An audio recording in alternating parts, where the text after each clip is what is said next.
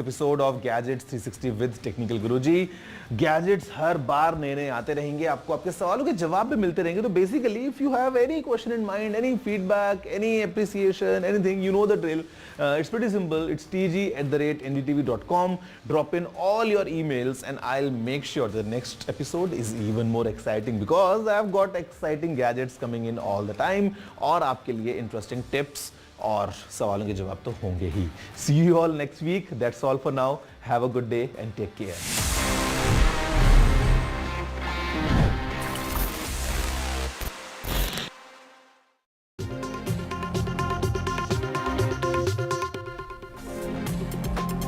Welcome back, and what it says is a retaliation for a Houthi drone attack on Tel Aviv that left one Israeli dead and few injured. Israel launched a strike on the Yemeni port of Hodeida. At least 3 people have been killed, 87 injured by this attack on the port. Israel also struck what it claims was a Hezbollah arms depot in southern Lebanon, injuring many civilians. The Houthis have condemned the attack while Israeli Prime Minister Netanyahu vowed to act against those who attacked them.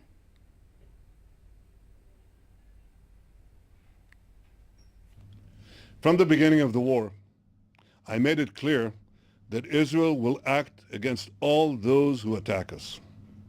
This is why earlier today, I asked the Israeli cabinet to back my decision to strike against the Houthi targets in Yemen. The port that was targeted is not an innocent port. It's used as the entry point for weapons that are supplied by Iran to its Houthi terrorist proxies.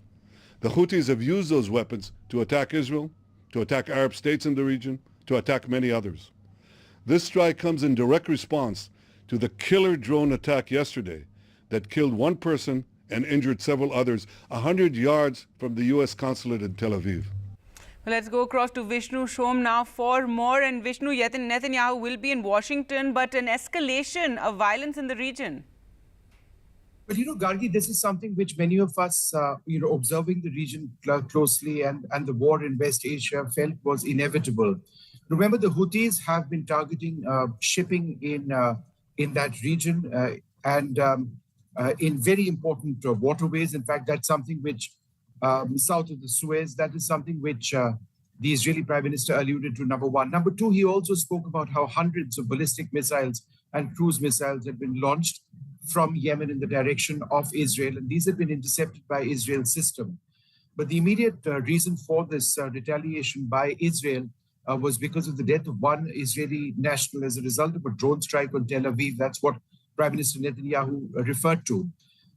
Al Hodeida port in Yemen has been targeted in a massive way. In fact, parts of the oil storage facilities over there, if not all of the oil storage facilities, have been entirely destroyed. This was a strike carried out by approximately 8 Israeli aircraft. There was perhaps some support from Israel's allies. That said, it is a major escalation, but one that some would suggest was inevitable given what we've seen with Houthi attacks in that region.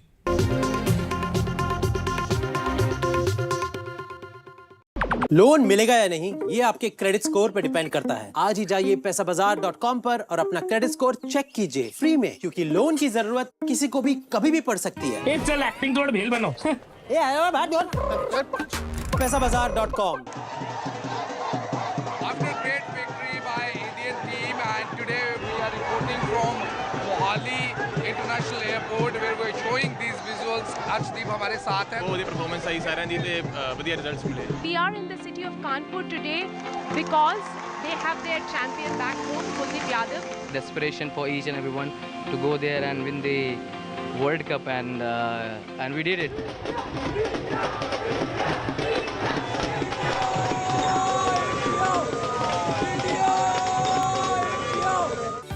Stay informed and entertained with the new and updated NDTV News app. You can watch all our channels live, listen to podcasts, read breaking and exclusive news from around the world and more. Download the NDTV app today and get access to the best journalism and storytelling on your smartphone or tablet. The NDTV app. News that matters to you. Loan मिलेगा या नहीं, ये आपके credit score पे depend करता है। तो आज ही पैसाबाजार.com पर जाइए और अपना क्रेडिट स्कोर चेक कीजिए फ्री में, क्योंकि लोन की जरूरत कभी भी किसी को भी पड़ सकती है। बस एक्टिंग करा लो इनसे। पैसाबाजार.com, क्रेडिट स्कोर चेक, आदत अच्छी है। Hello and welcome to India Sense, where I speak with global opinion makers. The United States has made a strategic decision over the last 20 years to move closer to India. So a $7 trillion economy seems a perfectly conceivable number. If you want to be a national party, it's that you sort of accept the way the world is rather than want to endlessly hark back to how it was. Modi is promoting the digitization of the economy, which is accelerating growth in the country. Get ready for the ride of your life. NDTV brings you the NDTV Auto Show with me, Mugdha Mishra. From the fastest supercars to the sleekest new energy vehicles to your trusted daily ride, we cover it all.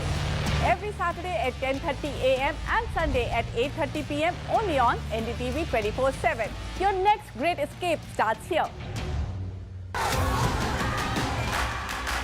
The biggest democratic exercise in the world.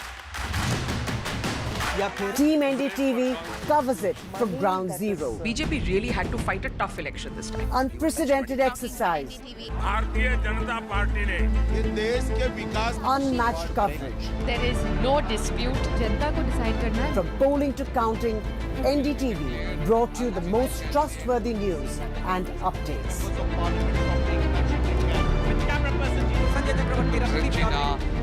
Elections mean NDTV. NDTV proudly upholds its legacy of trust and credibility.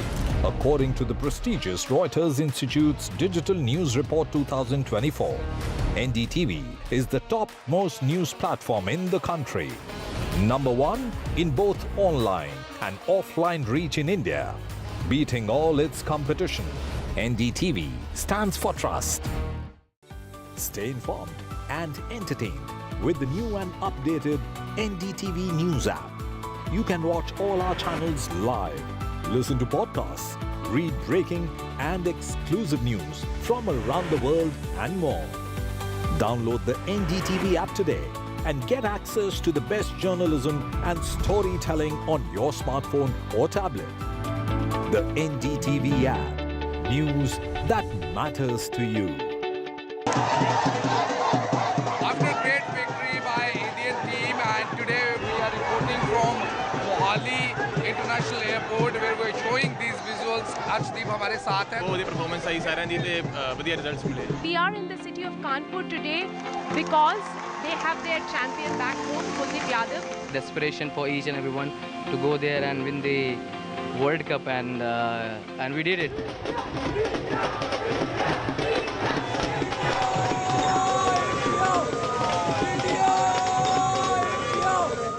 Stay informed and entertained with the new and updated NDTV News app. You can watch all our channels live, listen to podcasts, read breaking and exclusive news from around the world and more. Download the NDTV app today and get access to the best journalism and storytelling on your smartphone or tablet. The NDTV app. News that matters to you. Some people say the metaverse will only be virtual. One day this lecture hall will be made of code, and driverless cars would be trapped. Of the budget session of Parliament, during the meeting, the government will seek cooperation from all political parties to ensure the smooth functioning. Union Minister Kiran Rijiju will chair the meet. An elderly man and his wife have been arrested in Pune for allegedly assaulting a woman who was travelling on a scooter with 2 children in Pune.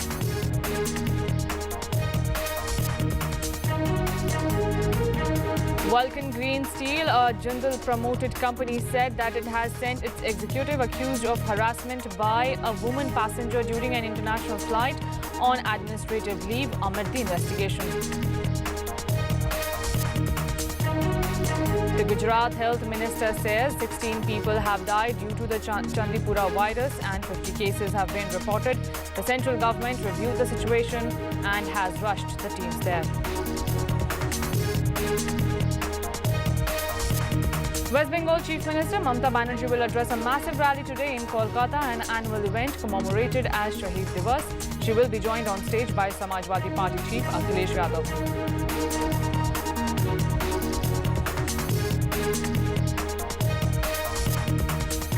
Former US President Donald Trump said on Saturday that Chinese President Xi Jinping sent him a note after he sustained a gunshot wound to his ear during an assassination attempt last week.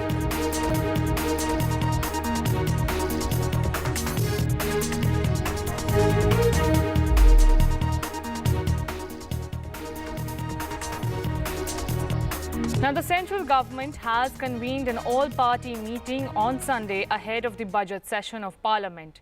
Now, during this meeting, the government will seek cooperation from all political parties to ensure the smooth functioning of both the houses of Parliament. The budget session, the first of the Modi 3.0 government, will be held from the 22nd of this month to the 12th of next month. The union budget will be presented on the 23rd of July. It will be the first budget of the Narendra Modi government in its third term. This will be Union Finance Minister Nirmala Sitharaman's 7th budget. Like the previous year, it will be presented paperless. Now, Parliamentary Affairs Minister Kiran Rijiju will hold the meeting of floor leaders of all political parties in Parliament shortly to understand their issues they would want to raise during the session.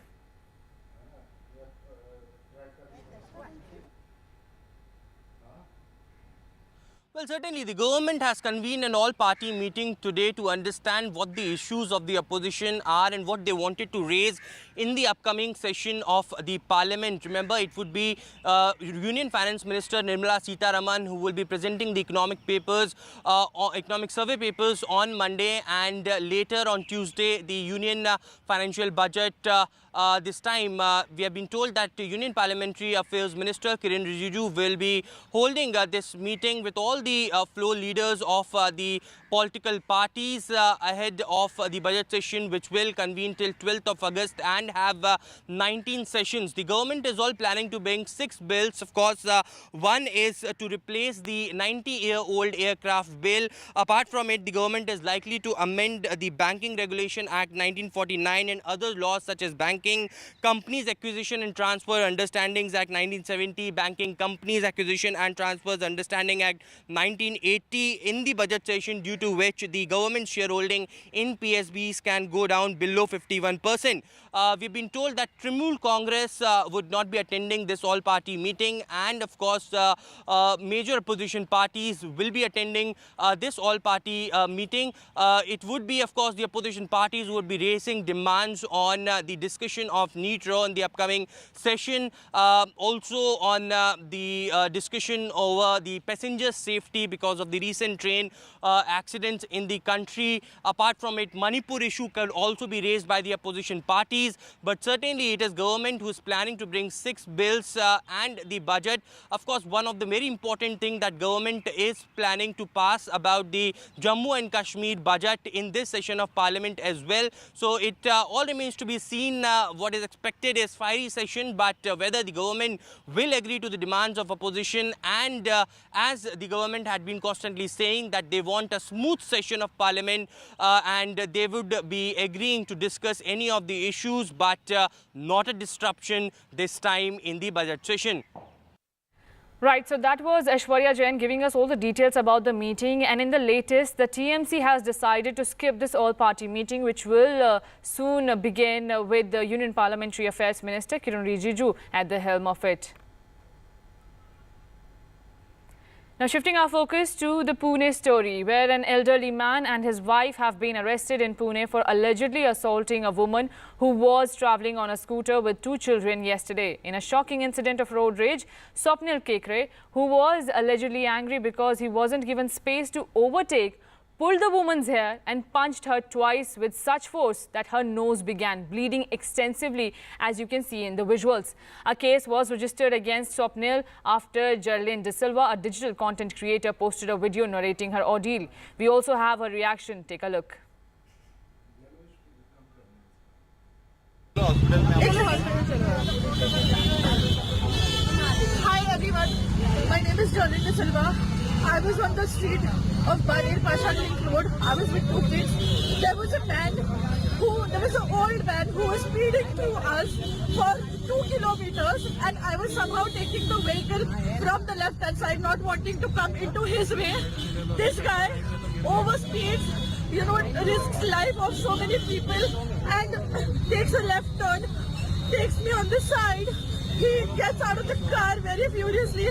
He gives me like 2 punches. He pulls me completely, like he pulls my hair. I had 2 kids. He didn't care about the kids.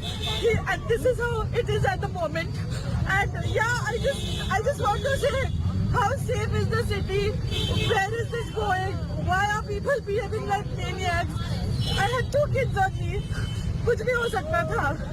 और I don't know where all of this is going.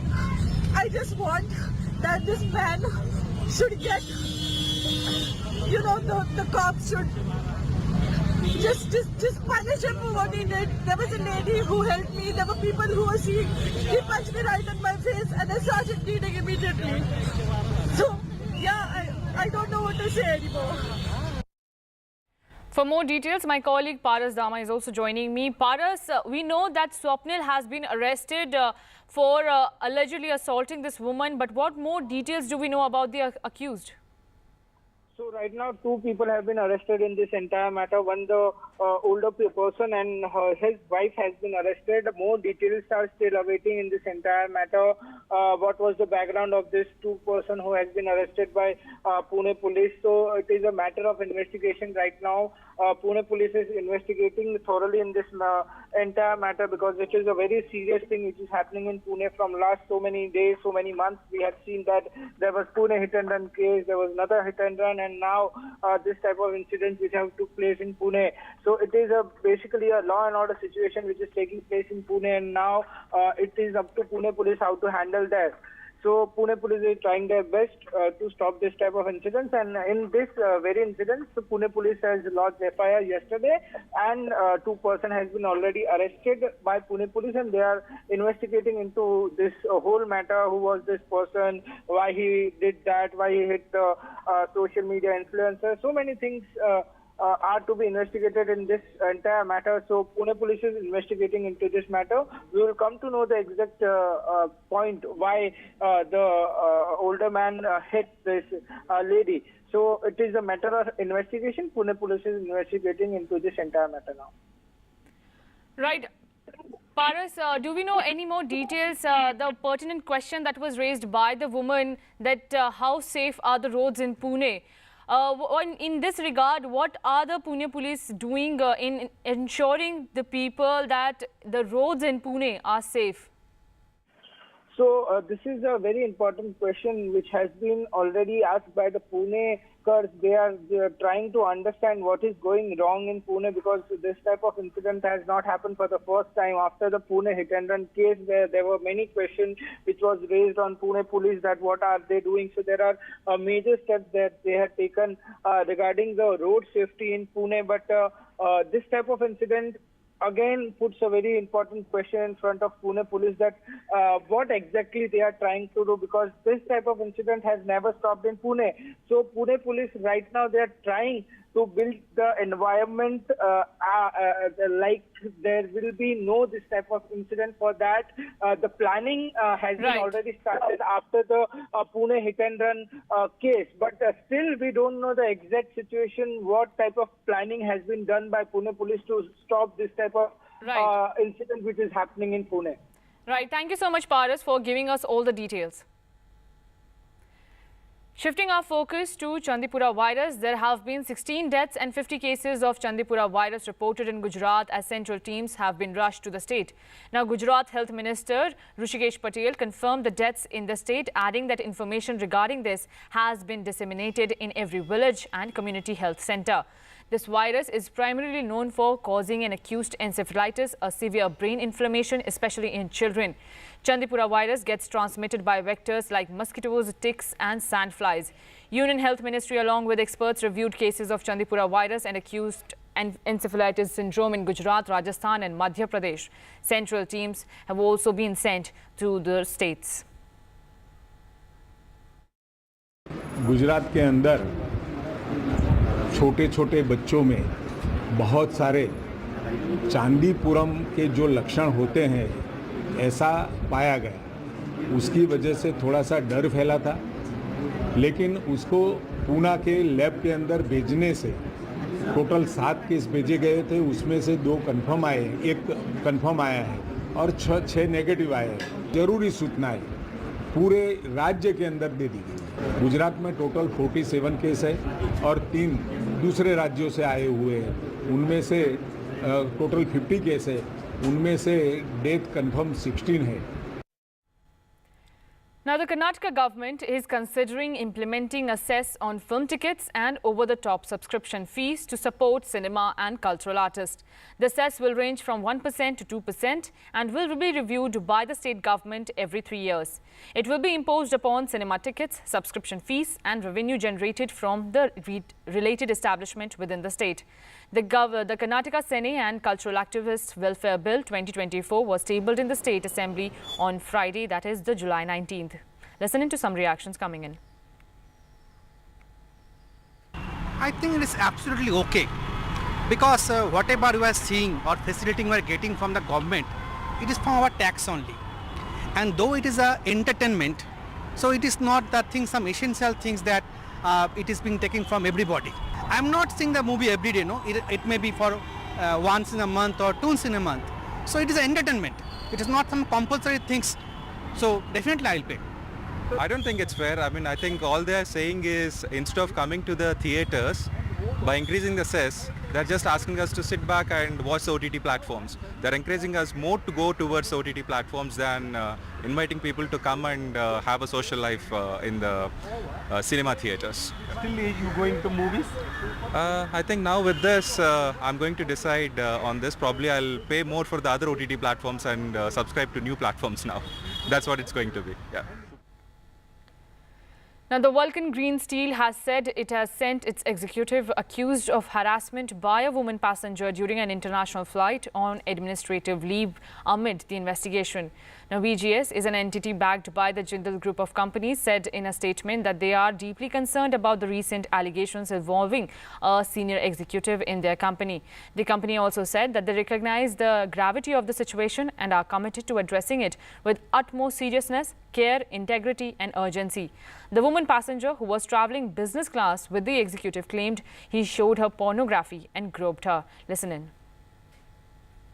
I was travelling from Kolkata to Boston via Abu Dhabi, and on the flight from Kolkata to Abu Dhabi, I was seated next to a middle-aged man who claimed to be from Jindal Steel CEO. Very normal conversation, as you know when you're traveling, that you sometimes meet a lot of different kind of people, some who are extremely chatty, and this gentleman was having a normal conversation about where he's from and where I'm from, what we do, and he asked me whether I also enjoy watching movies, to which I replied, obviously, right? I mean, I do enjoy watching movies. It turns out that he started showing me porn videos, and then he slowly started nuzzling my neck and coming towards me and moving his hands around my body. Now, my colleague Ratnadeep Chaudhary is now joining me for more details. Ratnadeep, we know that an independent third party will be investigating this case. What other details do we have?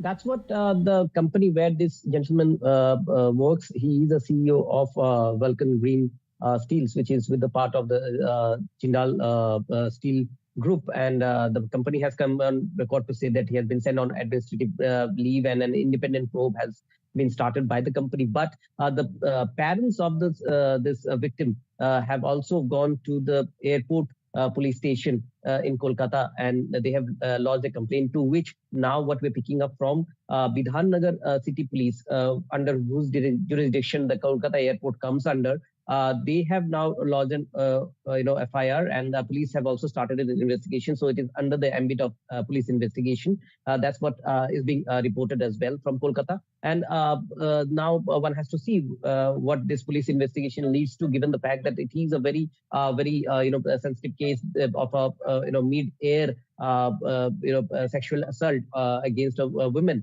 And there are different sections which have been put in the FIR. And if this person is found guilty, he might be jailed for at least 5 years. Yes, Ratnadeep, thank you so much for all the details. Shifting our focus to Bangladesh, where protests continue to wreak havoc in the state, the Indian Ministry of External Affairs has notified that nearly 1,000 Indian students have been evacuated from the riot-stricken country. In its latest update, the Ministry of External Affairs mentioned that the Indian High Commission in Dhaka have been assisting in the evacuation process of all the students that are stuck in Bangladesh. The ministry assured that the local authorities are in regular contact with more than 4,000 students who are still stranded in various universities in Bangladesh and are providing necessary assistance. Not only this, the Indian authorities are also assisting students from Nepal and Bhutan to evacuate from the turbulent region. Meanwhile, a curfew remains imposed in the state.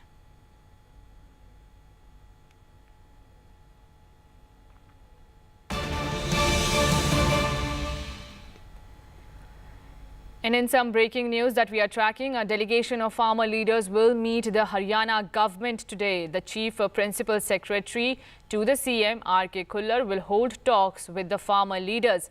The meeting of Haryana government and farmer leaders will be held at around 12 noon in Haryana Nivas. The discussions will be held on various things, and we have my colleague Gurpreet Chinna joining us to give us details on. Gurpreet, if you can tell us what will be the discussion focusing on during this meet between the farmers and the Haryana government? Well, in wake of upcoming Vidhan Sabha election, it seems Haryana government has invited all the farmer leaders to hold a discussion. What we have learned, there will be discussion on the MSP, on the various crops, and besides that, there is one of the main issue which is already prevailing in the Haryana state also, that is the barricades which have been put up. We have seen the court had already given direction to the Haryana government to remove all these barricades, and these will be the main points which they are going to discuss in the meeting. So meeting will be starting at about 12 afternoon, and after that there will be conclusion. Let's complete the meeting, and after that there will be clear whether there is some solution of their problem or not. Back to studio. Right. Thank you so much, Gurpreet, for giving us all the details. Our eyes will be if the Haryana government will be able to assuage all the problems raised by the farmers in the state. Now, after successive electoral victories in which she defeated the BJP in West Bengal, Chief Minister Mamata Banerjee will address a massive rally today in Kolkata. This comes a day after a day which is commemorated as Shahid Divas by the Trinamool Congress to mark the death and honour 13 people who were killed in police firing during a demonstration in 1993, led by then West Bengal Youth Congress leader Mamata Banerjee. Over the years, this program has gained significance as a platform where Mamata Banerjee addresses lakhs of party supporters and workers in the heart of Kolkata, sets the agenda for the party in the days to come.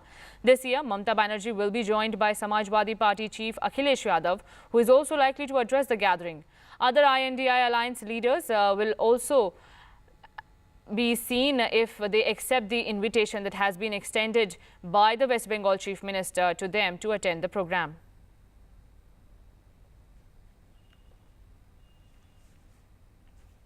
And in Uttarakhand, Badrinath National Highway is blocked again. It is blocked at 3 key locations in Uttarakhand after debris fell from a hill due to heavy rains in the region. Now, several passengers have been stranded there, in which 3 people have also lost their lives, while 2 have been injured after stones and debris fell from a hill near Chirbasa on Kedar Nath Yatra trekking route.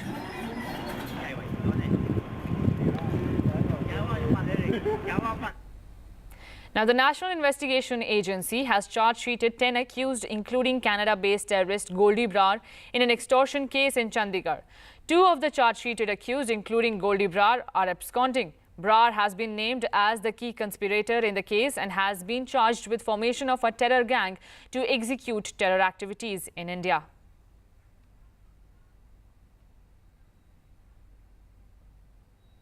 Well, for more news and updates, keep watching NDTV. We will be right back after this very short break.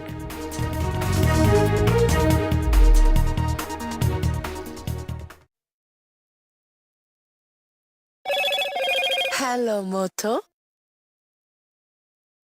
Motorola, India's best 5G smartphone brand.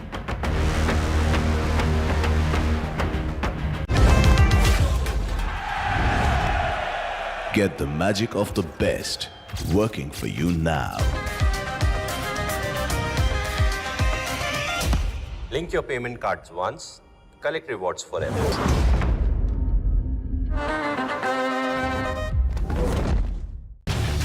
Get ready for the ride of your life. NDTV brings you the NDTV Auto Show with me, Mugdha Mishra. From the fastest supercars to the sleekest new energy vehicles to your trusted daily ride, we cover it all. Every Saturday at 10:30 a.m. and Sunday at 8:30 p.m. only on NDTV 24/7. Your next great escape starts here. The biggest democratic exercise in the world. Team NDTV covers it from ground zero. BJP really had to fight a tough election this time. Unprecedented exercise. Unmatched coverage. There is no dispute. जनता को decide करना है. From polling to counting, NDTV brought you the most trustworthy news and updates.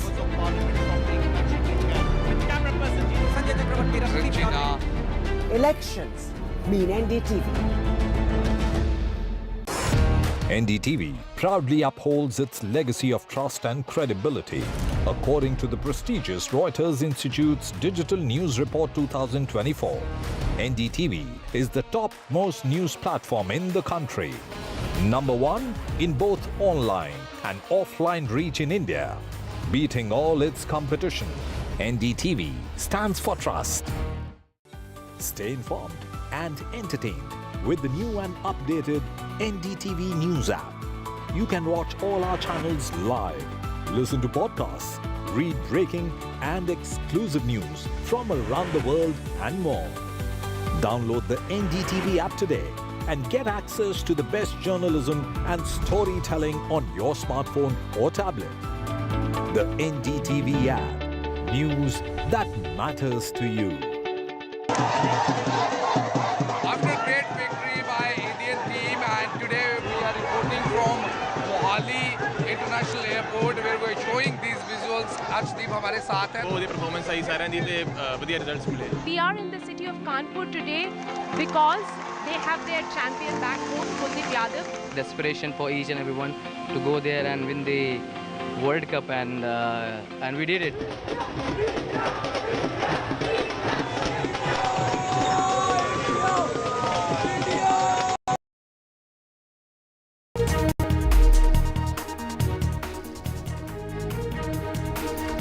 Now, in what it says is a retaliation for a Houthi drone attack on Tel Aviv that left one Israeli dead and a few injured.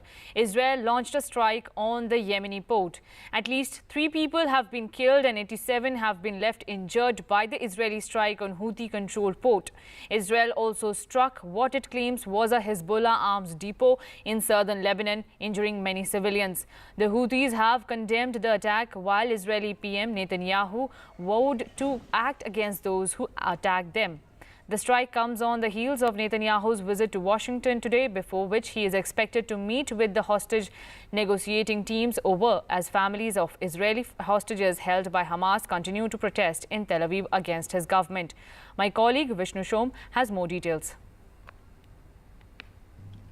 From the beginning of the war, I made it clear that Israel will act against all those who attack us.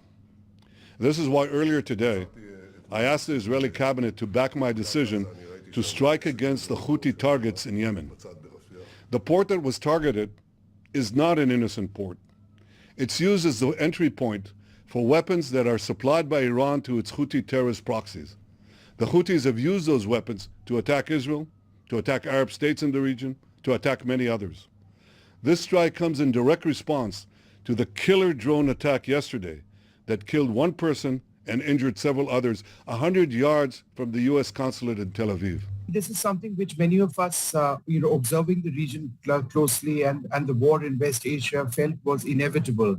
Remember, the Houthis have been targeting shipping in that region and in very important waterways. In fact, that's something which south of the Suez, that is something which the Israeli Prime Minister alluded to, number one. Number two, he also spoke about how hundreds of ballistic missiles and cruise missiles have been launched from Yemen in the direction of Israel, and these have been intercepted by Israel's system.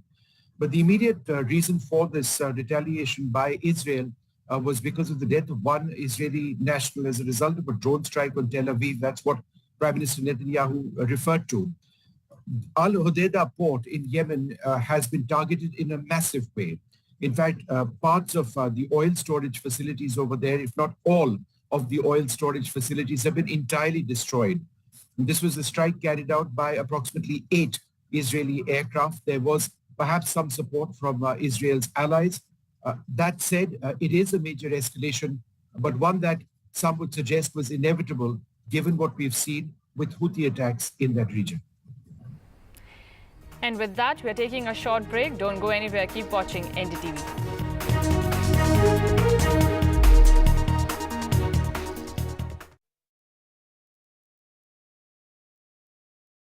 Loan मिलेगा या नहीं ये आपके credit score पे depend करता है। तो आज ही अपना क्रेडिट स्कोर चेक करें फ्री में पैसाबाजार.com पर। लोन की जरूरत कभी भी किसी को भी पड़ सकती है। ठीक से एक्टिंग नहीं। पैसाबाजार.com। Some people say the metaverse will only be virtual. One day this lecture hall will be made of code and driverless cars would be trapped in intersections. But even in this maze of the future, you can't wish away health. It's time to become more resilient.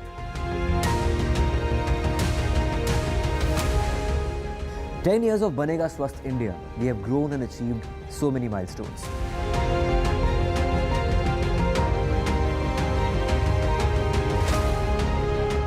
And now I have a plan to beat the urgency, to stop breathing with difficulty, to relieve getting choked with inactivity.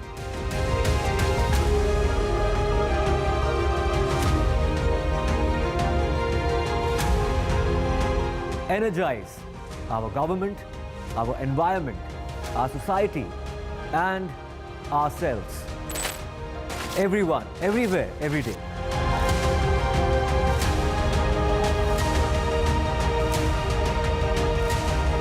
Banega Swasth India. One world hygiene. Get ready for the ride of your life. NDTV brings you the NDTV Auto Show with me, Mugdha Mishra.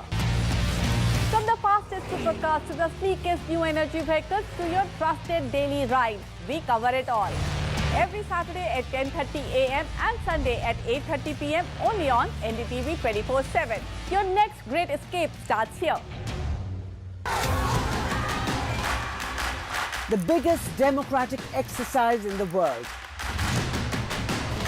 Team NDTV covers it from ground zero. BJP really had to fight a tough election this time. Unprecedented exercise. Unmatched coverage. There is no dispute. जनता को decide करना है. From polling to counting, NDTV brought you the most trustworthy news and updates.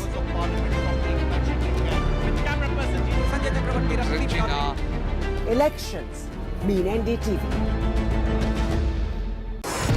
NDTV proudly upholds its legacy of trust and credibility, according to the prestigious Reuters Institute's digital.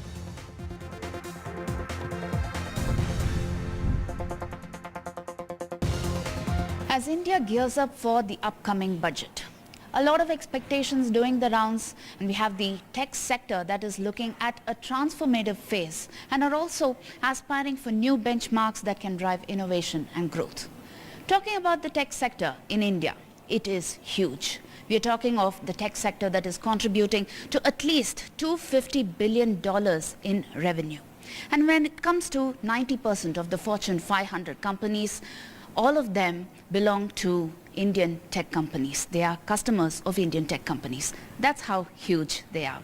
And what better way to kickstart this show, talking about budget expectations with domain experts from a place like Bengaluru, which is the Silicon Valley of India. I'm Pratibha Raman, and I have with me guests on the show, starting with Mr. Raghavendra Rao, who is a brand consultant in the tech space. And we also have startup founder, Mr. Venu Kundur. Thank you so much for joining us. And we have Bobby Reddy, angel investor. Madan Padki needs no introduction, president of TAI Bengaluru. And we also have Krupesh Bhatt, who's the CEO of SignDesk. Let's start the show with the first question to Mr. Raghavendra Rao, and the question is about talking of the growth rate in this sector. It has plummeted to around 3.8% as compared to 8.1% in the financial year 2023. So how do you think these numbers can be reversed, especially with the budget? Thank you, Pratibha. With more youngsters entering the technology space, especially in Bangalore, one is that, the finance minister should look at giving the carrot to the youngsters. So the first increasing the slab, okay, which is still very old in that sense. So one is that, and also with after COVID, a lot of people are investing heavily on health insurance. Now that benefit hasn't gone actually down the last mile. And yet the discount or the saving which is given is to a maximum of 25,000 rupees, other than what the employers pay as an insurance. That also I think need to be up for the youngsters to jump the bandwagon, and also look at women. We keep talking about women empowerment. There was some waiver given to women in the early stages of this income tax, but that has now been pulled up, and now that is not available. So how do you lure more women to fall into this? I think that must be the first priority of the finance minister. Yeah. I like the way that the moment you referred to youngsters, you were looking at me, so I totally feel super young now. But unfortunately, I'm not in the tech space, but the media space. But my next question is to Mr. Venu Kundur. You did mention about how infrastructure must be given a lot of boost, but talking of digital infrastructure as well, and how do you think the funding on this front or budget allocation on this front can help spur growth? I strongly believe that is the need of the hour, because as country we are saying that hey, we would be about 10 trillion economy, okay, by next 5 years. So if that's the plan, we need to have digital economy going at a very fast pace, and that can only be achieved with a lot of push that government can actually give. Right? How do they incentivize the SMEs and down the hill, the people who have not yet joined the bandwagon of digital infrastructure, push them, right? So today we see that a lot of consumer-led businesses are into it, but the B2B businesses are still catching up, right? So how do we push that? So incentivization is the key thing, right? Hey, if you use these, softwares or technology, IoTs, AI kind of thing, hey, here is the incentives that we are going to link along with your, income, right? So that's really going to get that desired push, right? That's what I strongly believe. In fact, Mr. Venu Kundur deals with a startup that talks of a lot of logistics when it comes to delivering of packages and trucks that are on highways, is what I've understood. Yes. So it's easier driving on highways than on the city roads here. Yes, absolutely. Drive is definitely easier. Yes. Well, my next question is to Mr. Bobby Reddy. When it comes to the kind of incentives for investments, how do you think the kind of budget allocations should be on that front? Because talking of your industry, I think one of the key budget expectation is the fact that they want 1 lakh crore rupees in deep tech funds to drive the startup growth. What's your take? Before that, I'd like to address the angel tax issue. I think the government should seriously look at that and how they can reduce this angel tax, because on one side you want to incentivize startups to come into thing, but then again you're taxing the angels. So this is kind of unfair. So I think the government should look at that deeply. And on one side, the government wants to incentivize startups, give them funds, but on the other side you want to tax them. So also the tax on startups, they should give them a longer leeway to kind of become profitable. And then how do they, how does a startup come out of their losses and how do they come to reinforce themselves. I think the government should look at that. And coming back to, incentivizing thing, I think they should let the industry incentivize the startups and the founders. And the other thing is, taxes on ESOPs, I think is a crucial thing that the government should look at. Because otherwise it's not very lucrative for any person to take the ESOPs. It's not very viable. So the government should seriously look at that, I think is one of the big concerns and expectations we have from the budget. Well, as a layman, I've always thought that, the tax slabs are always an issue only to do with, the common man here. But I never thought that it could actually be industry friendly. So my next question is to Mr. Madan Patki. How do you think that the tax slabs can be industry friendly, and especially with the tech sector? And also, do you think that global technology centers, the expansion of it, can also be one of the key factors in kind of making it industry friendly and at the same time driving growth? Sure, thanks Pratibha. I'm just trying to take a macro view of the budget itself. For me, the 5 magic words that I would look for in across the budget would be youth, entrepreneurial skills, digital, job creators, and district level, right? Where I'm trying to arrive at, and I'll come to the question that you say, is that we see there's a massive opportunity, which is the demographic dividend that we have. But if you don't equip them with entrepreneurial skills, with the right relevant digital tools, especially with the DPI infrastructure that's being rolled out, and encourage them not to migrate out from their cities, but can each district itself become vibrant entrepreneurial ecosystems, right? And therefore, can we create jobs there? To me, is the macro picture that the government must focus on for the next, 25 years. If we do that, then the district digital economy grows. And there is the whole, the Viksit Bharat dream comes alive, not for just the metro dwellers, but for every youth in every district across the country. So in that context, how do you incentivize industries to engage with districts? What tax breaks can I get? There are already certain state government policies that will incentivize me to move from a Bangalore to a Dharwad or a Belgavi. Can we accelerate that to every other districts? In fact, it's pretty interesting that you did talk about how districts should also kind of gain in this entire technological growth. But one of the recent, since I'm a journalist, I've been covering some of the recent developments here, and talking of the Ramnagar district in Karnataka. Aiming to rename that and bringing it into the Bangalore fold. I see many of them wanting to answer that. But aiming to bring that into the Bangalore fold. Do you think that that is going to be a boon or a bane when it comes to driving investments? In fact, I would think, why only Ramnagara?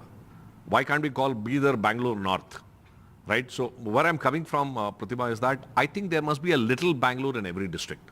Like how there's a little India in Singapore, right? Where you go. So what I'm trying to say is, it's just not renaming it, right?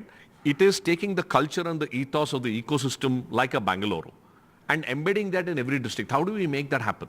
So can there be a little Bangalore in every district of Karnataka where a startup feels the same vibe? My next question to Mr. Krupesh. How do you think the expansion of the tech industry can happen? Because more often than not, every third person is a techie, especially in Bengaluru as well as other cities that I've been to. Is this going to be a boon or a bane for a city like Bengaluru? Because nobody wants to be a doctor or an engineer anymore. Everybody wants to be a tech expert. Yeah, I think, see, the startups and then tech companies come in different shapes and sizes, right? So definitely one size doesn't fit all. But if you look at the jobs created, MSMEs contribute about 62% of job creation in India compared to larger companies. So the government should definitely focus on smaller companies creating more jobs. So in that respect, there are two aspects, right? For the smaller startups, the problem is not really with funding or working capital. I'm talking about very small startups, where I think government should definitely reduce the compliance burden. So typically, there'll be about 60, 70 kind of the compliance laws that are applicable even for a small startup. And when it comes to medium and the larger sized the startups, the problem is the working capital, right? Typically, especially if you are building in India and selling in India, your the revenue collection cycle is anywhere between 3 to 4 months. But then all your payments are due at the beginning of the month. So that in working capital and also the future R&D expenses, all that, you need capital. I think the startups in that mid segment need help from the government with funding. When funding, I think we're not asking for government to give us subsidies or incentives or the free or tax holidays. I think what is required is some kind of the credit, right? The credit access, like based on maybe the number of employees you have employed, like how many jobs you are creating. Based on that, can government support those companies with a larger capital pool? Right now, actually, we have about 10,000, 15,000 crores of credit made available to startups, but then that is distributed through the PE and then VC funds. Again, that goes to larger companies. But when it comes to smaller and medium segment companies, based on the headcount, based on the size of your payroll, can government help us with with the working capital requirements? So that would help. I think basically, if government takes care of these two different the stages of startups, then I think it will create more jobs. I think we are definitely. There is no shortage of entrepreneurial skills in India. I think just to make a correction to like what you said, now it's not only that everybody wants to be employed in the tech space, but then they want to be entrepreneurs themselves, right? I mean, that's a good thing. I think probably with a little bit of help from government, I think it will go a long way. In fact, the question stems from the fact that one of my very, very close friends, I'm also making this a very casual conversation, was employed just very recently into one of the global tech companies, and later there was a lot of attrition, a lot of layoffs, and she was also one of the victims of that. So do you think that that is definitely going to be one of the factors leading to the downfall of the tech sector, and how can that be corrected? I think what gets reported in the media is mostly the layoffs and then what larger companies are doing. But then if you look at the smaller size of companies, I think people are not really downsizing, right? And the smaller startups are definitely not cutting. They're using this as an opportunity to reduce their cost and then bring efficiencies. And it's all cyclical. This thing of layoffs and again getting things is all. But the thing that people have to look at is reskilling themselves, because technology keeps changing. You have to keep with the change. So I think that's one of the key things. In fact, that's an interesting point. So when you talk about reskilling, how does artificial intelligence play a role? Because I see AI creeping into every industry possible. And how do you think that can be adapted into the tech industry? And how do you think the budget allocation on that front can help transform things tomorrow? Interestingly, right, about 300 years ago, mathematics was considered as an esoteric art. There used to be people who were experts in abacus, and they were called abacus, and people went to them to kind of figure out their mathematical. But today, it is a common thing that is taught for everybody. And math for all started out several centuries ago, and now that's ubiquitous. I believe we are at a similar cusp in AI. It is now seen as an esoteric art or whatever, or a tech. Yeah. But I think the society has to use AI in every facet of life. So I would again look at it from a budget and the roadmap for India. How do you make AI for all a reality? Of course, there are several levels, right? What should a kid in a 4th grade not be told by the teachers that don't use ChatGPT, because they will use, but how do you really leverage a ChatGPT equivalent to learn faster, better? And that applies for everybody. So I think we should embrace AI as a society, figure out how do you take the conceptual thinking of AI to every school, every college, and every SME to leverage the power of AI, just like how we leverage the power of mathematics, to build a better society and better business growth for all of us. I think so we see two problems with the AI which the government can definitely help. One is, I think, where there is a severe shortage of GPUs. GPUs are typically these the big computing machines that would help you develop AI algorithms. So there is a shortage of that, and the second problem is it's super expensive. So if government can create the pool of GPU resources that could be distributed to startups and tech companies, then it would help us innovate the better, and then help us develop AI algorithms instead of using the ChatGPTs or open source AI algorithms. I think there are a lot of companies who are developing something on their own, something specific to India. So I think a little push from the government will help. I mean, as a layman, when it comes to AI, more often than not, I do not really look at the ChatGPT as an app. because I feel that it is going to replace me sometime. So that's the threat that I have, and I personally do not want to open the app. What is your take for people like me? It won't replace you, it will complement you. Exactly. And as you said, in your earlier thing that AI is creeping. It is creeping, and I think we have enough time to catch that bandwagon, and India is at the cusp of that, and I think with the kind of knowledge base that is there in India and the kind of educated workforce that we have, it's the right time for India to really embrace AI. Even in communication, when we are building a brand, we do use AI, but as Bobby rightly said, the upskilling is not happening by the younger lot, okay? They use this upskilling only for their personal interactions. But when it comes to professional involvement and engagement, they are taking a step back. They are saying, let the company pay for it. I read about deep fakes. How do you think all of these can be curbed in terms of the government's help as well? So it's like a knife, right? You can use it to do a surgery and murder somebody. So I think we need to balance it out. In the AI for All initiative, I would also envision that we need to be able to create awareness about information misuse, the abuse. So we should also create what we call as a large-scale information intelligence process, right? If I see a deep fake and we see so much of cyber crimes happening today, right? How do I recognize that? Maybe that itself must be created as a skill. In fact, talking about data and cybersecurity, where do you think the allocations can be in terms of, boosting that front to make sure that our data is safe? So I think the government has a large role to play in this, in cybersecurity especially, because it's a very cost-intensive kind of this thing. The government should set, in fact, you should have a regulator for that, I guess. Rather than regulating stuff that is not needed, you should have a regulator for cybercrime and cybersecurity. They should have a regulator, and they should make it very stringent. The punishment should be more stringent. And I think it's all a question of evolution. Evolution of the business, of the technology. Things, countermeasures will come, and I think the industry will find solutions to that. So I don't think it's that much of a concern now, yes, for India. But yet the government, I would say, has not upgraded their back end when it comes to technology. As he rightly said, when you do these cyber frauds which are happening, and they are very expensive software in the back end. Only banks can afford, but then somebody has to approve it, right? So I think that is very, very important when it comes to checking the cyber crimes which are happening at large scale. Yeah. Overall, when you talk about, say, cloud computing, AI, and data as well as cybersecurity, how do you think there needs to be, streamlining of frameworks as well as policies? What are your expectations on that front in terms of, strategizing the framework as well as designing the policies?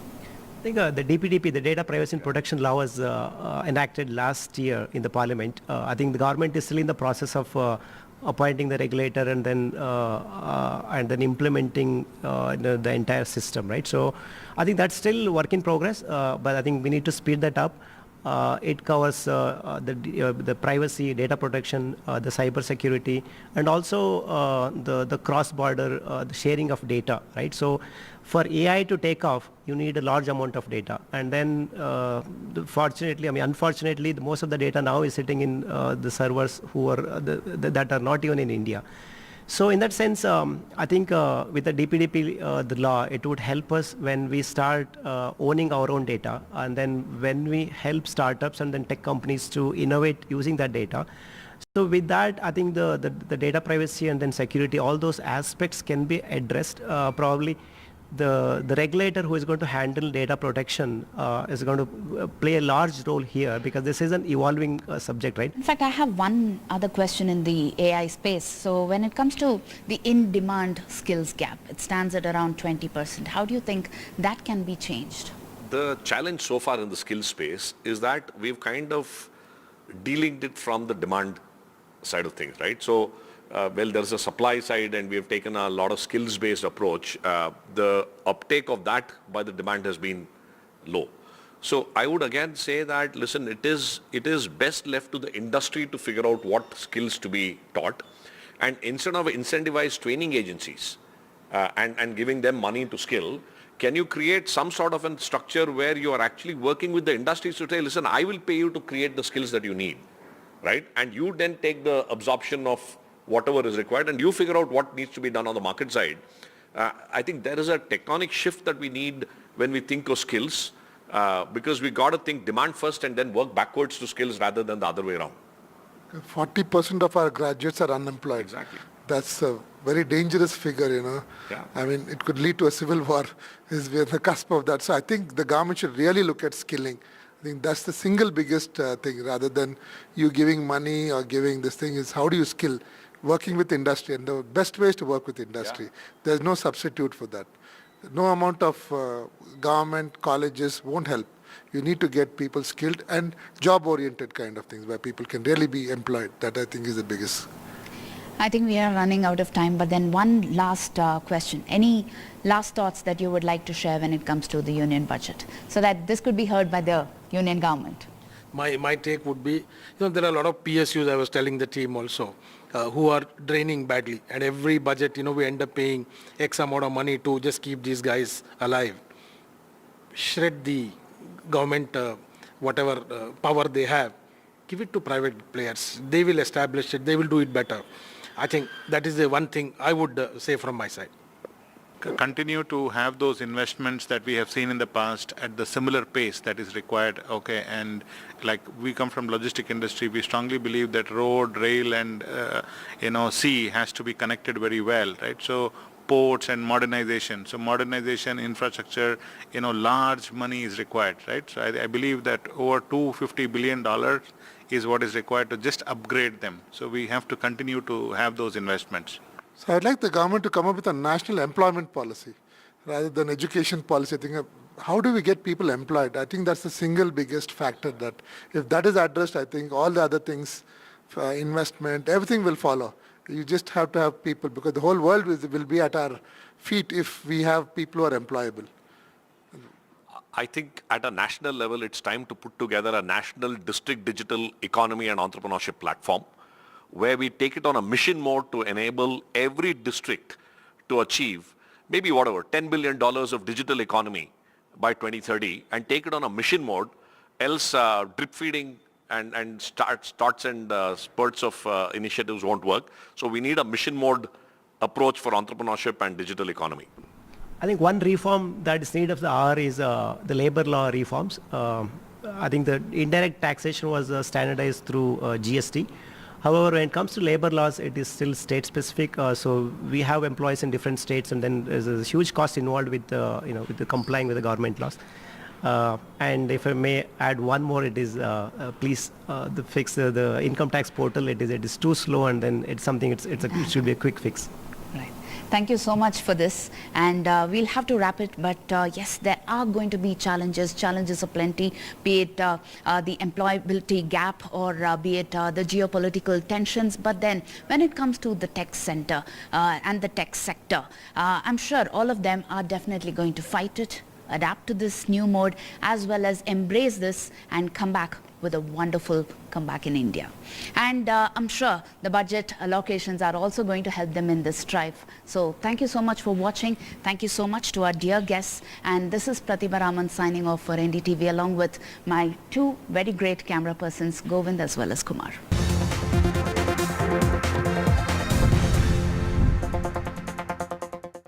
Loan मिलेगा या नहीं, ये आपके credit score पे depend करता है। तो आज ही पैसाबाजार.com पर जाइए और अपना क्रेडिट स्कोर चेक कीजिए फ्री में, क्योंकि लोन की जरूरत कभी भी किसी को भी पड़ सकती है। बस एक्टिंग करा लो इनसे। पैसाबाजार.com, क्रेडिट स्कोर चेक, आदत अच्छी है। After a great victory by Indian team, and today we are reporting from Mohali International Airport, where we are showing these visuals. Arshdeep हमारे साथ हैं। बहुत ही परफॉर्मेंस आई सारे दी थे बढ़िया रिजल्ट्स मिले। We are in the city of Kanpur today because they have their champion back home, Kuldeep Yadav. Desperation for each and everyone to go there and win the World Cup, and we did it.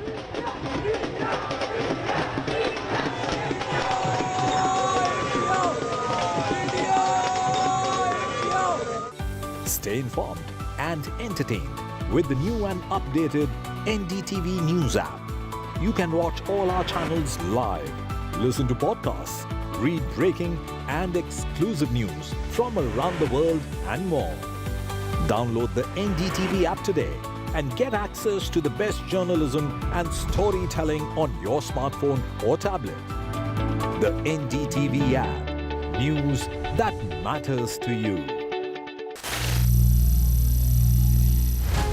Some people say the metaverse will only be virtual. One day this lecture hall will be made of code, and driverless cars would be trapped in intersections. But even in this maze of the future, you can't wish away health. It's time to become more resilient.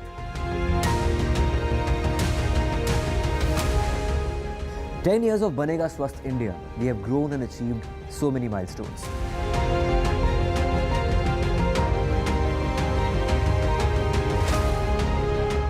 And now I have a plan to beat the urgency, to stop breathing with difficulty, to relieve getting choked with inactivity.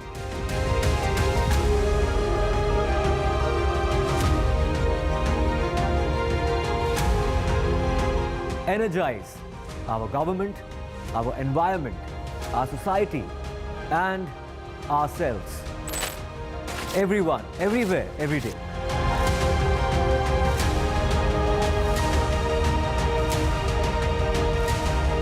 Banega Swasth India. One world hygiene.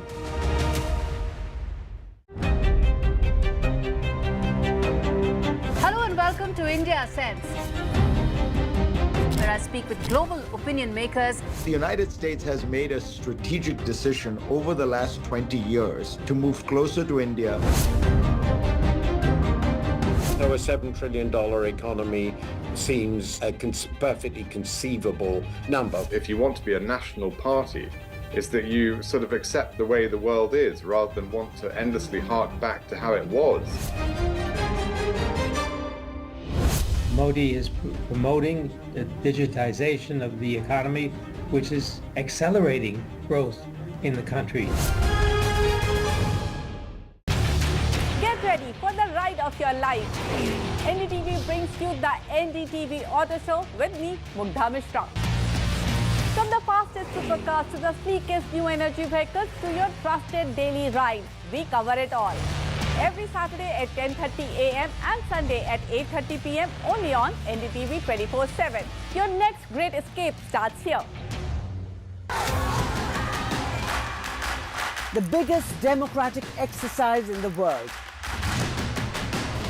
Team NDTV covers it from ground zero. BJP really had to fight a tough election this time. Unprecedented exercise. Unmatched coverage. There is no dispute. जनता को decide करना है. From polling to counting, NDTV brought you the most trustworthy news and updates.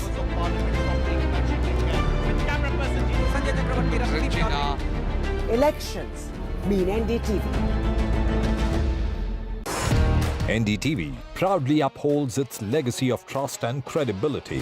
According to the prestigious Reuters Institute's Digital News Report 2024, NDTV is the top-most news platform in the country. Number one in both online and offline reach in India. Beating all its competition, NDTV stands for trust. Stay informed and entertained with the new and updated NDTV News app. You can watch all our channels live, listen to podcasts, read breaking and exclusive news from around the world and more. Download the NDTV app today and get access to the best journalism and storytelling on your smartphone or tablet. The NDTV app.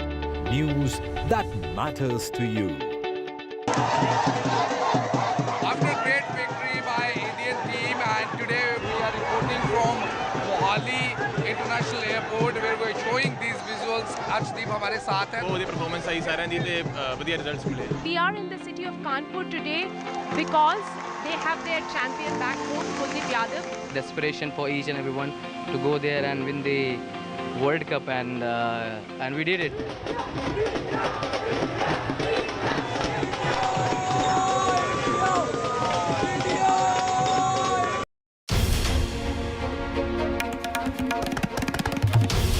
This is NDTV, and you're watching NDTV 24/7.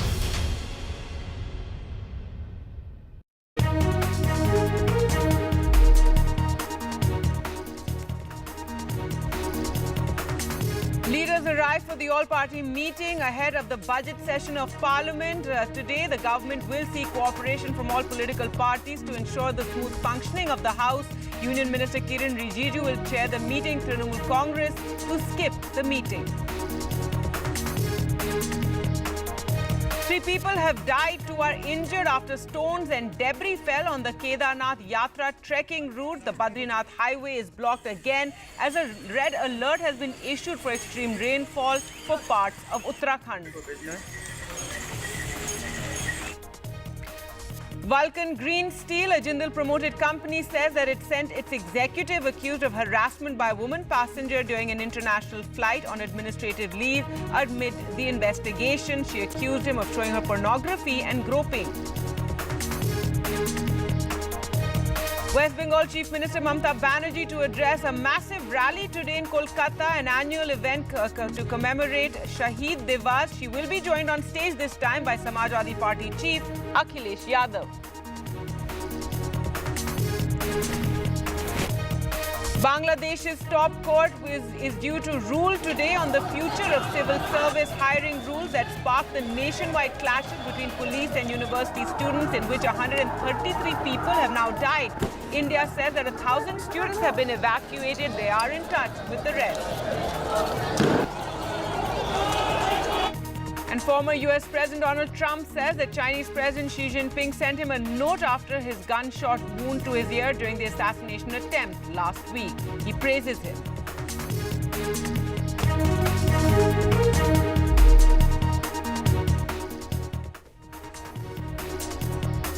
Hello and welcome. You're watching NDTV. I'm Gargi Raut, and our top story now. Leaders have arrived for the all-party meeting called by the government today ahead of the budget session of Parliament that begins tomorrow. During the meeting today, the government will be seeking cooperation from all political parties to ensure the smooth functioning of both houses of Parliament. The budget session is the first of the Modi 3.0 government and will be held from the 22nd, that's tomorrow, to the 12th of next month.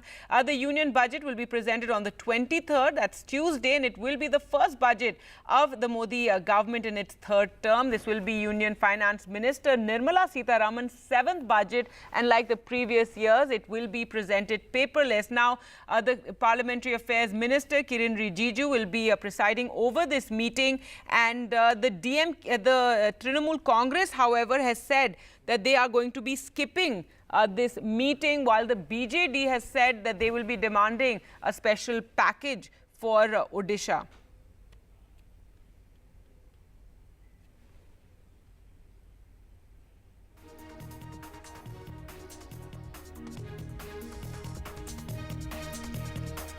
And there you can see leaders arriving. Rajnath Singh also arriving along with Kiren Rijiju and Mr. Meghwal for that all-party meeting. Let's go across to Aishwarya for more on this story. And Aishwarya, so the government keen to not have a repeat of what we saw, during the last session, vote of thanks for the president's speech, where there was major disruption, and now this all-party meeting really to get everyone on the same page.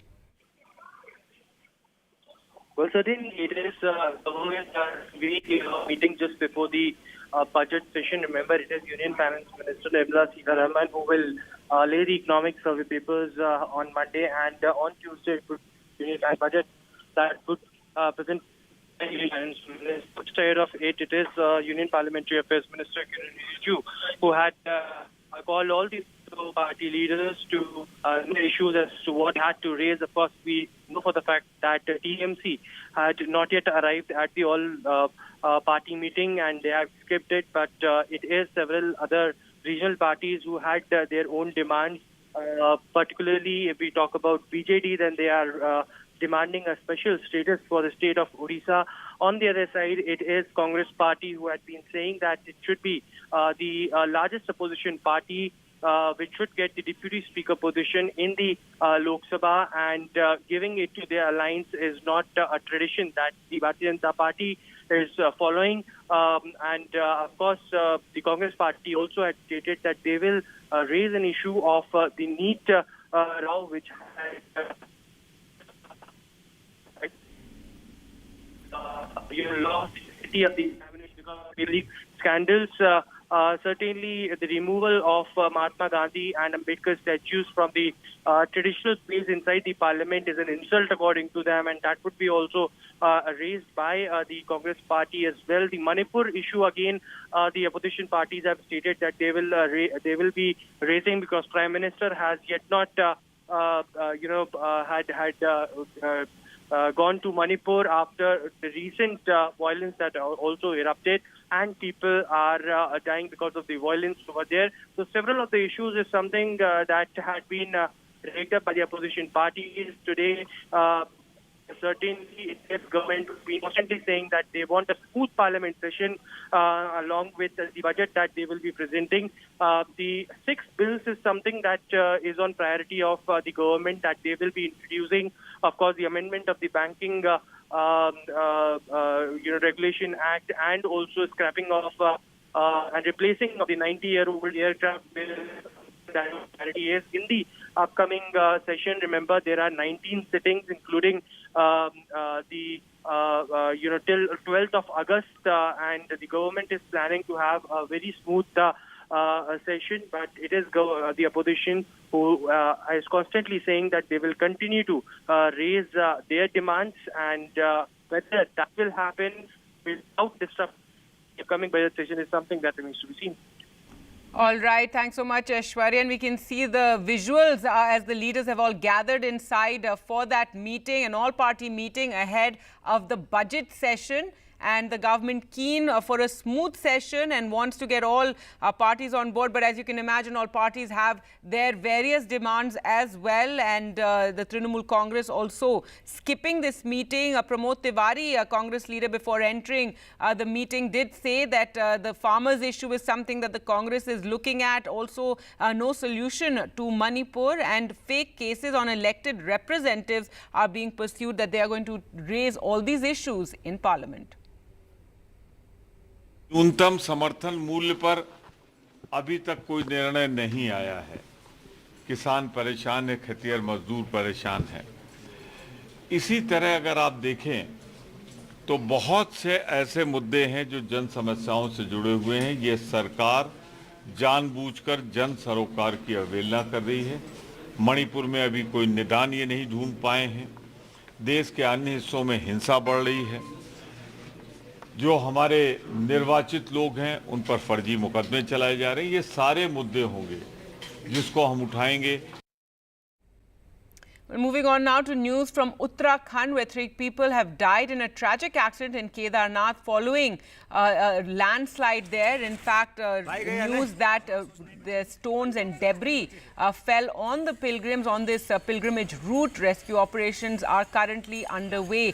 A landslide has also resulted in the blockade of the Badrinath highway. This has caused further vehicular disruptions, as one can imagine, and a red alert has been issued for parts of Uttarakhand as heavy rainfall has been predicted for the state. Several parts are also under an orange alert. Let's go across to Kishore Rawat now for more. And Kishore, what is the latest? Also given that there was a red alert, ये red alert issue किया गया था, तो ये pilgrims को allow क्यों किया गया इन routes पे और landslides report की जा रही हैं? बिल्कुल, उत्तराखंड में आज और कल यानी 2 दिन के लिए 3 जिलों में खासकर चंपावत, बागेश्वर और उधम सिंह नगर के लिए भारी से बहुत भारी बारिश का रेड अलर्ट जारी किया था।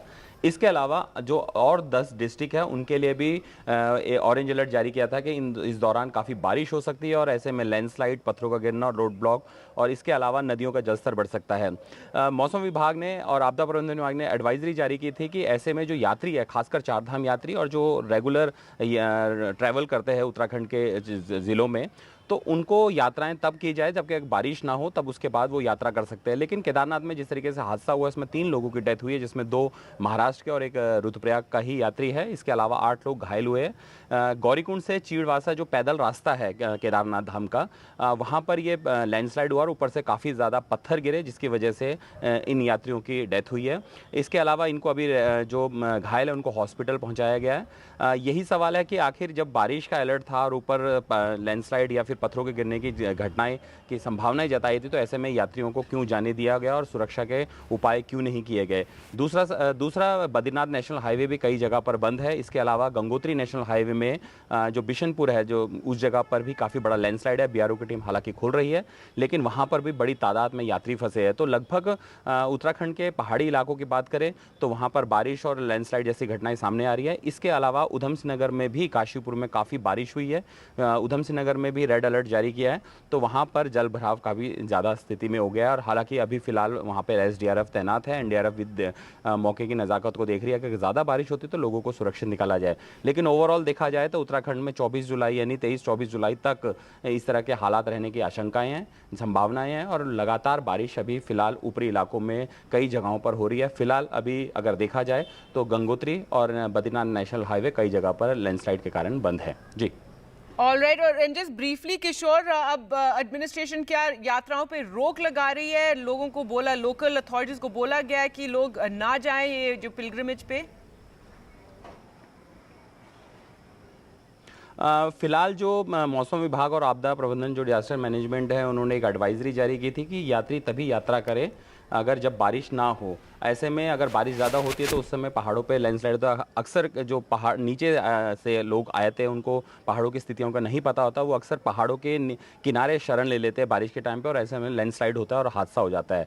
फिलहाल यात्रा चल रही है, यात्रा पे कोई रोक नहीं है, क्योंकि रेड अलर्ट अगर देखा जाए तो चंपावत, बागेश्वर, उधम सिंह नगर में है। लेकिन अगले 2 दिन यानी मंडे से अगर लगाया जाए तो मंडे से वेडनेसडे तक का जो बारिश का अलर्ट है वो ज़्यादा है। इसलिए में ऐसे में हो सकता है सरकार कुछ या फिर प्रशासन कुछ फैसला ले सकता है। जी, All right, Kishore, they're reporting on the situation in Uttarakhand. Sadly, 3 people have died on the Kedar Nath pilgrimage route. You can see those gory visuals as well, and red alert has been issued for several parts of the hill state. News now from Pune, where an elderly man and his wife were arrested for allegedly assaulting a woman who was travelling on a scooter with 2 children yesterday. A shocking incident of road rage. Swapnil Kekre, who was allegedly angry because he wasn't given space to overtake, pulled the woman's hair and punched her twice. And a case has been registered against him. And the lady, as you can see yesterday, she is a content creator. She was quite aghast and by the incident and even hospitalized. Briefly, let's listen in.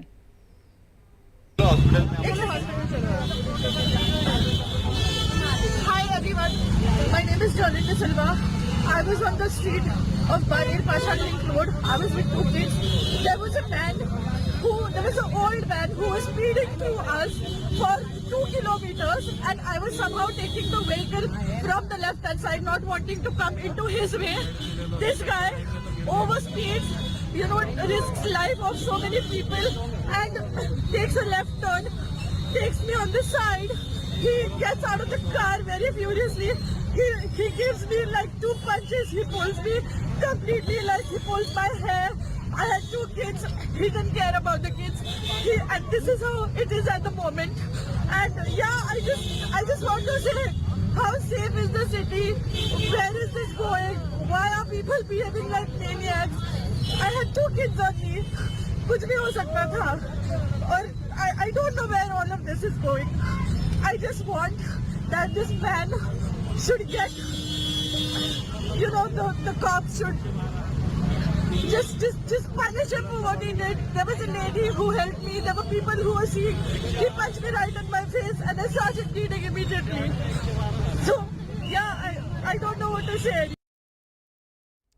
In other news, Vulcan Green Steel has said that it has sent its executive accused of harassment by a woman passenger on an international flight on administrative leave amid the investigation. VGS, an entity backed by the Jindal Group of companies, said in a statement that they're deeply concerned about the recent allegations involving their senior executive. The company said they recognize the gravity of the situation and are committed to addressing it with utmost seriousness, care, integrity and urgency. The woman passenger, who was travelling business class with the executive, claimed he showed her pornography and even groped her.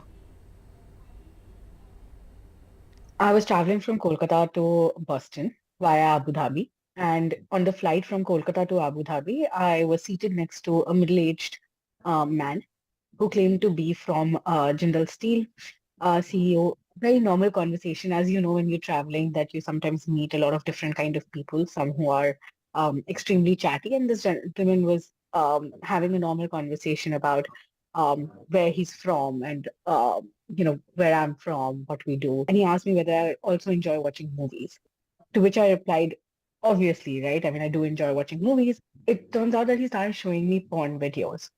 And then he slowly started nuzzling my neck and coming towards me and moving his hands around my body. That's what the company where this gentleman works. He is the CEO of Vulcan Green Steels, which is with the part of the Jindal Steel Group. And the company has come on record to say that he has been sent on administrative leave, and an independent probe has been started by the company. But the parents of this victim have also gone to the airport police station in Kolkata, and they have lodged a complaint, to which now what we're picking up from Bidhan Nagar City Police, under whose jurisdiction the Kolkata airport comes under.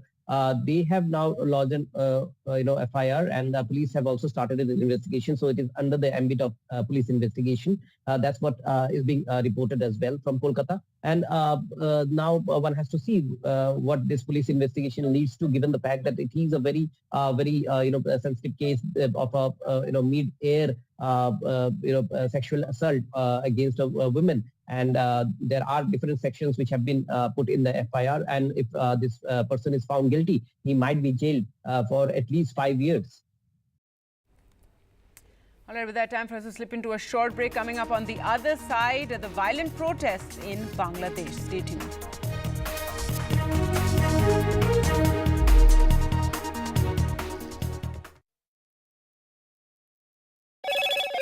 Hello, Moto. Motorola. Get the magic of the best working for you now. Link your payment cards once, collect rewards forever.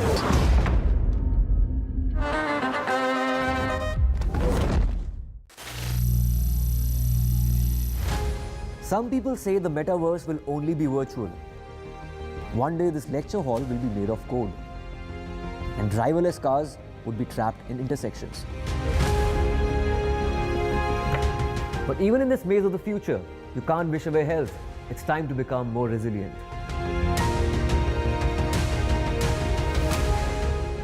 10 years of Banega Swasth India, we have grown and achieved so many milestones.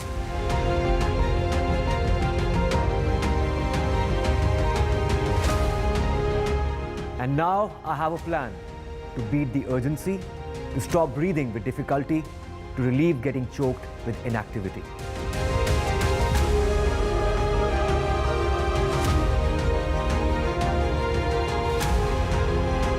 Energize our government, our environment, our society, and ourselves.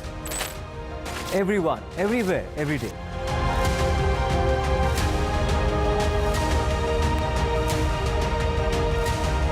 Banega Swasth India. One world hygiene.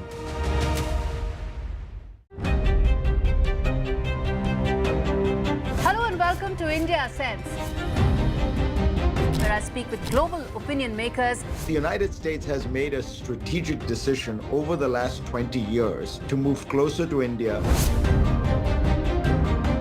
So a $7 trillion economy seems a perfectly conceivable number. If you want to be a national party, it's that you sort of accept the way the world is rather than want to endlessly hark back to how it was.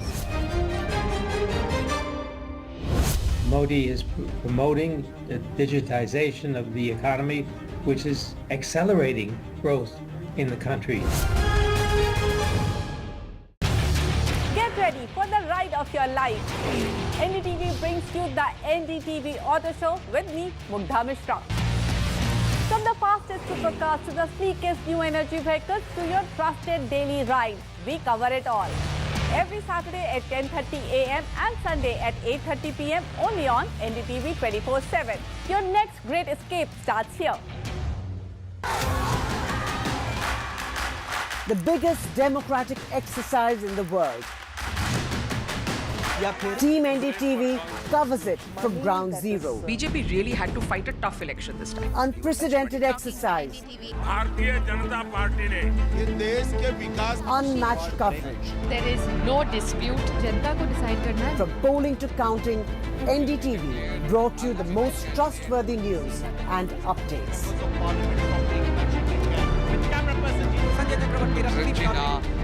Elections mean NDTV.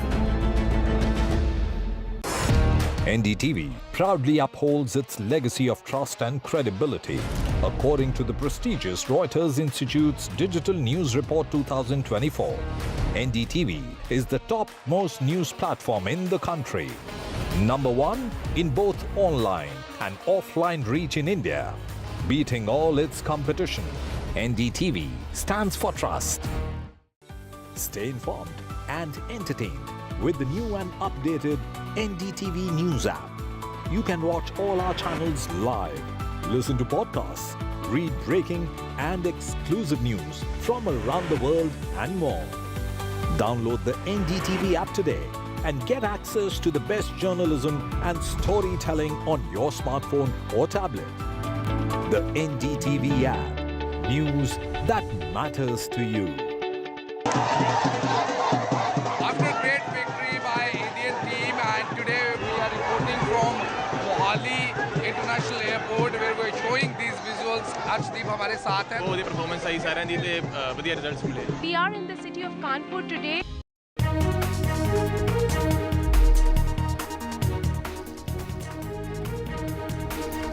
Welcome back. There have been 16 deaths and 50 cases of the Chandipura virus reported in Gujarat as central teams have been rushed to the state. Gujarat Health Minister Hrishikesh Patel confirmed the deaths, adding that information regarding this had been shared in every village and community health center. This virus is primarily known for causing acute encephalitis, severe brain inflammation, especially in children. Chandipura virus gets transmitted by vectors like mosquitoes, ticks and sandflies. Gujarat के अंदर छोटे छोटे बच्चों में बहुत सारे चांदीपुरम के जो लक्षण होते हैं ऐसा पाया गया. उसकी वजह से थोड़ा सा डर फैला था, लेकिन उसको पूना के लैब के अंदर भेजने से टोटल 7 केस भेजे गए थे. उसमें से 2 कंफर्म आए, 1 कंफर्म आया है और 6 नेगेटिव आए हैं. जरूरी सूचनाएं पूरे राज्य के अंदर दे दी गई. गुजरात में टोटल 47 केस है और 3 दूसरे राज्यों से आए हुए हैं. उनमें से टोटल 50 केस है. उनमें से डेथ कंफर्म 16 है. News from Bangladesh now, and the top court in the country will be today delivering its decision on the future of civil service hiring rules that sparked the nationwide clashes between police and university students, killing over 150 people now. That's the job quotas, and as the quota protests continue to wreak havoc, the Indian Ministry of External Affairs has notified that nearly 1,000 Indian students have been evacuated from the riot-stricken country. Well, let's go across to Vishal now for more. And Vishal, so today the Supreme Court in Bangladesh will deliver its verdict on this very, very controversial jobs quota issue.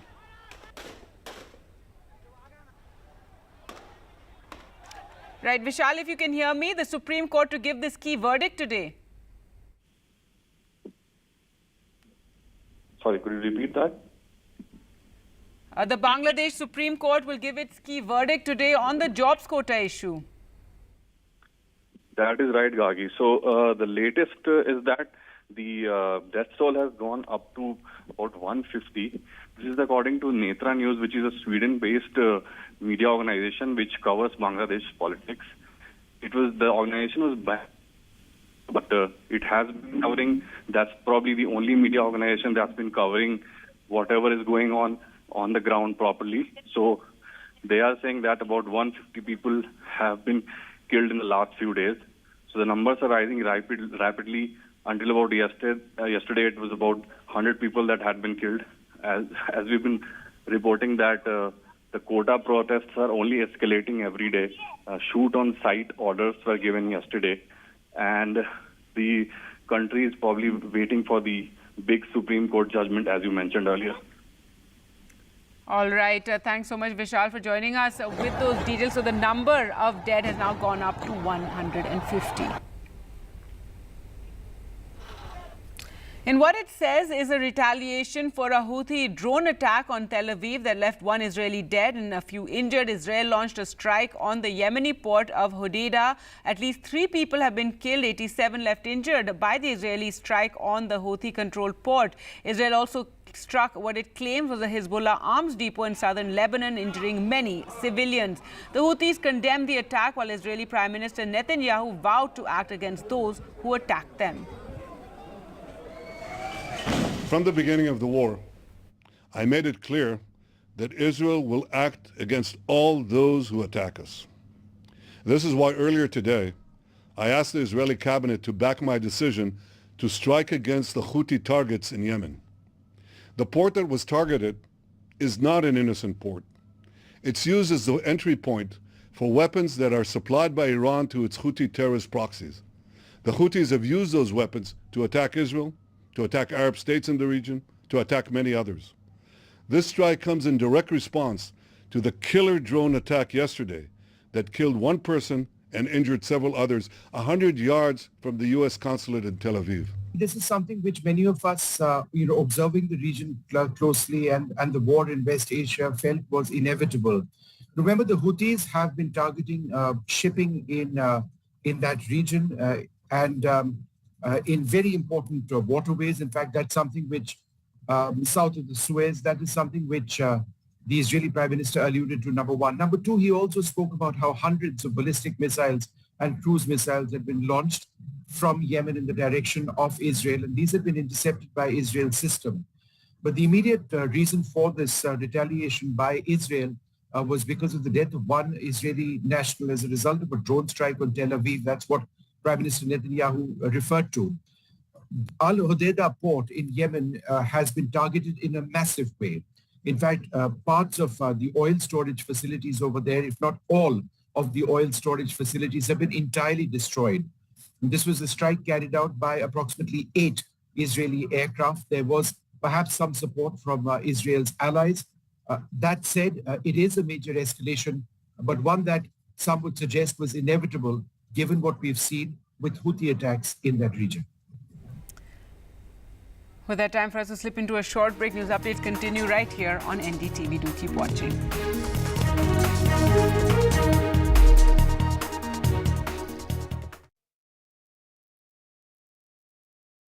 Loan मिलेगा या नहीं, ये आपके credit score पे depend करता है। आज ही जाइए पैसाबाजार.com पर और अपना क्रेडिट स्कोर चेक कीजिए फ्री में, क्योंकि लोन की जरूरत किसी को भी कभी भी पड़ सकती है। चल एक्टिंग थोड़ा भेल बनो। पैसाबाजार.com। Some people say the metaverse will only be virtual. One day this lecture hall will be made of code, and driverless cars would be trapped in intersections. But even in this maze of the future, you can't wish away health. It's time to become more resilient.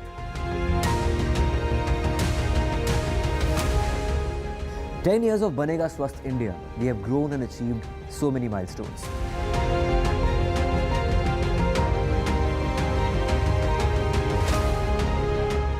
And now I have a plan to beat the urgency, to stop breathing with difficulty, to relieve getting choked with inactivity.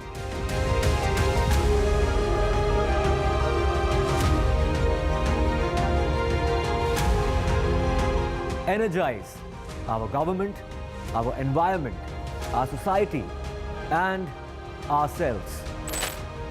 Everyone, everywhere, every day.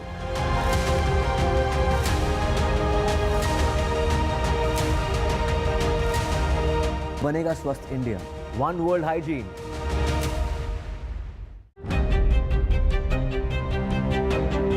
Hello and welcome to India Sense, where I speak with global opinion makers. The United States has made a strategic decision over the last 20 years to move closer to India.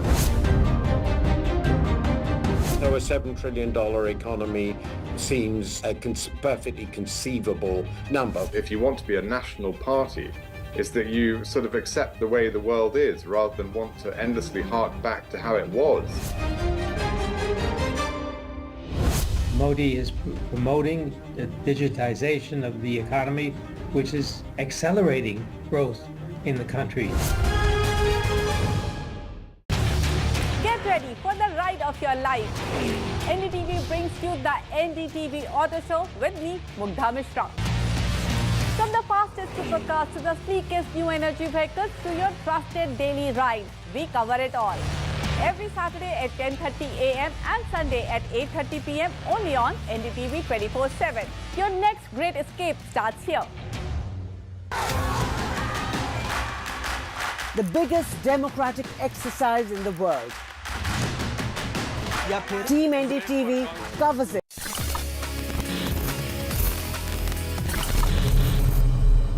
Hello friends and welcome back to another fresh episode of Tech with TG. This is that show जहाँ पे हम बात करते हैं about technology around us. Currently जो हम use कर रहे हैं हो सकता है technology of the future. Basically everything tech all your way in Tech with TG. And this episode is very special. It's very difficult for a parent to pick their favorite child, but still मैं बोल रहा हूँ कि ये episode बहुत special है. उसका एक reason है. We are talking about smart stuff. अब देखो स्मार्टफोन्स हम सभी के पास में हैं, स्मार्ट वॉचेस बहुत कॉमन हो गई हैं, we got smart rings now, smart earphones, basically smart everything. But one more thing that you have heard a lot, I think वो होगा स्मार्ट सिटीज के बारे में. तो आज का जो एपिसोड है, I am not gonna talk about what exactly is a smart city. हम थोड़ा बहुत उसके बारे में बात करेंगे, but basically we are just imagining what a smart city could be. यहाँ पे the team behind the show we have basically, हमने ना सारी अपनी लगाम खोल के अपनी इमेजिनेशंस को एक नई उड़ान दे दी है. तो आई वुड से कुर्सी की बेटी बांध लीजिए, because this episode is all about the smart cities और the imaginary smart cities of future, कि आखिर ये क्या हो सकती हैं और हमें कैसा एक्सपीरियंस दिलवा सकती है. Guys, very fun episode. Stay tuned to know more about the smart cities of future. Hello guys, my name is Gaurav aka Technical Guruji. You are watching Tech with TG. तो जल्दी से आगे बढ़ते हैं, चलिए शुरू करते हैं.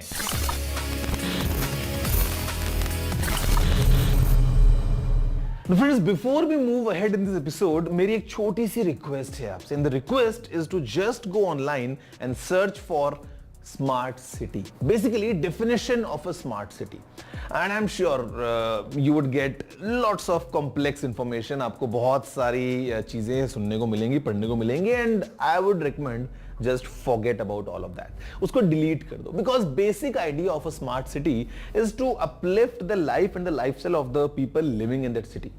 एक बेसिक हमने बेंचमार्क मान लिया है. If we are able to have comfortable lifestyle above a certain level, we can say it's a smart city. But उससे पहले मतलब बहुत सारी चीजें हैं, एंड हम तो बहुत ज्यादा अलग लेवल पे आज इस लेके जाने वाले हैं. So let's just know in detail that what makes a city a smart city in 2024. ये टर्म जितना सेल्फ एक्सप्लेनेटरी है, उतना ही उस सिटी को इंक्लूसिव भी होना पड़ेगा to be called that. This means a city that is smart for everyone. The residents are not required to showcase high levels of smartness. इसको आप अपने फोन के ऑपरेटिंग सिस्टम की तरह देखें. उनको out of the box bare bone simple इसलिए बनाया जाता है ताकि हर तरह का यूजर उससे एक मिनिमम लेवल ऑफ यूटिलिटी निकाल सके. So at its skeletal structure level, think of a smart city as a city जहां इंफ्रास्ट्रक्चर लेवल पे ही टेक्नोलॉजी इन्फ्यूज्ड है. It's like a smart city is made of bricks and circuits, and this just doesn't mean the buildings. It means the entire city with its roads, its transportation, its health care and other public services. They all act as one organism. Smart cities काफी progressive planning पे काम करती हैं, where designers and developers meticulously plan every inch of available space, keeping in mind the community's needs and ever-changing environmental impact of humanity's expansion. They do this by relentless data acquisition and processing. Smart cities में तरह तरह के sensors and data points जैसे कि cameras use किए जाते हैं to study patterns of usage, and this in turn is used to enhance the lives of citizens. For example, a smart city will automatically read out how its managed transportation will flow in case of a sudden traffic jam caused by flash floods. Same goes for healthcare. Smart cities can scale up patient services in case of disease outbreaks. And it is this adaptability जो smart cities की unsung heroes बनेंगी। Smart cities का M सिर्फ आज के citizens के lives को easy बनाना नहीं होता। स्मार्ट सिटीज का एम आने वाली जनरेशन के लिए भी एक sustainable, environmentally viable and ever evolving home बनाना होता है। अब देखो ये सब तो हो गया है द बुक डेफिनेशन, मतलब all good all fine, but अभी अगले 15 मिनट्स में हम थोड़ा सा और इन डेप्थ बात करने वाले हैं अबाउट स्मार्ट सिटीज, जहां पे हमने हमारा इमेजिनेशन बहुत अच्छे से ऐड किया है। So it's going to be fun. Let's see our dream smart city वो कैसा हो सकता है। For our smart cities of the future, सिर्फ प्लानिंग ही नहीं, imaginative and creative planning की जरूरत पड़ेगी। Across sectors like infrastructure, housing, utilities, energy management, healthcare, education, public safety, emergency services, transportation, waste management, and more. Imagine elevated walkways का एक network which are covered. End to end इनके ऊपर लगे हैं solar panels जो इन motorised walkways को power भी कर रहे हैं एंड एक्सेस पावर को वापस सिटी यूजेज के लिए बैक टू द ग्रिड दे रहे हैं। On the sides they have porous green walls with plants. Green buildings already use such systems to lower dependencies on air conditioning because plants release oxygen and the watering system keeps the system cool through evaporation. So you get covered, motorized walkways that people will not mind using even in summers. If walkways for people can be elevated, why not do the same for cargo, but underground? अब imagine कीजिए एक labyrinth of underground tunnel systems जो conveyor belt system पे based है, but only carries cargo. Being underground इसको भी cooling की जरूरत नहीं पड़ेगी. Being underground, motorized and monitored, इसमें से human error काफी कम हो जाएगा. Plus imagine the relief the public road network will get up on the ground. For housing, imagine कीजिए modular homes जिसमें every appliance is connected to each other. So the washing machine knows that the utility cabinet is running low on detergent, and then it buzzes the store nearby to send you reminders and the options available. Since the house is green, built with energy efficiency in mind, it only needs a smart framework at the architectural level, ताकि ये expand कर जाएं या contract हो जाएं according to the needs of the family living. Imagine a studio apartment that expands into a 3 BHK when parents drop by. For utilities like water and electricity, smart cities एक drop भी waste नहीं होने देंगी. Kitchen का running water one step filtration के बाद plants and gardens में चला जाएगा. Clothes will be made of materials that will not take stains, which means they'll get clean just by a water rinse. And उन्हें detergent की जरूरत नहीं पड़ेगी. यानी वो पानी system में reintroduce किया जा सकता है for washing cars, streets, floorings and more. While expanding energy needs smartness, what if we do something smart to generate electricity as well? If we put piezoelectric materials and circuitry in our floors and roads, imagine कीजिए कि every time we move on these or drive on these, an electric charge would be produced, जिसको store and use किया जा सकता है. Piezoelectric effect is the ability of certain materials to generate an electric charge in response to applied mechanical stress. And just like we're used to seeing fancy water tanks on top of our houses, imagine if every house has a windmill and solar facades on the roof. Why not take this further? Imagine lightweight walls or facades with kinetic mechanisms जो हवा से sway करती है and yes, उससे भी we harvest energy. These houses, इनको design ही ऐसे किया जाए कि minimal wastage and maximum recovery हो. घरों में dedicated chutes होंगे for garbage, no need for vehicles and humans collecting them. Automated systems will filter them, recyclable material automatically recycle हो जाएगा and hopefully by then we will become completely independent from unrecyclable materials like plastic. Food waste will automatically be segregated into animal food and remains would be sent to vermicompost, यानी come back into the system as an organic fertilizer. Streets के waste को automated robots collect करके इसी centralized system में ingest कर देंगे. These robots and drones will actually be part of the public safety and emergency services network. Public safety cameras powered by AI would be running frame-by-frame analysis of what's happening on the roads and streets and will quickly deploy safety, police and medical systems in case of accidents and misfortune. Imagine ये system इतना smart होगा कि minor incidents में सिर्फ first aid kit and major incidents में number of ambulances deploy कर देगा based on the scale of the emergency. Smart cities would be an overall boon to healthcare. Telemedicine would be the norm, alleviating a lot of the stress जो currently hospitals and doctors को physically झेलना पड़ता है. And imagine the whole population wearing ultra smart health sensors जो continuously monitor करते हैं सबके vitals. And centralized AI algorithms जो irregularities को monitor करते रहती हैं. And falls या heart attack जैसे scenarios में खुद ambulances को deploy कर देती हैं. Without needing any human intervention. Now that's smart. Friends, I am sure आपको क्या लग रहा है, मतलब सुबह उठने से लेकर रात को सोने तक सब कुछ स्मार्ट हो गया, अब क्या? नाउ ब्रेक के बाद जब मैं आऊंगा, we will talk about 3 important factors जो इतना जल्दी दिमाग में आते नहीं है but are very crucial for a smart city.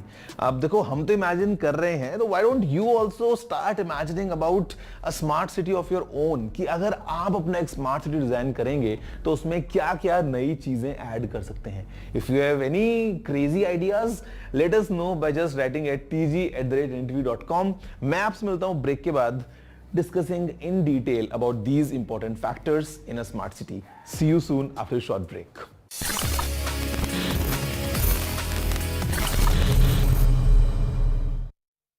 Loan मिलेगा या नहीं, ये आपके क्रेडिट स्कोर पे डिपेंड करता है. तो आज ही अपना क्रेडिट स्कोर चेक करें फ्री में पैसाबाजार.com पर. लोन की जरूरत कभी भी किसी को भी पड़ सकते हैं. ठीक से एक्टिंग नहीं. पैसाबाजार.com. Stay informed and entertained with the new and updated NDTV News app. You can watch all our channels live, listen to podcasts, read breaking and exclusive news from around the world and more. Download the NDTV app today and get access to the best journalism and storytelling on your smartphone or tablet. The NDTV app. News that matters to you.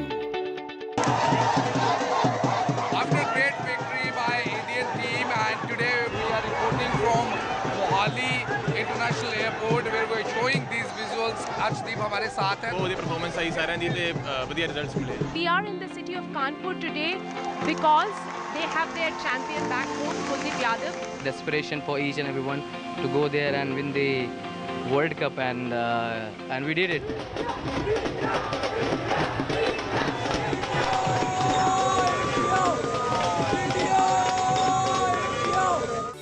Stay informed and entertained with the new and updated NDTV News app. You can watch all our channels live, listen to podcasts, read breaking and exclusive news from around the world and more. Download the NDTV app today and get access to the best journalism and storytelling on your smartphone or tablet. The NDTV app. News that matters to you. Some people say the metaverse will only be virtual. One day this lecture hall will be made of code, and driverless cars would be trapped in intersections. But even in this maze of the future, you can't wish away health. It's time to become more resilient.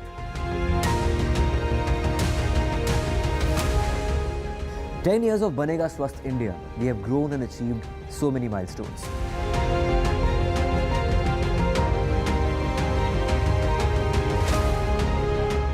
And now I have a plan to beat the urgency, to stop breathing with difficulty, to relieve getting choked with inactivity.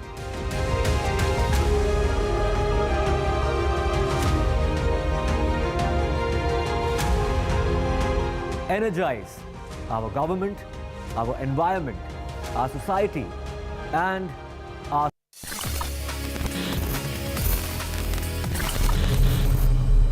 Hello friends, welcome back after the break, and today's episode of Tech with TG is all about smart cities, जहां पे मैं आपका host गौरव आपसे बात कर रहा हूं about the smart cities of our imaginations. मतलब किताबी definition से अलग हटके if we were to talk about the smart cities of future, उनमें क्या-क्या चीजें होने वाली हैं. And because we are all imagining completely wild stuff, I would want you to imagine about your smart city. अगर आप एक smart city डिजाइन करें तो वो कैसा होगा, and let me know all across in comments and going online that how exactly you would want your smart city to be. But basically break से पहले we spoke about 10 fundamental things of these smart cities, 10 distinct features जो इन smart cities में होने चाहिए, but now it's time to talk about the 3 important once.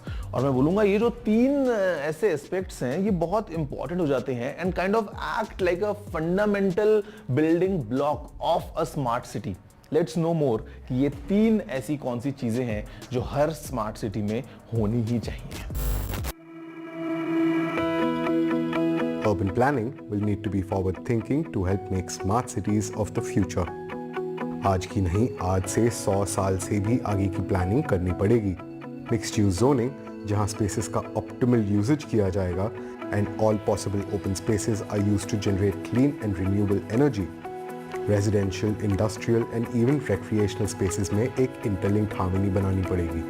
इनको आपस में easy accessibility देनी पड़ेगी, which is how the transport network will see less stress. Migrations कम देखने को मिलेंगे, concentrated and dense नहीं होंगे। Planning को organically man-animal conflicts, environmental integrations को सोच के रखना पड़ेगा। Construction materials used should of course be ready for longevity against acts of God and man's neglect and abuse. Effective governance ही इस सपने को सच कर पाएगी। Smart cities will use the most modernized tools of communications to get every single citizen involved in all major decisions. Policies data driven होंगी और ऐसे platforms पे discuss होंगी जहां transparency एक key factor होगा। ये transparency अपने साथ accountability भी लाएगी। And because of the involvement of everyone in the planning stage, awareness का spread काफी even and easy होगा। This will soon start reflecting in better management of disasters, pandemics and other natural calamities. This effectively transitions into the last key factor that smart cities will need to become truly smart, और वो है digital inclusion. एक smart city के लिए digital inclusion एक luxury नहीं, necessity and residents का एक right होगा।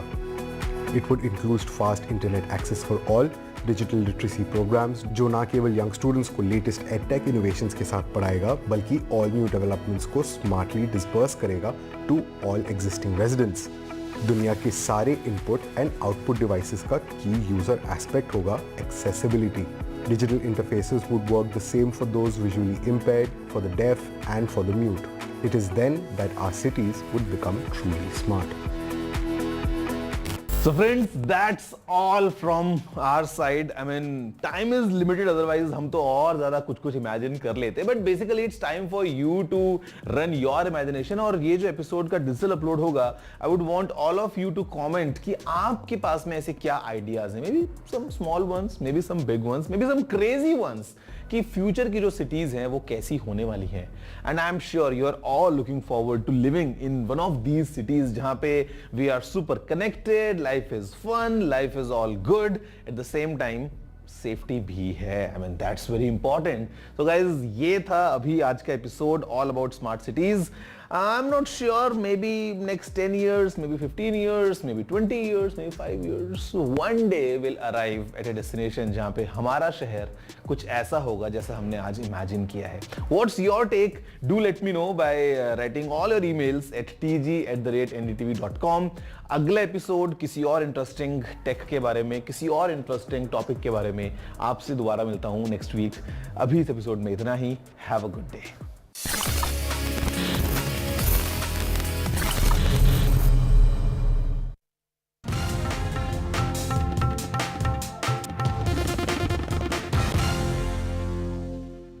Welcome back. There have been 16 deaths and 50 cases of the Chandipura virus reported in Gujarat as central teams have been rushed to the state. Gujarat Health Minister Hrishikesh Patel confirmed the deaths, adding that information regarding this had been shared in every village and community health center.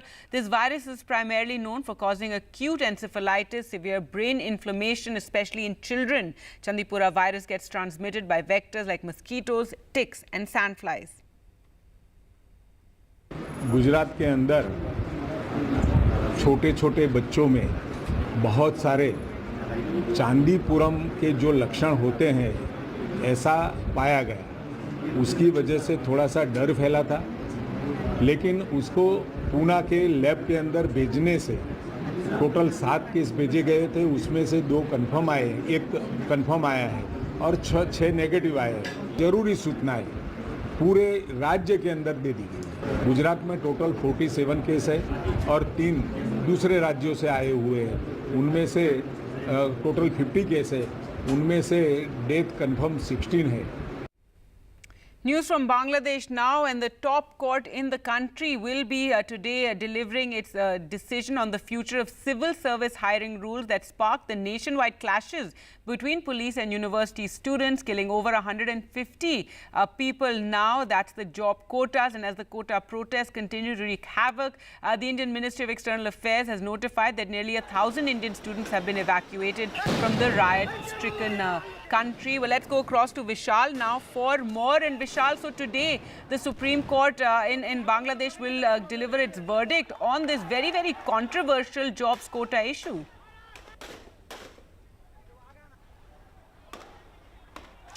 Right, Vishal, if you can hear me, the Supreme Court to give this key verdict today. Sorry, could you repeat that? The Bangladesh Supreme Court will give its key verdict today on the jobs quota issue. That is right, Gagi. So the latest is that the death toll has gone up to about 150. This is according to Netra News, which is a Sweden-based media organization which covers Bangladesh politics. The organization was banned, but it has been covering. That's probably the only media organization that's been covering whatever is going on the ground properly. So they are saying that about 150 people have been killed in the last few days. So the numbers are rising rapidly. Until about yesterday it was about 100 people that had been killed. As we've been reporting that the quota protests are only escalating every day. Shoot-on-sight orders were given yesterday. And the country is probably waiting for the big Supreme Court judgment, as you mentioned earlier. All right. Thanks so much, Vishal, for joining us with those details. So the number of dead has now gone up to 150. In what it says is a retaliation for a Houthi drone attack on Tel Aviv that left one Israeli dead and a few injured. Israel launched a strike on the Yemeni port of Hodeida. At least 3 people have been killed, 87 left injured by the Israeli strike on the Houthi-controlled port. Israel also struck what it claims was a Hezbollah arms depot in southern Lebanon, injuring many civilians. The Houthis condemned the attack, while Israeli Prime Minister Netanyahu vowed to act against those who attacked them. From the beginning of the war, I made it clear that Israel will act against all those who attack us.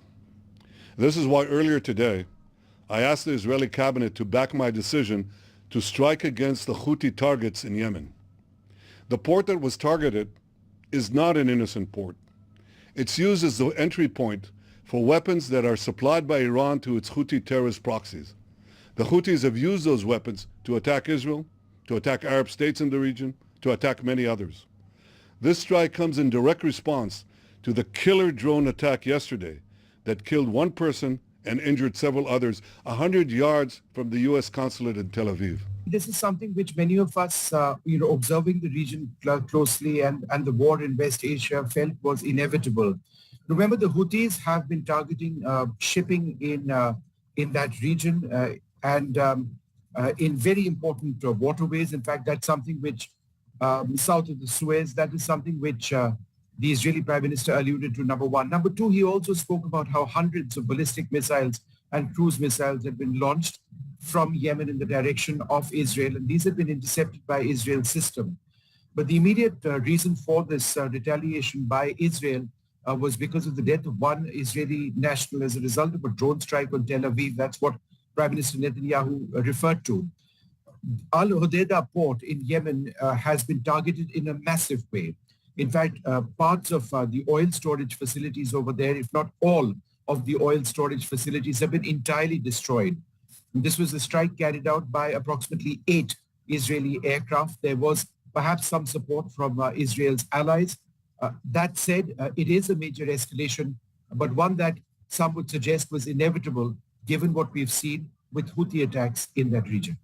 Finally, some sports news. And India clinched a bronze medal at the Tokyo Olympics in 2021 under Manpreet Singh to break a nearly 4-decade-long jinx. The expectations will be huge from Harmanpreet and company to achieve success in Paris and go a couple of steps further to turn the color of the medal to gold. जब हम लोग अपनी अच्छी team खेलते हैं तो हम लोग किसी भी टीम को बीट कर सकते हैं. The color of the medal matters a lot.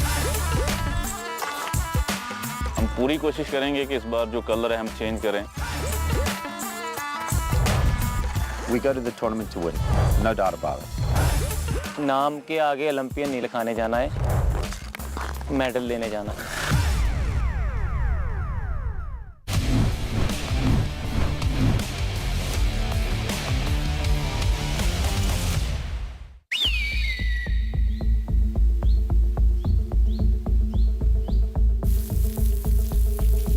जब बच्चा एक टीम में आता है तो उसका यही ड्रीम रहता है ओलंपिक्स में मेडल जीतना है.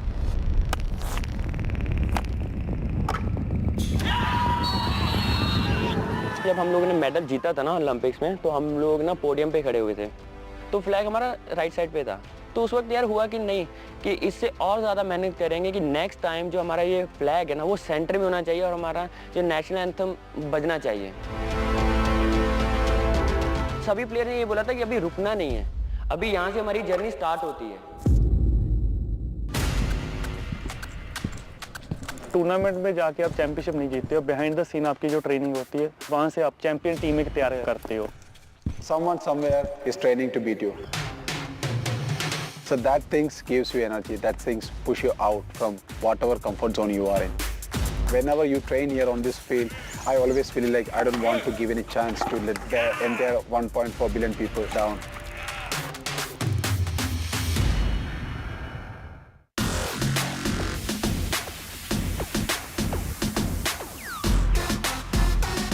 हम लोगों ने एक चीज़ अच्छी की, हम लोगों ने टीम बॉन्डिंग को और ज़्यादा स्ट्रॉन्ग किया. हम लोगों ने एक दूसरे की बैक स्टोरी ना जानी कि हम लोगों ने वो कैसे स्ट्रगल करके यहाँ पे पहुँचे हैं. तो क्या है उससे ज़्यादा हमारे इमोशंस और ज़्यादा जुड़ते रहे एक दूसरे के साथ कि हम लोग को यार एक दूसरे के लिए खेलना है यार.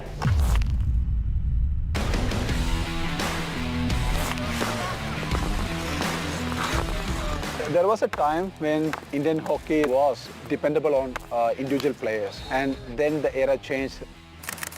We started to getting more into a team. That changes helped us to win in international level. जब ग्राउंड में आते तो यही रहता है कि डी की जो वाइड लाइन क्रॉस कर ली तो उसमें यही है कि कुछ ना कुछ हम हासिल करके आए.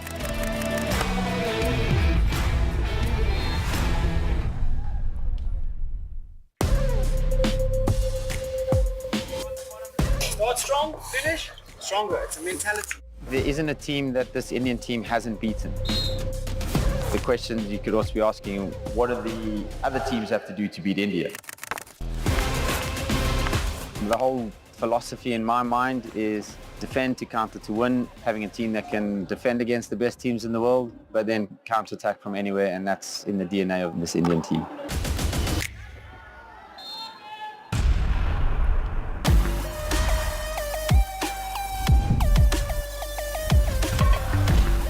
When you are there in the Olympics, you need to deal with two things. Once with your performance, second with the pressure. हम लोग 90% बॉडी का रन कर सकते हैं, बट ये माइंड अगर हमारा सेट नहीं है ना, हमारा कंट्रोल में नहीं है, तो हम लोग वहीं कहीं ना कहीं क्रूशियल मैचेस में आके वहाँ पे लूज कर सकते हैं. For me Olympic is everything, और ओलंपिक में गोल्ड मेडल लेकर आना एक अल्टीमेट गोल है मेरा, और इसके ऊपर कोई चीज़ नहीं है. हम पूरी कोशिश करेंगे कि इस बार जो कलर है हम चेंज करें और जो मेडल जीते हम इंडिया को डेडिकेट करें, जो हमारे सीनियर्स हैं उनको डेडिकेट करें, हमारी जो हिस्ट्री है, लेगेसी है, उसको एक और स्टेप ऊपर लेके जाएं. For me, it's all about working hard till Paris to play every matches. It's like your last match, and just give 100% for your team. हमें और ज़्यादा मेहनत करनी पड़ेगी और ज़्यादा एक दूसरे की अंडरस्टैंडिंग और ज़्यादा बेहतर करनी पड़ेगी, और जब ओलंपिक्स में जाएं एक ही माइंड में होना चाहिए कि हमें मेडल जीतना है.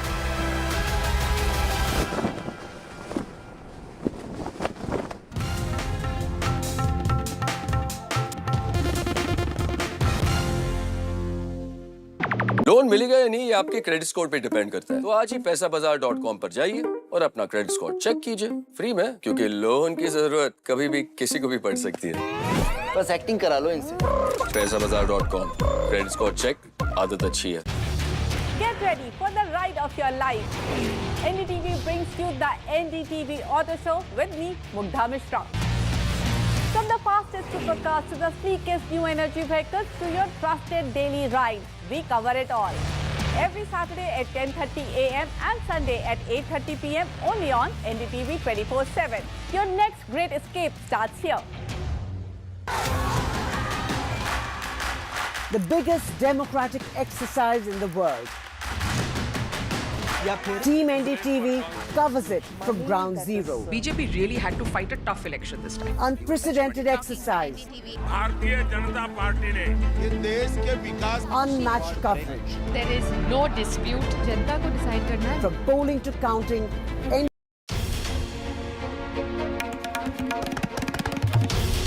This is NDTV. And you're watching NDTV 24/7.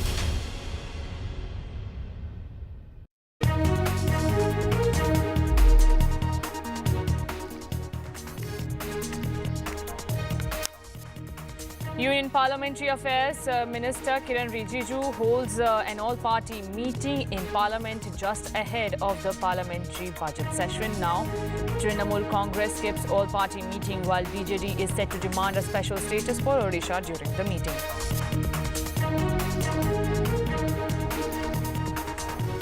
Three people have died and 2 injured after stones and debris fell on the Kedar Nath Yatra trekking route. The Badrinath highway is blocked again as red alert has been issued for parts of Uttarakhand. Vulcan Green Steel, a Jindal promoted company, said that it has sent its executive accused of harassment by a woman passenger during an international flight on administrative leave amid the investigation.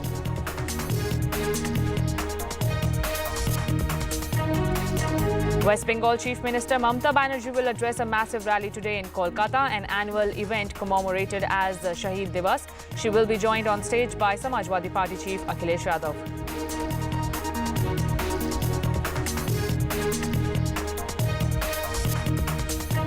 Death toll in Bangladesh riots cross 150 mark. Bangladesh's top court is due to rule on the future of civil service hiring rules that sparked nationwide clashes between police and university students. India says 1,000 students evacuated, monitoring the rest.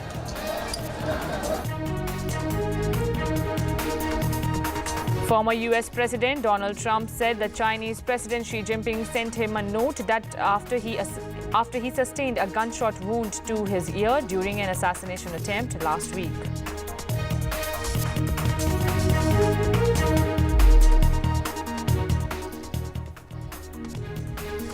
Now, Union Parliamentary Affairs Minister Kiren Rijiju is chairing an all-party meeting ahead of the budget session. The budget session will begin on Monday with Modi 3.0 presenting its first budget on July 23 in the 3-week-long budget session.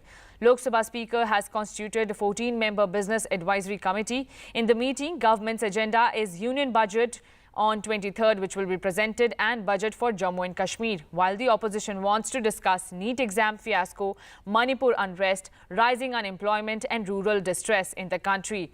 Election of Deputy Speaker is also on opposition's agenda.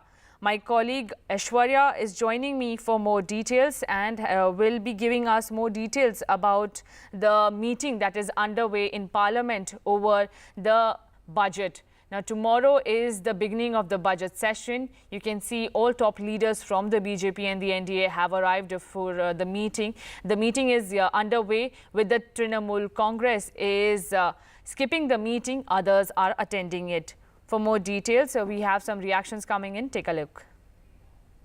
न्यूनतम समर्थन मूल्य पर अभी तक कोई निर्णय नहीं आया है।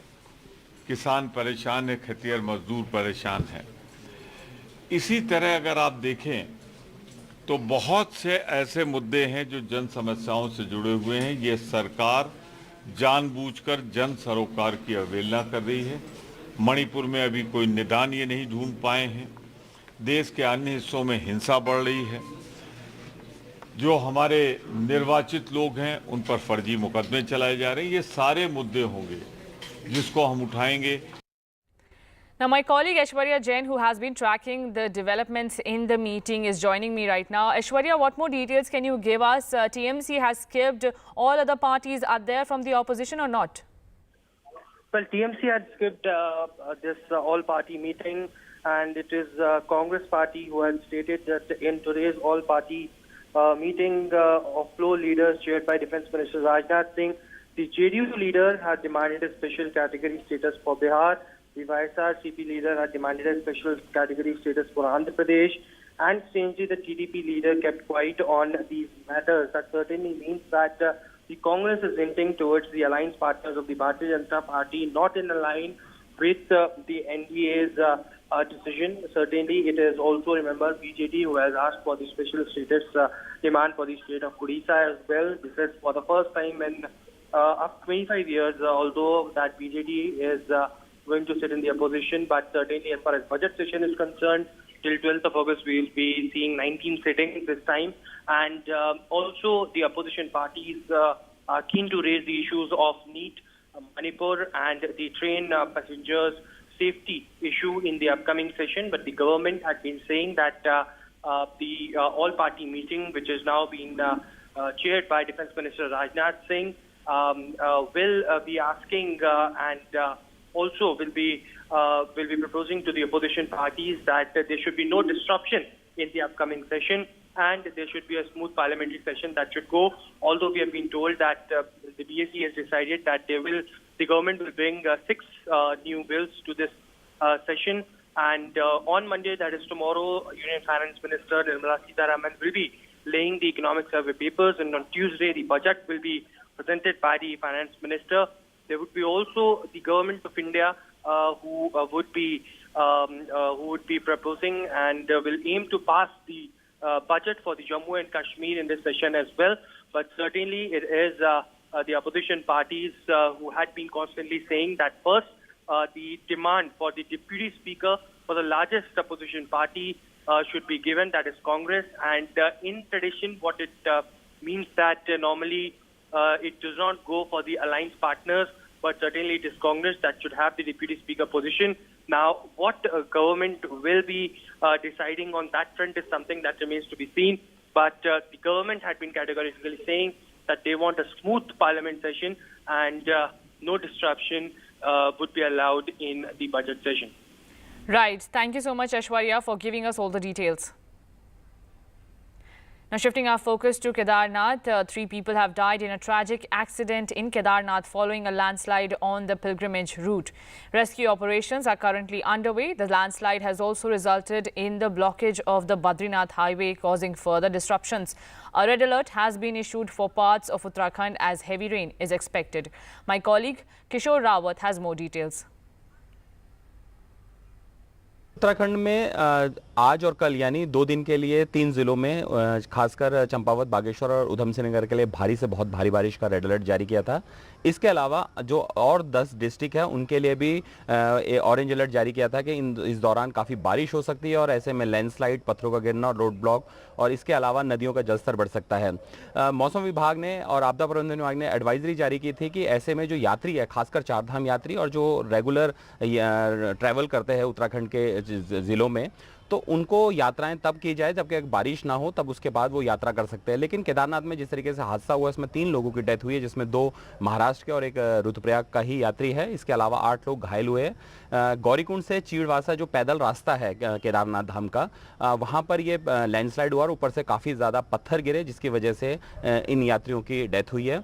इसके अलावा इनको अभी जो घायल है उनको हॉस्पिटल पहुँचाया गया है। यही सवाल है कि आखिर जब बारिश का अलर्ट था और ऊपर लैंडस्लाइड या फिर पत्थरों के गिरने की घटनाएं की संभावनाएं जताई थी, तो ऐसे में यात्रियों को क्यों जाने दिया गया और सुरक्षा के उपाय क्यों नहीं किए गए। दूसरा बद्रीनाथ नेशनल हाईवे भी कई जगह पर बंद है। इसके अलावा गंगोत्री नेशनल हाईवे में जो बिशनपुर है, जो उस जगह पर भी काफ़ी बड़ा लैंडस्लाइड है। बीआरओ की टीम हालांकि खोल रही है, लेकिन वहाँ पर भी बड़ी तादाद में यात्री फंसे हैं। तो लगभग उत्तराखंड के पहाड़ी इलाकों की बात करें तो वहाँ पर बारिश और लैंडस्लाइड जैसी घटनाएं सामने आ रही है। इसके अलावा उधम सिंह नगर में भी, काशीपुर में काफ़ी बारिश हुई है।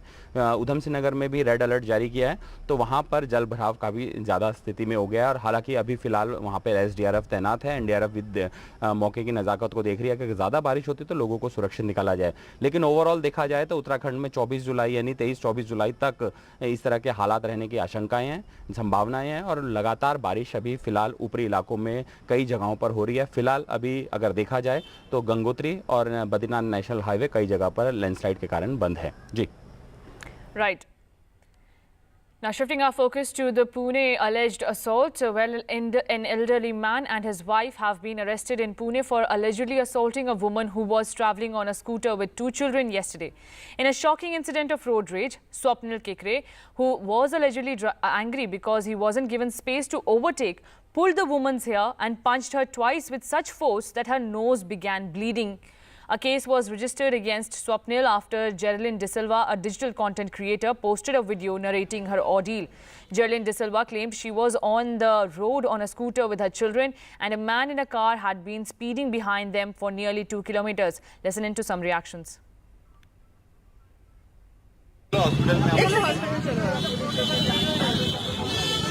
Hi everyone, my name is Geraldine De Silva. I was on the street of Barir Pasha Link Road. I was with 2 kids. There was an old man who was speeding through us for 2 kilometers, and I was somehow taking the vehicle from the left hand side, not wanting to come into his way. This guy overspeeds, risks life of so many people and takes a left turn, takes me on the side. He gets out of the car very furiously. He gives me like 2 punches. He pulls me completely, like he pulls my hair. I had 2 kids. He didn't care about the kids. And this is how it is at the moment. And yeah, I just want to say, how safe is the city? Where is this going? Why are people behaving like maniacs? I had 2 kids on me. कुछ भी हो सकता था. और I don't know where all of this is going. I just want that this man should get, the cops should just punish him for what he did. There was a lady who helped me. There were people who were seeing. He punched me right in my face and I started bleeding immediately. So, yeah, I don't know what to say. Now, Vulcan Green Steel has said that it has sent its executive accused of harassment by a woman passenger during an international flight on administrative leave amid the investigation. VGS is an entity backed by the Jindal Group of companies, said in a statement that they are deeply concerned about the recent allegations involving a senior executive in their company. The company also said that they recognize the gravity of the situation and are committed to addressing it with utmost seriousness, care, integrity and urgency. The woman passenger who was travelling business class with the executive claimed he showed her pornography and groped her. We also spoke to the victim. Take a look. I was traveling from Kolkata to Boston via Abu Dhabi. And on the flight from Kolkata to Abu Dhabi, I was seated next to a middle-aged man who claimed to be from Jindal Steel CEO. Very normal conversation. As you know, when you're traveling, that you sometimes meet a lot of different kind of people, some who are extremely chatty. And this gentleman was having a normal conversation about where he's from and, where I'm from, what we do. And he asked me whether I also enjoy watching movies, to which I replied, obviously, right? I mean, I do enjoy watching movies. It turns out that he started showing me porn videos. And then he slowly started nuzzling my neck and coming towards me and moving his hands around my body. That's what the company where this gentleman works. He is the CEO of Vulcan Green Steels, which is with the part of the Jindal Steel Group. And the company has come on record to say that he has been sent on administrative leave and an independent probe has been started by the company. But the parents of this victim have also gone to the airport police station in Kolkata, and they have lodged a complaint, to which now what we're picking up from Bidhan Nagar City Police, under whose jurisdiction the Kolkata airport comes under, They have now lodged an FIR, and the police have also started an investigation. So it is under the ambit of police investigation. That's what is being reported as well from Kolkata. And now one has to see what this police investigation leads to, given the fact that it is a very sensitive case of a mid-air sexual assault against women. And there are different sections which have been put in the FIR. And if this person is found guilty, he might be jailed for at least 5 years. Now, there have been 16 deaths and 50 cases of Chandipura virus reported in Gujarat. As central teams have been rushed to the state, Gujarat Health Minister Hrishikesh Patel confirmed the deaths in the state, adding that information regarding this has been disseminated in every village and community health centre. This virus is primarily known for causing acute encephalitis or severe brain inflammation, especially in children. This virus can also get transmitted by vectors like mosquitoes, ticks and sandflies. Union Health Ministry, along with experts, reviewed cases of Chandipura virus and dispatched the teams to the states. Gujarat के अंदर छोटे छोटे बच्चों में बहुत सारे चांदीपुरम के जो लक्षण होते हैं ऐसा पाया गया। उसकी वजह से थोड़ा सा डर फैला था, लेकिन उसको पूना के लैब के अंदर भेजने से टोटल 7 केस भेजे गए थे, उसमें से 2 कंफर्म आए, 1 कंफर्म आया है और 6 नेगेटिव आए हैं। जरूरी सूचनाएं पूरे राज्य के अंदर दे दी गई। गुजरात में टोटल 47 केस है और 3 दूसरे राज्यों से आए हुए हैं। उनमें से टोटल 50 केस है, उनमें से डेथ कंफर्म 16 है।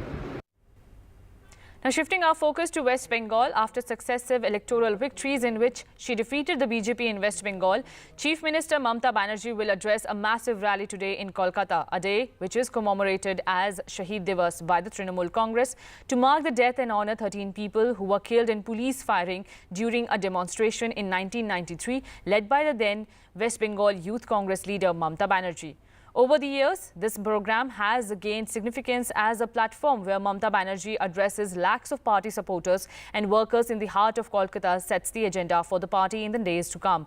This year, Mamata Banerjee will be joined by Samajwadi Party chief Akhilesh Yadav, who is also likely to address the gathering.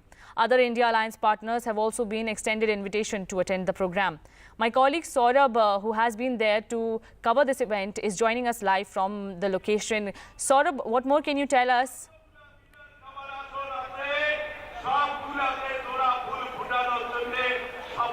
Well, this is a flagship program of the Trinamool Congress. It's the largest congregation of the party that's planned every year, and this is in the heart of Kolkata.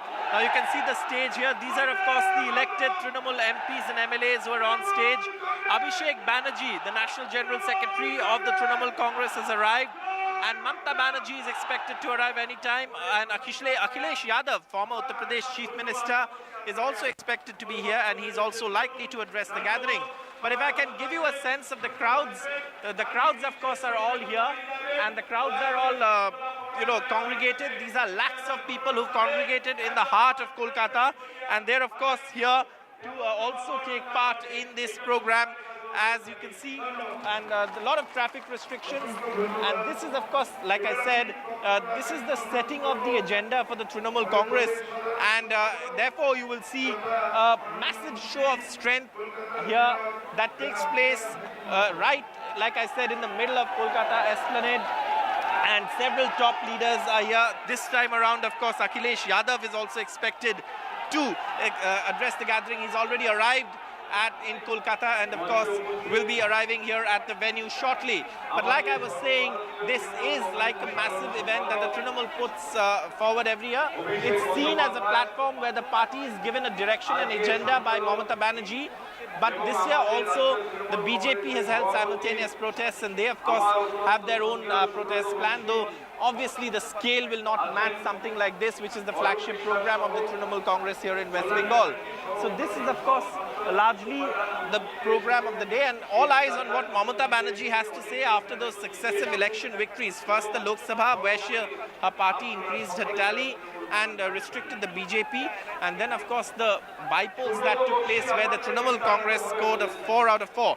Now the BJP has been alleging, of course, electoral malpractice. and say that they will, of course, hold protests in what they believe is the murder of democracy. But this is largely a Trinamool event, and the Trinamool setting the agenda as far as West Bengal politics is concerned, and the crowd is an indicator of the strong grip that the Trinamool Congress has as far as electoral politics in West Bengal is concerned. And of course, the kind of organization strength that it has in West Bengal is of course also showcased here with lakhs of people turning up for this gathering, a massive gathering right in the heart of Kolkata. And Mamata Banerjee to address the crowd shortly, along also with Abhishek Banerjee, and also we have the Akhilesh Yadav here, who's also likely to address the gathering.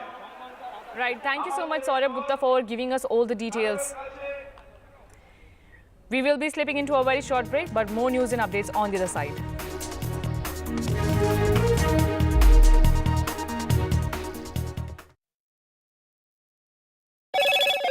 Hello, Moto. Motorola, India's best 5G smartphone brand. Loan मिलेगा या नहीं, ये आपके credit score पर depend करता है। आज ही जाइए पैसाबाजार.com पर और अपना क्रेडिट स्कोर चेक कीजिए फ्री में, क्योंकि लोन की जरूरत किसी को भी कभी भी पड़ सकती है। चल एक्टिंग थोड़ा भेल बनो। ये आया भाग पैसाबाजार.com। Stay informed and entertained with the new and updated NDTV News app. You can watch all our channels live, listen to podcasts, read breaking and exclusive news from around the world and more.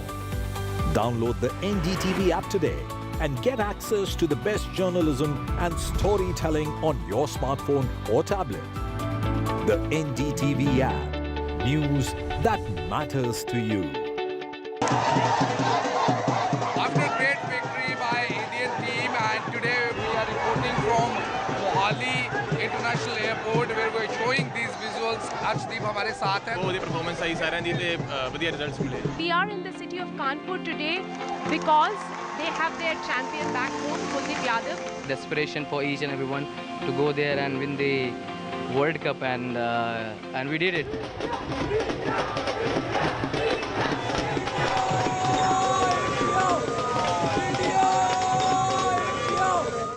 Stay informed and entertained with the new and updated NDTV News app. You can watch all our channels live, listen to podcasts, read breaking and exclusive news from around the world and more. Download the NDTV app today and get access to the best journalism and storytelling on your smartphone or tablet. The NDTV app. News that matters to you. Some people say the metaverse will only be virtual. One day this lecture hall will be made of code, and driverless cars would be trapped in intersections. But even in this maze of the future, you can't wish away health. It's time to become more resilient.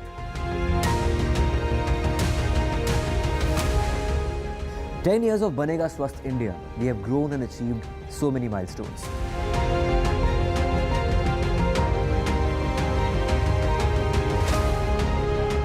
And now I have a plan to beat the urgency, to stop.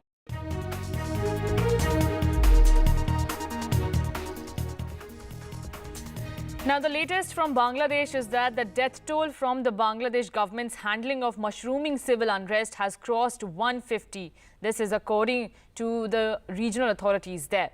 Bangladesh police has imposed a stringent curfew with a shoot-on-sight order across the country in a move to quell the anti-quota protest which began weeks ago. My colleague Vishal Vivek will be joining us also on the phone line, will be joining us live to give us more details and put this whole Bangladesh fiasco in perspective. Vishal, if you can tell us in detail, what is the issue in Bangladesh? Why are so many students protesting against the government of Sheikh Hasina? So the main issue is this quota protest. So this whole thing escalated when it was announced that, the quota will also include people who are descendants of, the people who fought in the 1971 independence war. So the protest started because of that. And the protesters are saying that they are okay with whatever the quota is given to them, but they are not okay with the descendant part of the whole thing. So that's the main bit that they're worried about, and they're saying that they want this to be stopped. And today the Supreme Court of Bangladesh is going to rule on that, and there are about 150 people that have been killed in the last few days over these protests.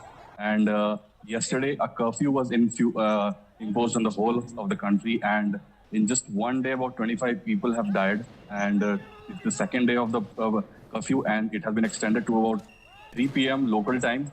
So it remains to be seen what the Supreme Court of Bangladesh will say. But as of now, the situation remains tense, and about 150 people have been killed in Bangladesh as of now. Thank you so much, Vishal, for giving us all the details. Now, in what it says is a retaliation for a Houthi drone attack on Tel Aviv that left one Israeli dead and a few injured. Israel launched a strike on the Yemeni port. At least 3 people have been killed and 87 left injured by the Israel strike on Houthi-controlled port.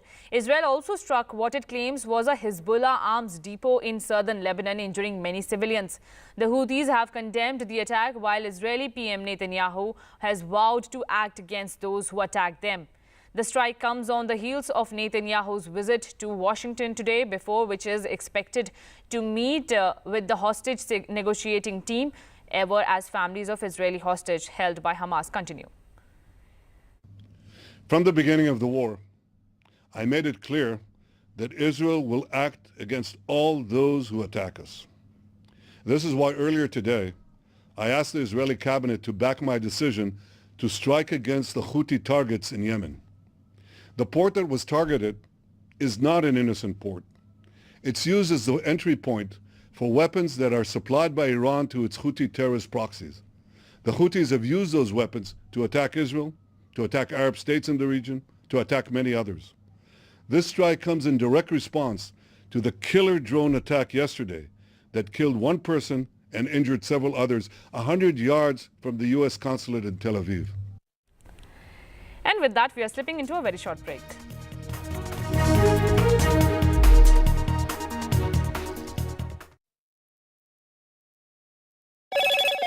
Hello, Moto. Motorola, India's best 5G smartphone brand.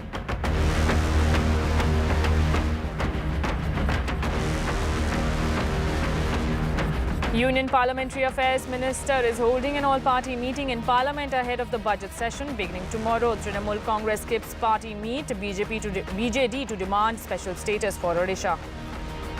Loan मिलेगा या नहीं, ये आपके credit score पे depend करता है। तो आज ही अपना क्रेडिट स्कोर चेक करें फ्री में पैसाबाजार.com पर। लोन की जरूरत कभी भी किसी को भी पड़ सकती है। ठीक से एक्टिंग नहीं। पैसाबाजार.com। Get ready for the ride of your life. NDTV brings you the NDTV Auto Show with me, Mugdha Mishra. From the fastest supercars to the sleekest new energy vehicles to your trusted daily ride, we cover it all. Every Saturday at 10:30 a.m. and Sunday at 8:30 p.m. only on NDTV 24/7. Your next great escape starts here. The biggest democratic exercise in the world. Team NDTV covers it from ground zero. BJP really had to fight a tough election this time. Unprecedented exercise. Bharatiya Janata party ने ये देश के विकास Unmatched coverage. There is no dispute. जनता को decide करना है. From polling to counting, NDTV brought you the most trustworthy news and updates.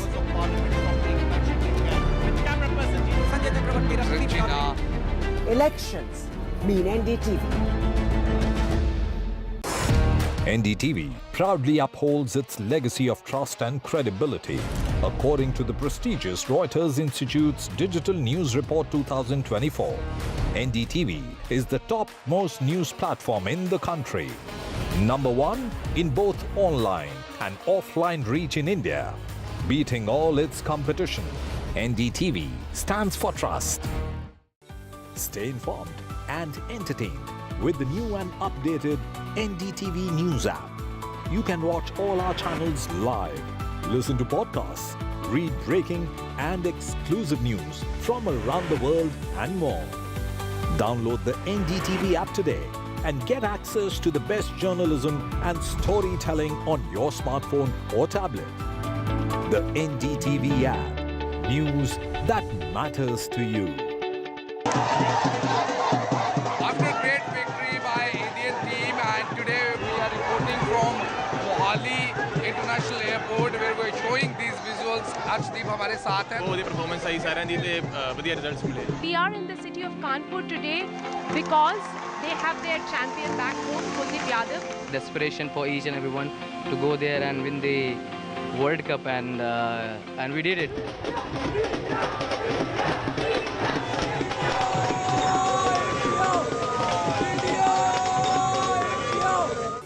Stay informed and entertained with the new and updated NDTV News app.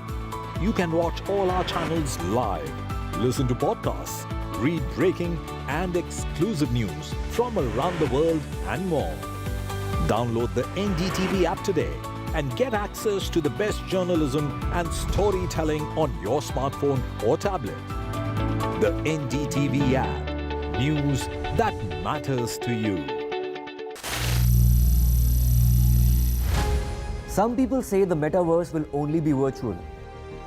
One day this lecture hall will be made of code, and driverless cars would be trapped in intersections. But even in this maze of the future, you can't wish away health. It's time to become more resilient.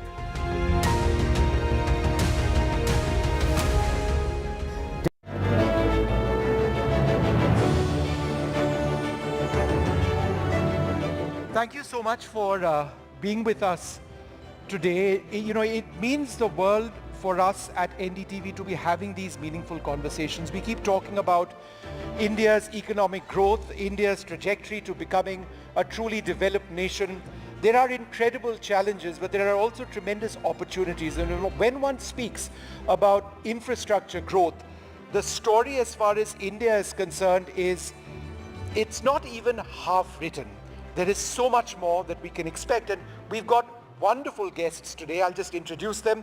Ashwini Gupta is CEO of Adani Ports and Special Economic Zone Limited. Thank you very much, sir, for being with us. Anup Sahai is Head of Corporate Strategy and Special Initiatives at Larsen and Toubro. Malanna Sasalu is CEO of Provident Housing Limited. And Rumjum Chatterjee is co-founder and managing trustee of the InfraVision Foundation. Thank you all very much for being with us. Mr. Gupta, let me come to you first. In as much as we will be talking about the India story and infrastructure, it fascinates me that the Adani Group looks so much at the entire Asia-Pacific region, one among many regions, when it comes to ports. And that's something that you deal with personally. Even if you go beyond our region to Haifa, then in our region to Tanzania, if you look at Sri Lanka, quite besides ports in our own country, it fulfills a larger geostrategic goal that is linked to the India growth story. How? First of all, thank you for the invitation to be part of this distinguished panel. I'm just thrilled to join this conversation. Let me start with the India growth story in a sustainable planet. We believe in the $10 trillion economy. Where it will come from, the trade is at the core of it. What about trade? When we talk about focus on infrastructure, on energy, on industrialization, all talks about trade. Now, if you look at our figures, 95% of the trade last year was done by maritime, which is 68% of the value of all India. Then this is very clear that more and more efficient and effective trade, not only in India, but globally, is going to contribute to this 10 trillion economy. Now, when we look back a couple of thousand years before, what were the traditional and historical trade routes? They were all about India, East Africa, North Africa, Middle East, and Southeast Asia. I think time has come when these trades will be revitalized to bring the growth in India, not only for India, but from all these global trade routes. Yeah. And that's why we are not only focusing on India, which is one of the greatest growth factor, but also focusing on East Africa, North Africa, Middle East, and Southeast Asia. Right, and I just wanted to come across to you, Mr. Sasalu. You know, when we talk about sustainable growth, obviously the demand for growth in our country, whether it's urban growth, growth in rural centers, all of that is critical, but we have to keep an eye out on the environment. We have to ensure that our growth is not just equitable, but it is also environment friendly. Greenhouse emissions is a huge concern. Going forward, how does inclusive growth need to include a concern for the environment? Thank you very much for this opportunity to be here and sharing my thoughts on this subject and with eminent panelists here. With regards to your question regarding the sustainable growth and equitable growth, what we have, if I may use the word messed up, what we have messed up in the last 100 years cannot be reversed in 5 years or 6 years because the economies in the world cannot sustain such kind of investment. More equitable is when we are able to educate people and when the larger organizations which are there are going to be moving towards the sustainable initiatives and also taking the entire population along with that and making sure they understand their role in this massive transformation that the world needs is probably the way the world should be going ahead. You know, it is often a cliche that when one looks at infrastructure, one looks at buildings and ports and airports and highways, etc. But, you know, Rumjum, when we had a conversation, a chat before we started this program, you pointed out the need to speak about social infrastructure because it's not just enough to have structures. It's important to focus on education, healthcare, water. Could you tell us about how this needs to be a key part of 2047? Vishnu, I think we've made significant progress in terms of core infrastructure sectors in the last few years, and we're very proud of that. And that has come about because of large investments that have gone in, private sector has been involved, that has led to quality infrastructure at scale and of course, you know, world-class infrastructure. However, India is such a diverse and large country. There is a lot of effort that we now need to put into looking at how we can galvanize the social sectors as well, the social infra sectors, with those kind of initiatives that we have actually been successful for core. So there are opportunities in the social sectors where we believe that we need to focus attention so that the developing country has got challenges that need to be addressed. I agree that today what we are seeing is that those local challenges are being addressed by local solutions as well. When we look at scaling up and sustaining that, then I think there are much more efforts that will be required. Yeah. And you know, Mr. Sahai, at one level what we are talking about are concepts and ideas and things which fulfill a certain need. But Larsen & Toubro has done a great deal of work when it comes to actually realizing inclusive infrastructure growth, sustainable infrastructure growth. Could you give us a few examples of how that has been the case? So there is something I would like to talk about, which is what we do in the rural areas, in the farming community, which is we have taken up 9 sites across the country, and these are sort of water-stressed areas which have been deprived of water for long periods of time. Not completely arid, they do get rainfall, but very sparse. So we have identified these rural areas, each of them around, say, 3,500 to 4,000 hectares. And we have worked with the local communities over there. The first task is to see how we can improve the water resources and availability in these regions. And a number of measures are taken out with the involvement of the local people, the farmers over there, setting up councils and communities amongst them, so that they can carry on the work after we have left.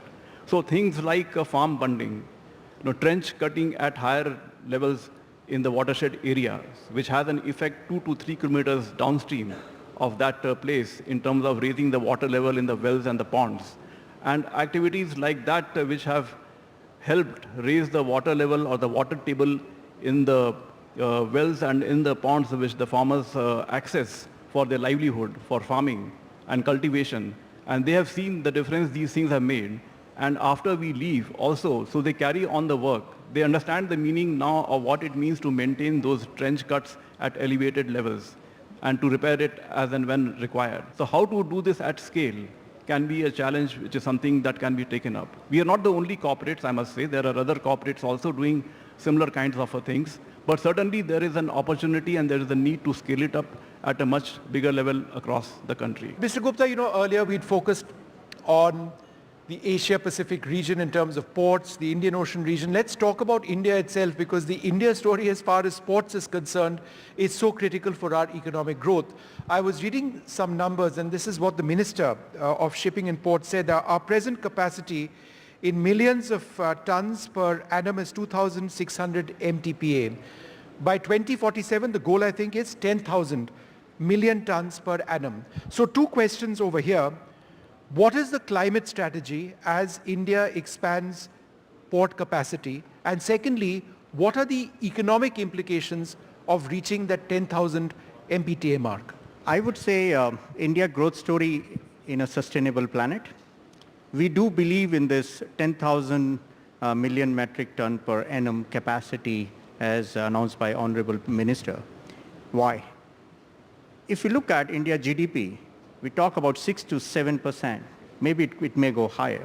But when we look at the trade growth, it could be much higher than the GDP. And if we do my mathematics, it comes to be 9 to 10% to reach that 10,000 million metric ton by 2047. So if we focus on GDP growth, if we focus on trade growth, that is going to happen, which is 10,000 million metric ton. And in line with that, we ourselves also preparing the capacities. For example, in next 5 years, we will double our sales to 1 billion. Now, what is also very important that we do the growth in a sustainable way. Sustainable way means what? And I think I fully appreciate what you said. Sometimes we overuse the sustainability word. In my language, sustainability is something that you should hand over this planet to your grandchildren as your grandfather did to your father. That's what is the definition of sustainability, despite of exponential growth, despite of capacity creation and so on. So what is most important in this sector is the end-to-end renewable energy. And as I'm speaking, 13% of our ports are driven by the renewable energy, and we are putting up the world's largest renewable energy park, 30 gigawatt in Kawra. Now, the second thing which comes is again about planet, is about how green our planet is. Again, we are aligning ourselves with the Indian government's ambition of net zero by 2070.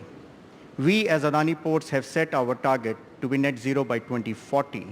Renewable energy, in case of planet, 48 million trees by 2030.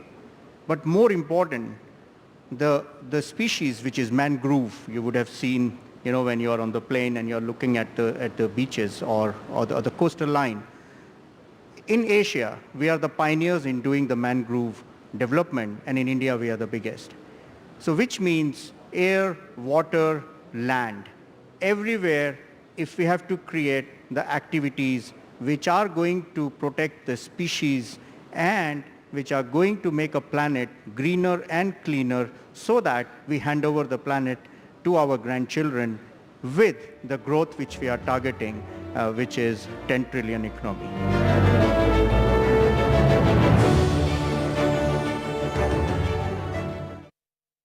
Loan मिलेगा या नहीं ये आपके credit score पे depend करता है। तो आज ही पैसाबाजार.com पर जाइए और अपना क्रेडिट स्कोर चेक कीजिए फ्री में, क्योंकि लोन की जरूरत कभी भी किसी को भी पड़ सकती है।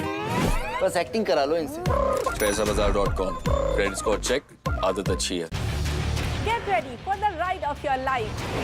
NDTV brings you the NDTV Auto Show with me, Mugdha Mishra. From the fastest supercars to the sleekest new energy vehicles to your trusted daily ride, we cover it all. Every Saturday at 10:30 a.m. and Sunday at 8:30 p.m. only on NDTV 24/7. Your next great escape starts here.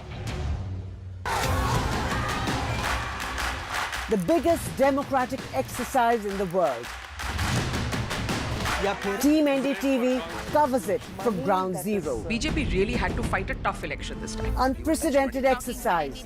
Bharatiya Janata party ने ये देश के विकास Unmatched coverage. There is no dispute. जनता को decide करना है. From polling to counting, NDTV brought you the most trustworthy news and updates.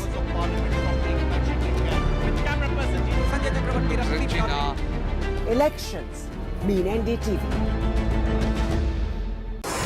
NDTV proudly upholds its legacy of trust and credibility. According to the prestigious Reuters Institute's Digital News Report 2024, NDTV is the topmost news platform in the country. Number one in both online and offline reach in India. Beating all its competition, NDTV stands for trust. Stay informed and entertained with the new and updated NDTV News app. You can watch all our channels live, listen to podcasts, read breaking and exclusive news from around the world and more. Download the NDTV app today and get access to the best journalism and storytelling on your smartphone or tablet. The NDTV app. News that matters to you.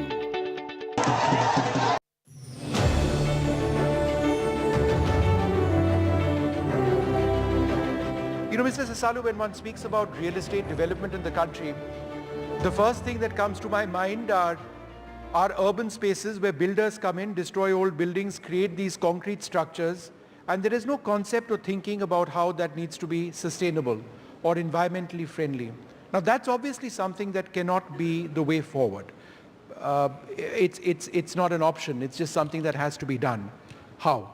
Basically, let's understand this, that 7% of the total GDP comes from only residential development in this country, right? So, which means that it's around roughly $500 billion of GDP comes from the housing, which it employs one of the largest employment creator is the housing industry in this country. The real estate development is probably one of the most important aspect of the society creation. Everybody needs a house. 2014, Honorable Prime Minister actually came up with the first housing policy, Housing for All, the sustainability initiative with regards to housing. That Housing for All and Pradhan Mantri Awas Yojana was brought in, and several private people also participated in it, and also there is a government initiative which put so many people, homeless people, into homes across the country. With regards to us ruining the real estate developers, ruining the environment, let's understand that we operate under the guidance of what we call the master plans that have been created in all the cities. Our powers do not go beyond those 5 acres or 15 acres or whatever it is. There is no way that we can go to a public road and say, I'm going to improve this road. By touching that road means that you have actually broken a rule or two. So it is just that within that infrastructure that is provided is where we participate. It is not a blame game. And I think, there is a lot of emphasis that should be given towards the urban development in the country. When we are creating the master plans, it should be comprehensive. We are only developing within the guidelines that is provided by this thing in the amount of constraints that we operate. And I believe that real estate developers must be celebrated rather than being criticized is what I think. Rubio, people's choices and people's voices. We don't talk about this enough at all when one speaks about infrastructure growth. And the reason it is important to have inclusive growth is because we aren't one homogeneous society. We are a deeply heterogeneous society. But these are just words that I'm saying. How does one have inclusion when it comes to a vision, whether it's real estate, whether it's highways, whether it's buildings, or anything else which involves the voices of diverse people? Absolutely. Vishnu, I think the important thing is that we don't listen to people's needs enough. Infrastructure is meant to improve the quality of life of our citizens. But we cannot assume that infrastructure will be made and they will have to live and operate within that.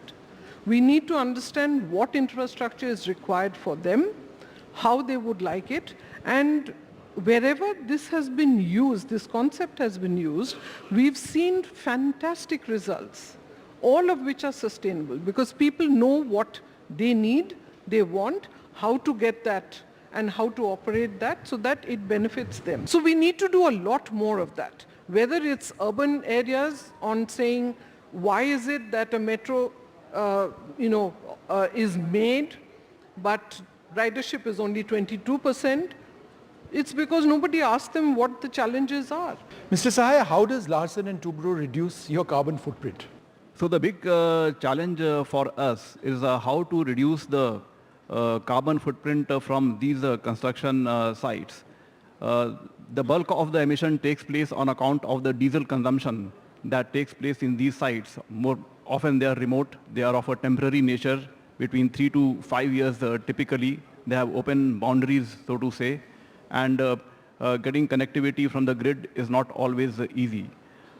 So a lot of diesel consumption takes place, so the challenge for us is how to reduce the diesel consumption from 70 to 80% of the total mix to less than 60%.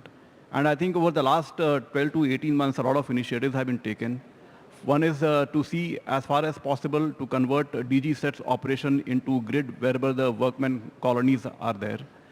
Secondly, to go in for more energy efficient equipment. We have identified 20 to 25% of our equipment. We are replacing them actively with the newer types of equipment.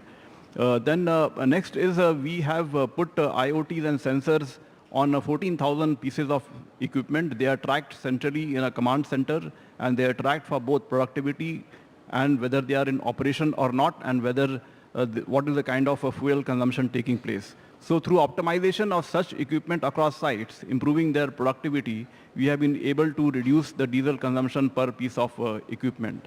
And something simple as just setting targets for the various project teams at each site, that despite the increase in the activity, as a company we are growing, we are getting more orders, but we are saying that no, your diesel consumption has to come down. You will grow, but your diesel consumption has to come down. And that itself has had an effect. Our revenues and activities have grown by 15% in the last year, but diesel consumption has dropped by around 7%.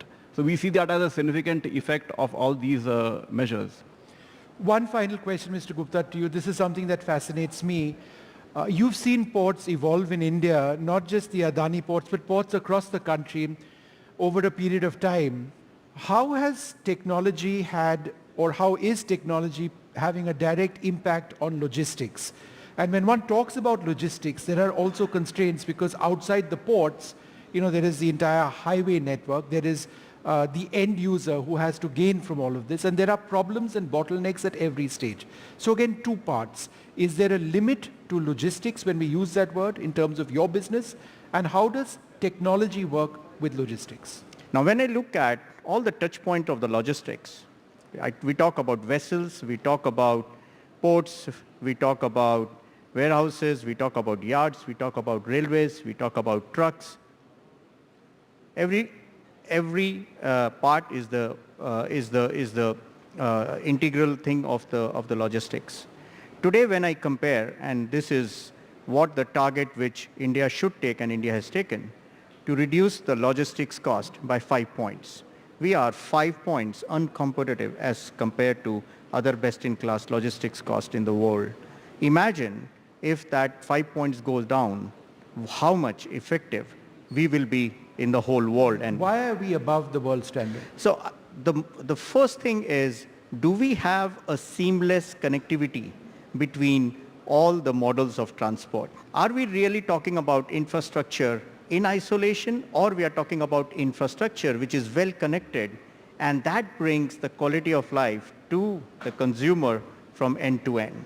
So I think the challenge, so let me put it, the opportunity which we have is thanks to all the policies and the focus of the government on the logistics is bringing a lot of good things, whether we talk about dedicated freight corridors, whether we talk about multimodal logistic parks, whether we talk about the railway feeders, we talk about warehousing. I mean, everywhere we talk about, there's a special focus on logistics because we all have realized if we really want to be competitive in the world, we need to work on our logistics cost. When I talk about if we have to connect the dots of each and every infrastructure which is influencing the trade, the technology platform is the only solution. Technology is an enabler to connect everything. And I think the way we are seeing e-commerce today, how many packets we receive at our home every morning, which is totally different than what it was 5 years before. Let's talk about that logistics, which will be end-to-end seamless. Yeah. Well, a wonderful start, I would hope, to many more conversations today for this program. And I think this really sets the table for what we were trying to do, which is to look at infrastructure and infrastructure growth from a holistic standpoint. You know, we've looked at it from the standpoint of diversity, different voices. We've looked at it from the standpoint of technology. We've looked at it from the standpoint of carbon emissions. And we've looked at it from the standpoint of India, the macro geostrategic picture as well. All of this comes together for our economic growth as we work towards the 2047 target. But there is no doubt that there are fundamental challenges which lie ahead. We'll continue having these conversations to identify those and think through solutions. Thank you all very much.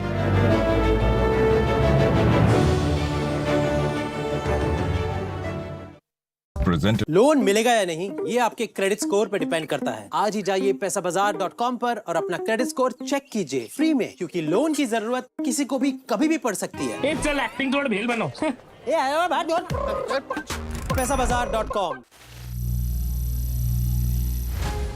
Some people say the metaverse will only be virtual. One day this lecture hall will be made of code, and driverless cars would be trapped in intersections. But even in this maze of the future, you can't wish away health. It's time to become more resilient.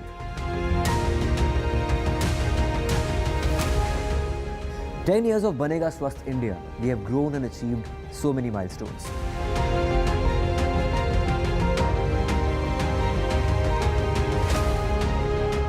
And now I have a plan to beat the urgency, to stop breathing with difficulty, to relieve getting choked with inactivity.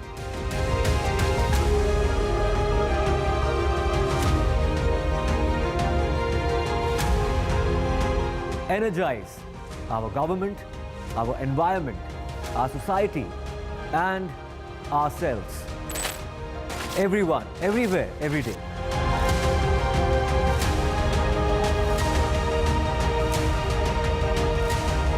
Banega Swasth India. One world hygiene. Get ready for the ride of your life. NDTV brings you the NDTV Auto Show with me, Mugdha Mishra. From the fastest supercars to the sleekest new energy vehicles to your trusted daily ride, we cover it all. Every Saturday at 10:30 a.m. and Sunday at 8:30 p.m. only on NDTV 24/7. Your next great escape starts here. The biggest democratic exercise in the world. Team NDTV covers it from ground zero. BJP really had to fight a tough election this time. Unprecedented exercise. Bharatiya Janata party ने ये देश के विकास Unmatched coverage. There is no dispute. जनता को decide करना है. From polling to counting, NDTV brought you the most trustworthy news and updates.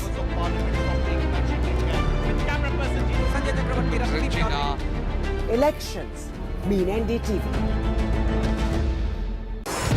NDTV proudly upholds its legacy of trust and credibility. According to the prestigious Reuters Institute's Digital News Report 2024, NDTV is the top-most news platform in the country. Number one in both online and offline reach in India. Beating all its competition, NDTV stands for trust. Stay informed and entertained with the new and updated NDTV News app. You can watch all our channels live, listen to podcasts, read breaking and exclusive news from around the world and more. Download the NDTV app today and get access to the best journalism and storytelling on your smartphone or tablet. The NDTV app. News that matters to you. After great victory by Indian team, and today we from Mohali International Airport where we're showing these visuals. Arshdeep हमारे साथ हैं. Oh, the performance आई सारे दी ते बढ़िया results मिले. We are in the city of Kanpur today because they have their champion back home, Kuldeep Yadav. Desperation for each and everyone to go there and win the World Cup, and we did it.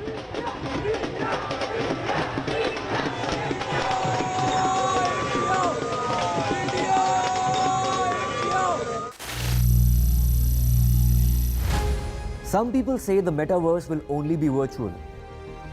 One day this lecture hall will be made of code, and driverless cars would be trapped in intersections. But even in this maze of the future, you can't wish away health. It's time to become more resilient.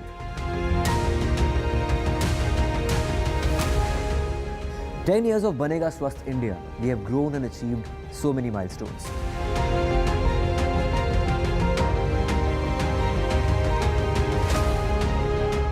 And now I have a plan to beat the urgency, to stop breathing with difficulty, to relieve getting choked with inactivity.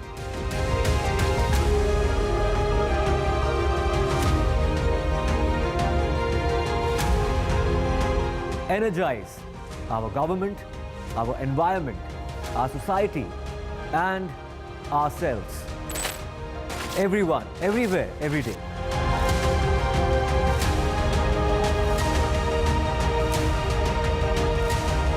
Banega Swasth India. One world hygiene. Get ready for the ride of your life. NDTV brings you the NDTV Auto Show with me, Mugdha Mishra. From the fastest supercars to the sleek.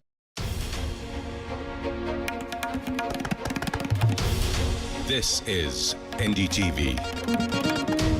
And you're watching NDTV 24/7.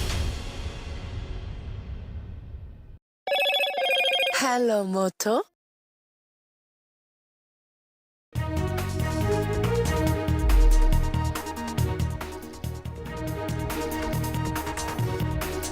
Union Parliamentary Affairs Minister Kiran Rijiju is holding an all-party meeting in Parliament ahead of the budget session beginning tomorrow.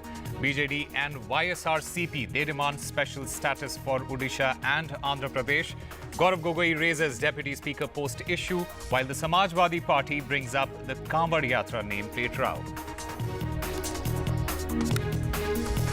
A horrific tragedy in Kedar Nath. 3 people have died and 2 injured after stones and debris fell on the Kedar Nath Yatra trekking route. The Badrinath highway is blocked again as red alert has been issued for parts of Uttarakhand.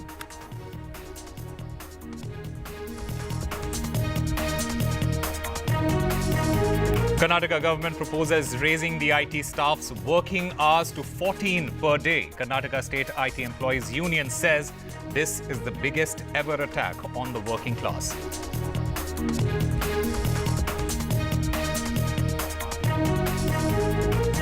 Vulcan Green Steel, a Jindal-promoted company, said that it has sent its executive accused of harassment by a woman passenger during an international flight on administrative leave amid the investigation.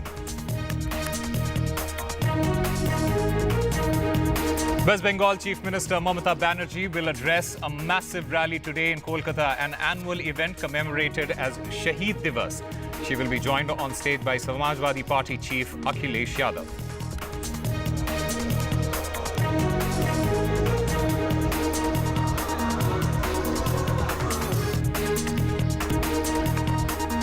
Death toll in Bangladesh riots cross 150 mark. Bangladesh's top court is due to rule on the future of civil service hiring rules that sparked nationwide clashes between police and the university students. India says 1,000 Indian students have been evacuated and they are monitoring the rest.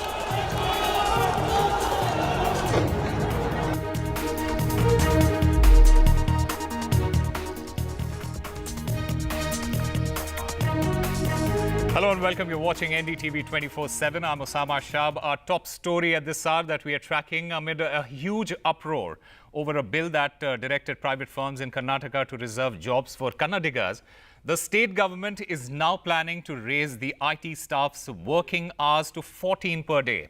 Now, the Karnataka State IT Employees Union, or KITU, it said on Saturday that according to KITU, the proposal to amend the Karnataka Shop and Commercial Establishment Act to facilitate a 14-hour working day was presented in a meeting called by the Labour Department with various stakeholders in the industry.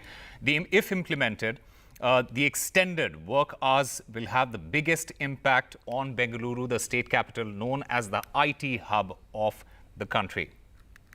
And my colleague Pratibha joins us to get us more on this. Pratibha, the government's planning to raise the IT staff's working hours to 14 per day now. And many are complaining of toxic work culture. What is the government saying? Well, as of now, no word from the government, but yes, this is a proposal that has been given to them, and this should be discussed in the next cabinet meeting, is what we hear. The proposed new bill, Karnataka Shops and Commercial Establishments Amendment Bill 2024, attempts to normalize a 14-hour workday, which definitely hasn't really gone down well with the ITES employees union here, who have suggested that this shouldn't be implemented, and that this amendment will allow the companies to go for a 2-shift system instead of the current existing 3-shift system.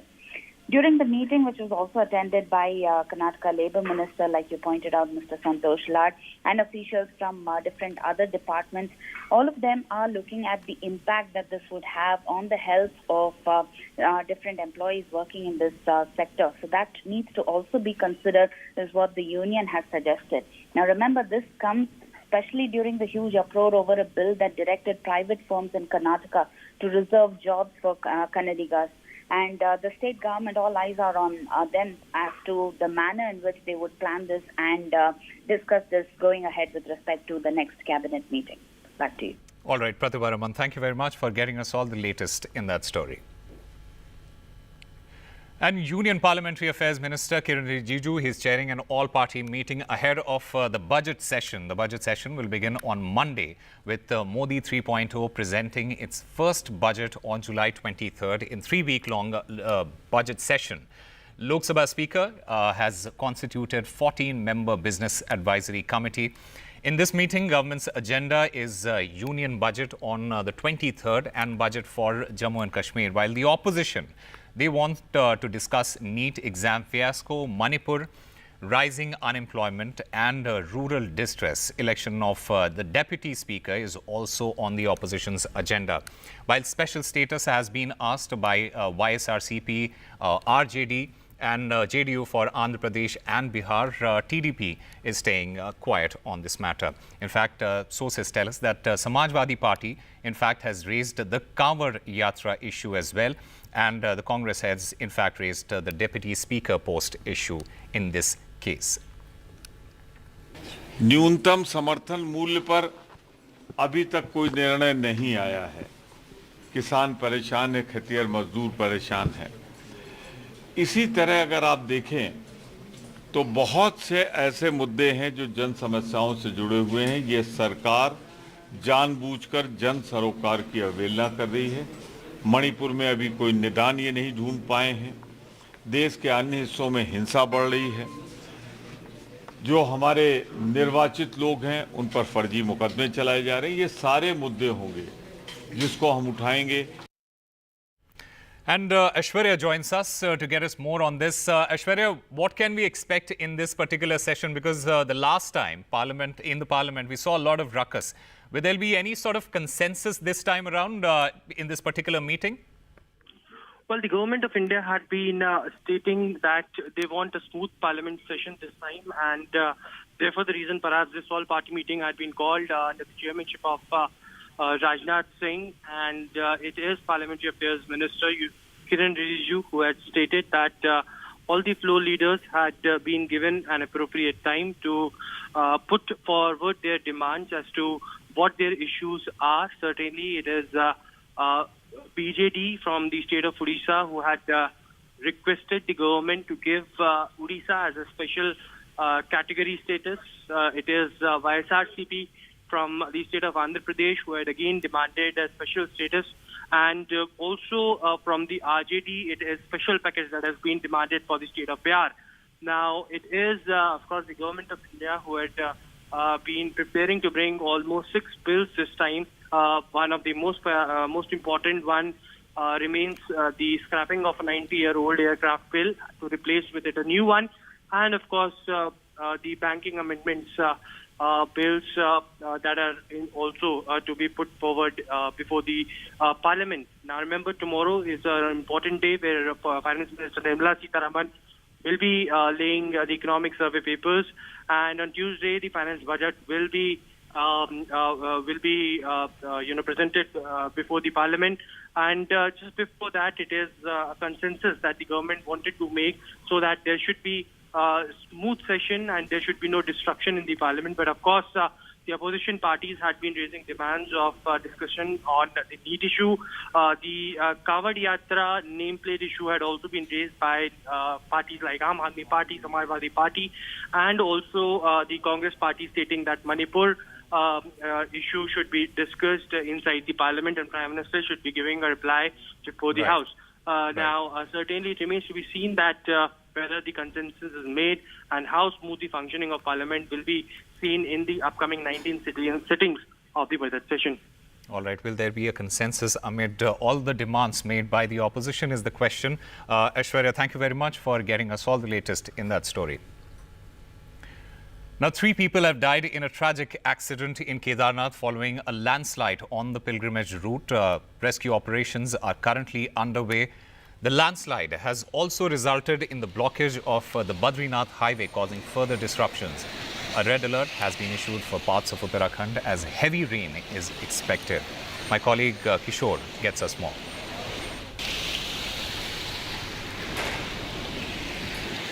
Uttarakhand में आज और कल यानी 2 दिन के लिए 3 जिलों में खासकर चंपावत, बागेश्वर और उधम सिंह नगर के लिए भारी से बहुत भारी बारिश का रेड अलर्ट जारी किया था।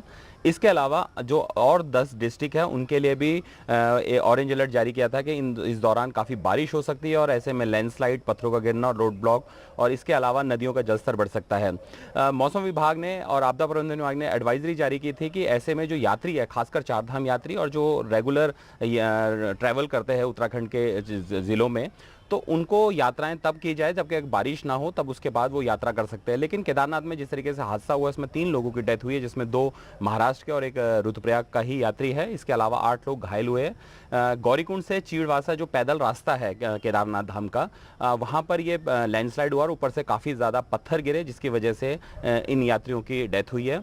इसके अलावा इनको अभी जो घायल है उनको हॉस्पिटल पहुँचाया गया है। यही सवाल है कि आखिर जब बारिश का अलर्ट था और ऊपर लैंडस्लाइड या फिर पत्थरों के गिरने की घटनाएं की संभावनाएं जताई थी, तो ऐसे में यात्रियों को क्यों जाने दिया गया और सुरक्षा के उपाय क्यों नहीं किए गए। दूसरा बद्रीनाथ नेशनल हाईवे भी कई जगह पर बंद है। इसके अलावा गंगोत्री नेशनल हाईवे में जो बिशनपुर है, जो उस जगह पर भी काफ़ी बड़ा लैंडस्लाइड है। बीआरओ की टीम हालांकि खोल रही है, लेकिन वहाँ पर भी बड़ी तादाद में यात्री फंसे हैं। तो लगभग उत्तराखंड के पहाड़ी इलाकों की बात करें तो वहाँ पर बारिश और लैंडस्लाइड जैसी घटनाएं सामने आ रही है। इसके अलावा उधम सिंह नगर में भी, काशीपुर में काफ़ी बारिश हुई है।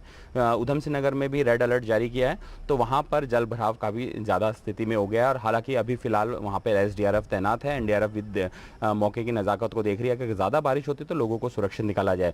लेकिन ओवरऑल देखा जाए तो उत्तराखंड में 24 जुलाई यानी 23-24 जुलाई तक इस तरह के हालात रहने की आशंकाएं हैं, संभावनाएं हैं और लगातार बारिश अभी फिलहाल ऊपरी इलाकों में कई जगहों पर हो रही है। फिलहाल अभी अगर देखा जाए तो गंगोत्री और बद्रीनाथ नेशनल हाईवे कई जगह पर लैंडस्लाइड के कारण बंद है। जी। All right, time for a very short break. More news and updates on the other side.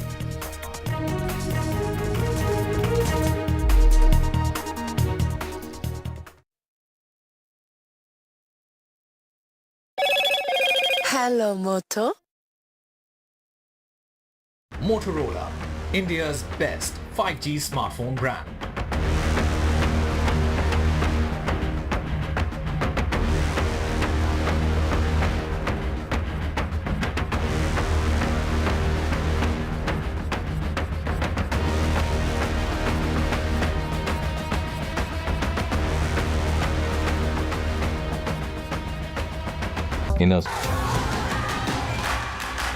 The biggest democratic exercise in the world. Team NDTV covers it from ground zero. BJP really had to fight a tough election this time. Unprecedented exercise. Bharatiya Janata party ने ये देश के विकास Unmatched coverage. There is no dispute. जनता को decide करना है. From polling to counting, NDTV brought you the most trustworthy news and updates.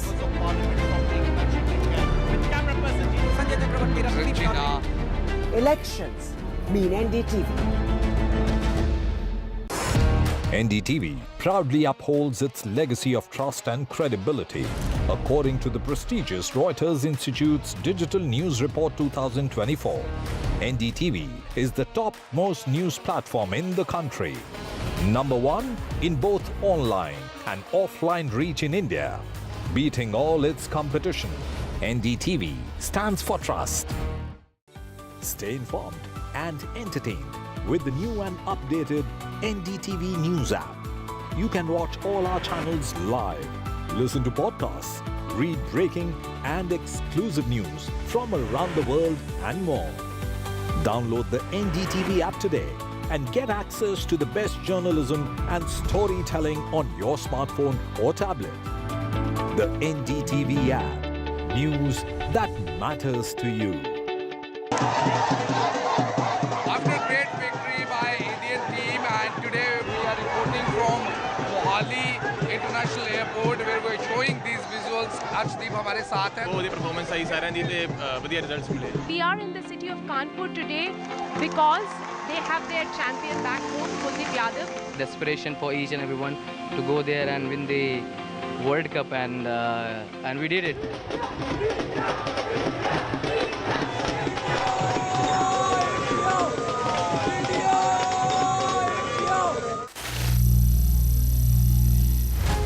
Some people say the metaverse will only be virtual. One day this lecture hall will be made of code, and driverless cars would be trapped in intersections. But even in this maze of the future, you can't wish away health. It's time to become more resilient.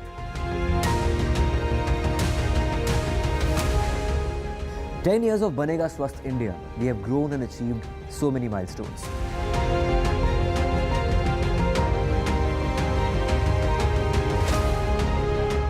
And now I have a plan to beat the urgency, to stop breathing with difficulty, to relieve getting choked with inactivity.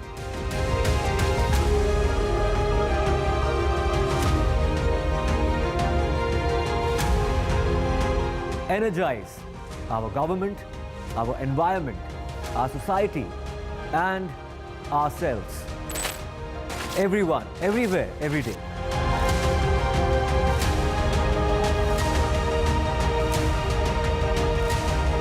Banega Swasth India. One world hygiene. Get ready for the ride of your life. NDTV brings you the NDTV Auto Show with me, Mugdha Mishra. From the fastest supercars to the sleekest new energy vehicles to your trusted.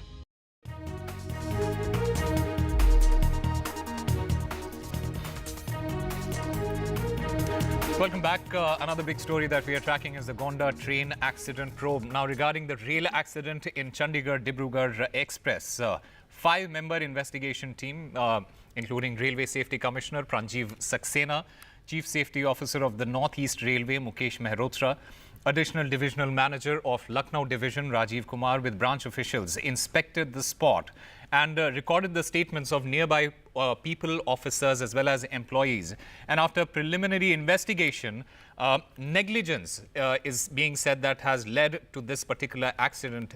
My colleague Tanish Punjabi also joins us to get us more on this. Tanishka, what is the latest detail that you have, and the fact that these reports, it suggests that negligence led to the accident was, this is very concerning.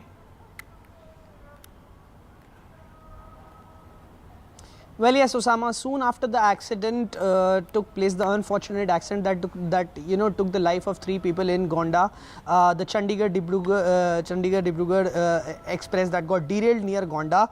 A 5-member team, as you mentioned, was formed, and that team looked into the causes of what actually caused the derailment of the train. So the 5-member team actually spoke to the employees, nearby people, eyewitnesses, and after the preliminary investigation, according to the preliminary investigation, it was negligence that led that led to the derailment. The track, it was found that the tracks were damaged and were not tightened on time.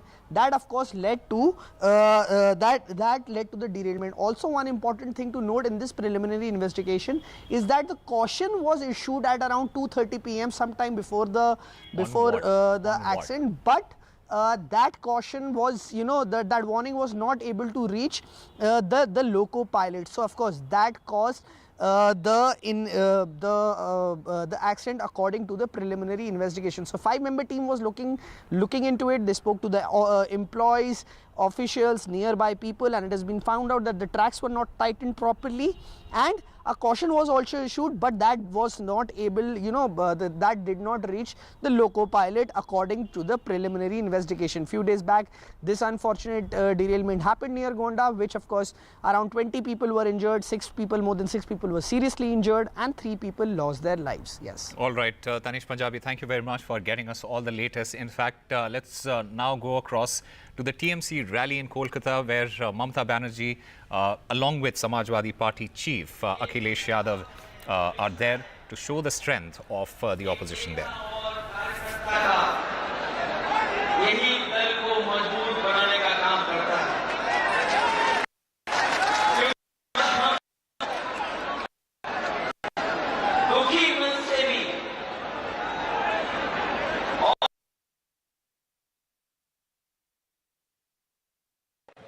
वो इतिहास मैं कहना चाहता हूं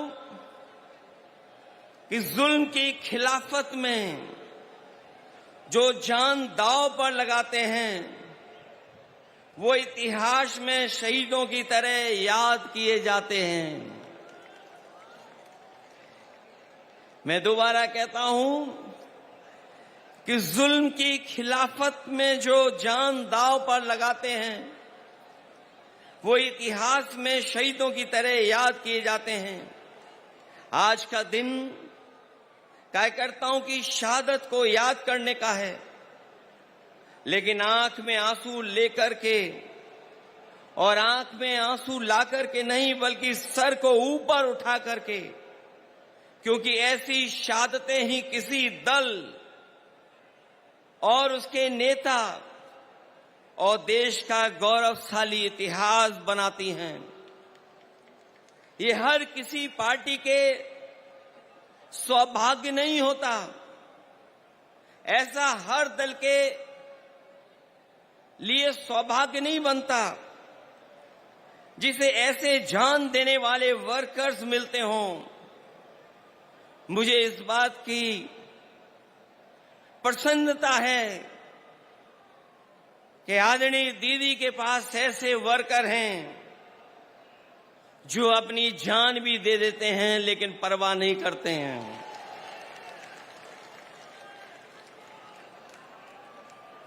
दरअसल कोई कितना भी बड़ा लीडर हो जाए या कभी कोई भी बड़ा पद ना पाए, लेकिन वो कार्यकर्ता हमेशा रहता है।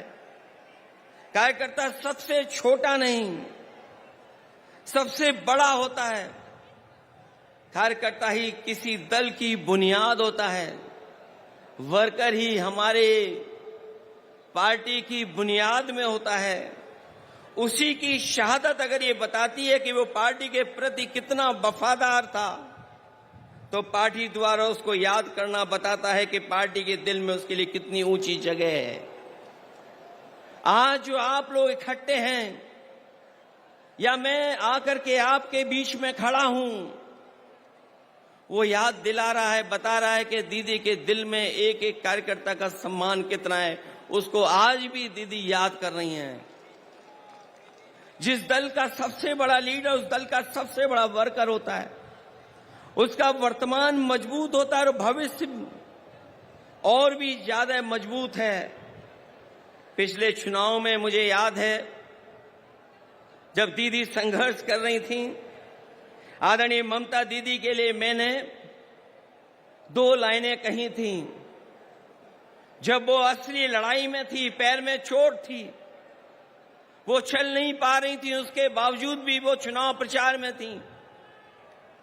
और उस समय हम लोगों ने देखा और यही कहा था कि एक अकेली लड़ जाएगी, जीतेगी और बढ़ जाएगी। जब दीदी को हम लोगों ने देखा था कि पैर में प्लास्टर बांध करके वो अपने कार्यकर्ताओं के लिए और सरकार बनाने के लिए आपसे आह्वान कर रही थी, उस समय जो वो लाइनें थीं, वो उस समय भी महत्व रखती थीं। और आज जब मैं इतने बड़े कार्यकर्ताओं के बीच में आया हूं, तो मैं उन लाइनों को दोबारा कहता हूं कि एक अकेले लड़ जाएगी, जीतेगी और बढ़ जाएगी। उस समय भी हमारा मतलब ये नहीं था कि दीदी अकेले लड़ रही हैं, तब भी हमारा मतलब यही था कि दीदी अपने कार्यकर्ताओं के साथ जान हथेली पर लेकर के एक होकर के लड़ रही हैं। ऐसे कम नेता होते हैं जो अपनी जान हथेली पर रख करके लड़ते हों और उनका साथ इतनी बड़ी संख्या में लोगों ने देने का काम किया है। वर्कर किसी व्यक्ति का नाम नहीं होता है, बल्कि एक विचारधारा में विश्वास रखने चलने का नाम होता है। हालतों को बदलने के लिए मर मिटने तक के संघर्ष का नाम होता है। क्योंकि एक बार पॉलिटिकल वर्कर जब खड़ा हो गया साथ, तो वो जीवन भर उस पार्टी के साथ खड़ा होता है। मैं ऐसे कार्यकर्ताओं को धन्यवाद और आभार प्रकट करूंगा कि जो दीदी के साथ जब शुरुआती संघर्ष किया होगा, उस दिन से आज तक उनके साथ खड़ा दिखाई दे रहा है, उनके साथ संघर्ष करता हुआ दिखाई दे रहा है। और जब हम देश की राजनीति को देखते हैं, तो आज की चुनौती बड़ी है। सांप्रदायिक ताकतें अपना षड्यंत्र रच रही हैं।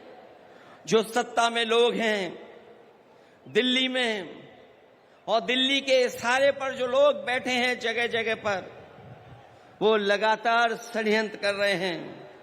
लेकिन मैं जानता हूं आपका साहस, आपकी बहादुरी, आपका साथ जो दीदी के साथ है, वो हर षड्यंत्र का मुकाबला करने के लिए तैयार हैं। देश को ऐसी ताकतें हैं जो विभाजनकारी राजनीति के नाम पर बांट करके हमेशा के लिए राज करना चाहती हैं। लेकिन ऐसा करने में वो कुछ समय के लिए कामयाब भी हो जाएं, पर आखिरकार वो हारेंगे, क्योंकि गलत मंसूबे कभी अपनी मंजिल नहीं पाते हैं। जो इंसान और इंसाफ के साथ खड़े होते हैं, जीत आखिर उन्हीं की होती है। जो नकारात्मक लोग अंदर से डरे होते हैं, वही साजिश करते हैं। मुखबरी का काम तो कर सकते हैं, लेकिन सामने की लड़ाई लड़ करके जान देने की हिम्मत उनमें कभी नहीं होती है। खुदगर्जी और मुनाफाखोरी ही इनका कारोबार होता है, जिसको बढ़ाने के लिए सियासत करना चाह के भी लोगों का भला कभी उनका मकसद नहीं होता।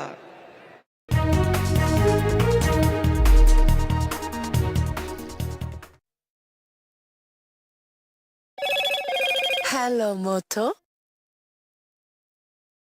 Motorola, India's best 5G smartphone brand.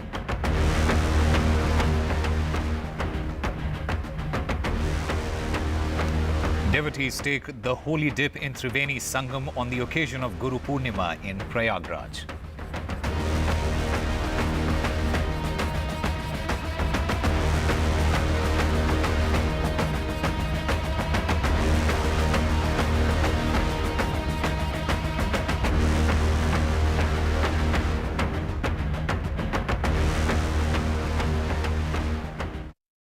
Enough.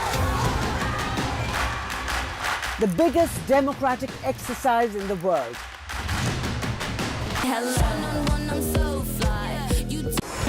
NDTV proudly upholds its legacy of trust and credibility. According to the prestigious Reuters Institute's Digital News Report 2024, NDTV is the top-most news platform in the country. Number one in both online and offline reach in India. Beating all its competition, NDTV stands for trust. Stay informed and entertained with the new and updated NDTV News app. You can watch all our channels live, listen to podcasts, read breaking and exclusive news from around the world and more. Download the NDTV app today and get access to the best journalism and storytelling on your smartphone or tablet. The NDTV app. News that matters to you. After great victory by Indian team, and today we are reporting from Mohali International Airport where we are showing these visuals. Arshdeep हमारे साथ हैं. वो performance सही सारा नहीं थे बढ़िया results मिले. We are in the city of Kanpur today because they have their champion back home, Kuldeep Yadav. Desperation for each and everyone to go there and win the World Cup, and we did it.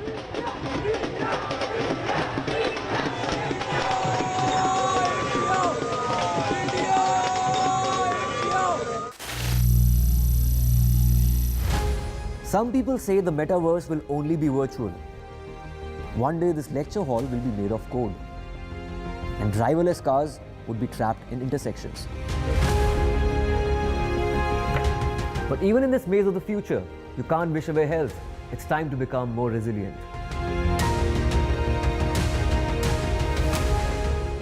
10 years of Banega Swasth India, we have grown and achieved so many milestones.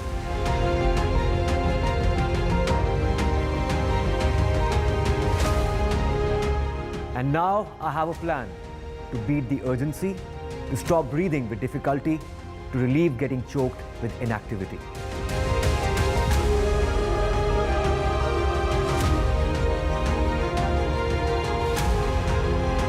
Energize our government, our environment, our society, and ourselves.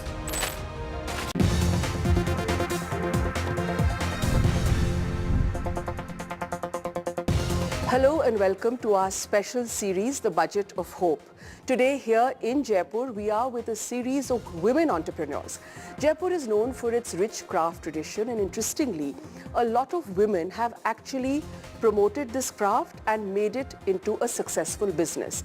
In fact, we are here at a very iconic store. It's called Ratan Textiles. The story of Ratan Textiles is really actually very interesting. It started as a small boutique, as a homegrown enterprise. Today, it's a huge export business, and 3 generations of women are running this enterprise. So what do women want from the budget? Not just women who are women entrepreneurs or business women, but women in the service industry. First and foremost, I have with me Savita Jain ji. It's such a pleasure to welcome you. Thank you so much for joining us on this conversation in NDTV. Savita ji is the person who started Ratan Textile. Savita ji, आपने कैसे शुरू किया? घर से शुरू किया और आज हम देख रहे हैं कि इतना बड़ा बिजनेस बन गया है जो रंगाई, छपाई और एक तरह से जो रिसाइकलिंग होती है गारमेंट्स की, उसका एक उदाहरण बन गया है ये बहुत छोटे से बिजनेस से मैंने चालू किया था. मुझे बचपन से ही शौक था प्रिंटिंग का और कशीदा सिलाई वगैरह का, इसलिए मैंने ये चालू किया था. तो जब आपने शुरू किया सिर्फ घर में थे और कितने कारीगर थे उस टाइम आपके पास? नहीं, मेरे पास कोई कारीगर भी नहीं था और घर में सब मेरी हेल्प करते थे, mother in law, father in law, इसलिए मुझे इसको करने का वो मिला. और आज आप देखते हैं कि इतना बड़ा बिजनेस बन गया है जो एक्सपोर्ट भी कर रहा है, और आपके सिर्फ बेटियां ही नहीं, आपकी बहुएं ही नहीं, आपकी ग्रैंड डॉटर्स भी इसमें जुड़ गई है. तो कैसा लगता है आपको आज? बहुत अच्छा लगता है. मेरी ग्रैंड सन्स और ग्रैंड डॉटर्स एंड मेरी सब बहुएं सब इसी बिजनेस में आ गई है, इसलिए बहुत अच्छा लगता है जी. So that really is the entrepreneurship, the entrepreneurial spirit of women in Jaipur. Now I have with me Raghushri Podar, who is the chairperson of FICCI Flow. Raghushri, we've seen that Jaipur actually has a very strong entrepreneurial spirit, and we see a lot of women are, starting out businesses. What do you think the government needs to do to promote more of this industry? Thank you for inviting me. And the main thing which I have realized with the time is, जैसे आपने concept डाला कि make in India. Why not make by Indian women and create a cluster, industrial cluster? And agar ye cluster, if done very well, we can have an organization which promotes and make trade fairs where only entrepreneurs of Rajasthan or all over India you can promote and make it a brand called Made by Indian Women, and creating this cluster, taking it forward ahead. And giving subsidies to women. You know, women traveling for fairs is not easy. Most of the time they depend on men. I believe there are two concepts which women in India is lacking is, one is that the men pushing them, but let's push them ahead by giving them more opportunities, making trade fairs only made by women products. So this would take us way ahead. Second point which I feel is that sometimes the women doesn't know about loan and banking. So digitally, when we were surveying, 50% women have no idea they're directors or they're partners or they're proprietors in the company. So once they know their power and right, they can rise more further. So the education is just not being literate about doing BA, MCom or something, but being literate about their financial power also. Let me just move to Pooja now. Pooja, so let me tell you that Pooja runs a very interesting enterprise. It's an offshoot of Ratan, which is textile. She's into handmade paper products. So not only are you, Pooja, conserving a dying craft and a dying tradition, but you also employ a lot of women. What are the benefits or incentives you would look for from the government, because we are calling it Budget of Hope and we're looking specifically at what women want? So basically we do handmade recycled paper. Now for recycled paper, it is made from cotton waste, and we don't cut trees for that, and that is converted into products and various other things. Now, so it's a green industry also? Yeah. And it's totally recycled. The handmade paper can again be recycled. There's no plastic waste and nothing in that. Earlier, before GST, there was no VAT on handmade paper industry. But now, unfortunately, there is 18% GST on handmade paper and handmade paper products. How will this industry survive with such a high GST in front of mill paper? Wherever handwork is involved, automatically the cost of the product goes high. And upar se you have that 18% GST also. GST percentage is same on the mill paper and handmade paper. So how will it sustain? Right. That's the thing. So what I'm looking for... So rationalizing GST rates, I think that's what you're saying. If not like zero, like a minimal GST of 5% is what I think government should... And right now it's at 18%, you said? Yeah, it's at 18%. Over to Rimi Shekhawat. Dr. Rimi Shekhawat is a well-known professional. Apart from being a working woman, she also runs a hospital with her husband. Rimi, we talked a lot about healthcare. So my first question to you is healthcare in terms of, the private-public partnership, where the government is looking, and Rajasthan took the lead in that, where the government is looking at bringing in healthcare through involving private hospitals also. But there were many issues and problems with that. How do you see that? What do you expect from the budget in terms of, sort of making healthcare accessible to all? So thank you, Harsha. Basically, it's been like more than 25 years and I have been like a graduate from SMS Medical College, Rajasthan. So I'm seeing so many, if we are talking about female entrepreneurship, so being in the medical profession, dedicating 10 prime years of your life into it and coming out and facing the business in such a, you can say, squeezed out atmosphere, that is very, very difficult to survive. So it becomes very difficult to run a good hospital with ultra modern advanced technologies, instruments, all the expertise, definitely in the private sector. So I would definitely suggest that doctors should also be taken into consideration. They are also the voters. They are also the What do you want from the government? What do you think the government should do? The government should give subsidies and also all sorts of loan facilities. Basically, the budget has been curtailed at many places. I would say for getting the loans and getting the finance, that is also like very much crammed up conditions. In case if I'm talking about the lady doctors, then definitely there should be some special you can say budget allocation to them, because once they come out with their professional degrees, they need to open up their setups, and for that they need a lot of finance. And for that, if government can allocate something specially for them, that will be very, very good. You're looking at a lot of young entrepreneurs starting out. So your name, please. And what you were talking to me about how purchasing power has actually become, a challenge because, because of the way the economy is going. So just introduce yourself. She's third generation working in Ratan Textiles. Introduce yourself and tell us, what do you want from the budget? Okay, so I'm Vedika, and I recently happened to come back to Jaipur to my business, and I think that's the best move I've taken so far, because it's been a legacy that has been carrying on for so long, so why miss the opportunity? And while I came back very recently, what I understood, like, if supposing today the GST bracket in our industry is 5 to 12%, so ultimately you're charging the customer for it, right? So if you can just reduce the entire bracket to 5% altogether, so ultimately if more people are buying your products, the government is going to get the benefits any which ways. But if the tax is higher, so people don't purchase as much. And apart from that, back in 2022, the repo rate was around 4%, and now it's 6.5. So there is not enough power in the hands of the consumers ultimately to spend as much as they could. So I feel that is where a rectification can be made. We have two more ladies with us. They are both working in a very niche sector, which is the handicraft sector. And it's not just handicraft, actually. It's even more niche than that, I would say, Priyamvada and Shivani. So what they're doing is they're promoting and preserving a very ancient craft tradition, which is Araish. But, since they're not even enough skilled labor, they also train and skill people to take on this craft and work at it, and then so you preserve a dying craft, give it a new impetus, and also create products out of it, which is a business.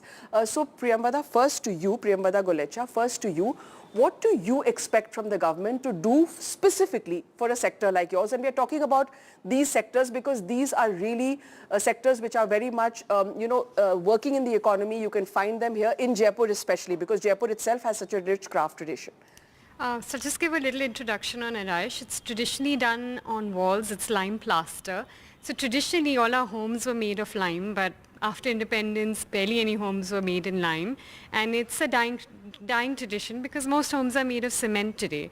So we've lost a very traditional building skill.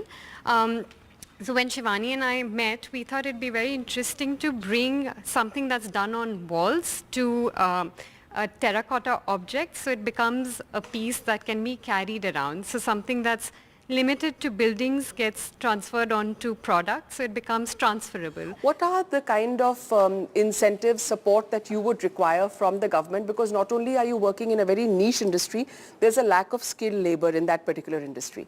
I think craft is a very unique manufacturing opportunity that India has, and it has to be treated as every other sector. So we need skill building. The craft that we work in is a very endangered craft. So skill building is very important to us. So we have to identify our master crafts people. We have to find people who want to get trained in a certain craft. So the government will have to build initiatives so that people are lured to learn a craft and take it forward, and then the industry has to step in to create lucrative job opportunities so people see potential in carrying forward a craft. This product that you have created, now the labor component in this entire industry is very important. You don't have labor, enough labor, you're skilling the labor. What do you expect from the government in terms of, do you expect tax holidays, or like you were saying that you would expect the government to actually hold workshops so that you can skill this, and they should provide incentives for that?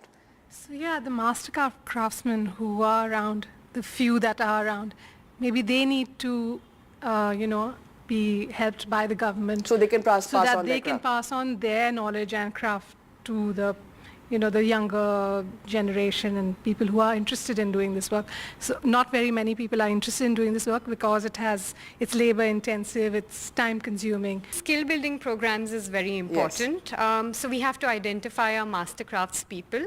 And we have to find people either from the traditional families who still want to learn the crafts of their fathers and grandfathers, or people beyond the traditional communities who want to learn the craft because they have a keen interest in it.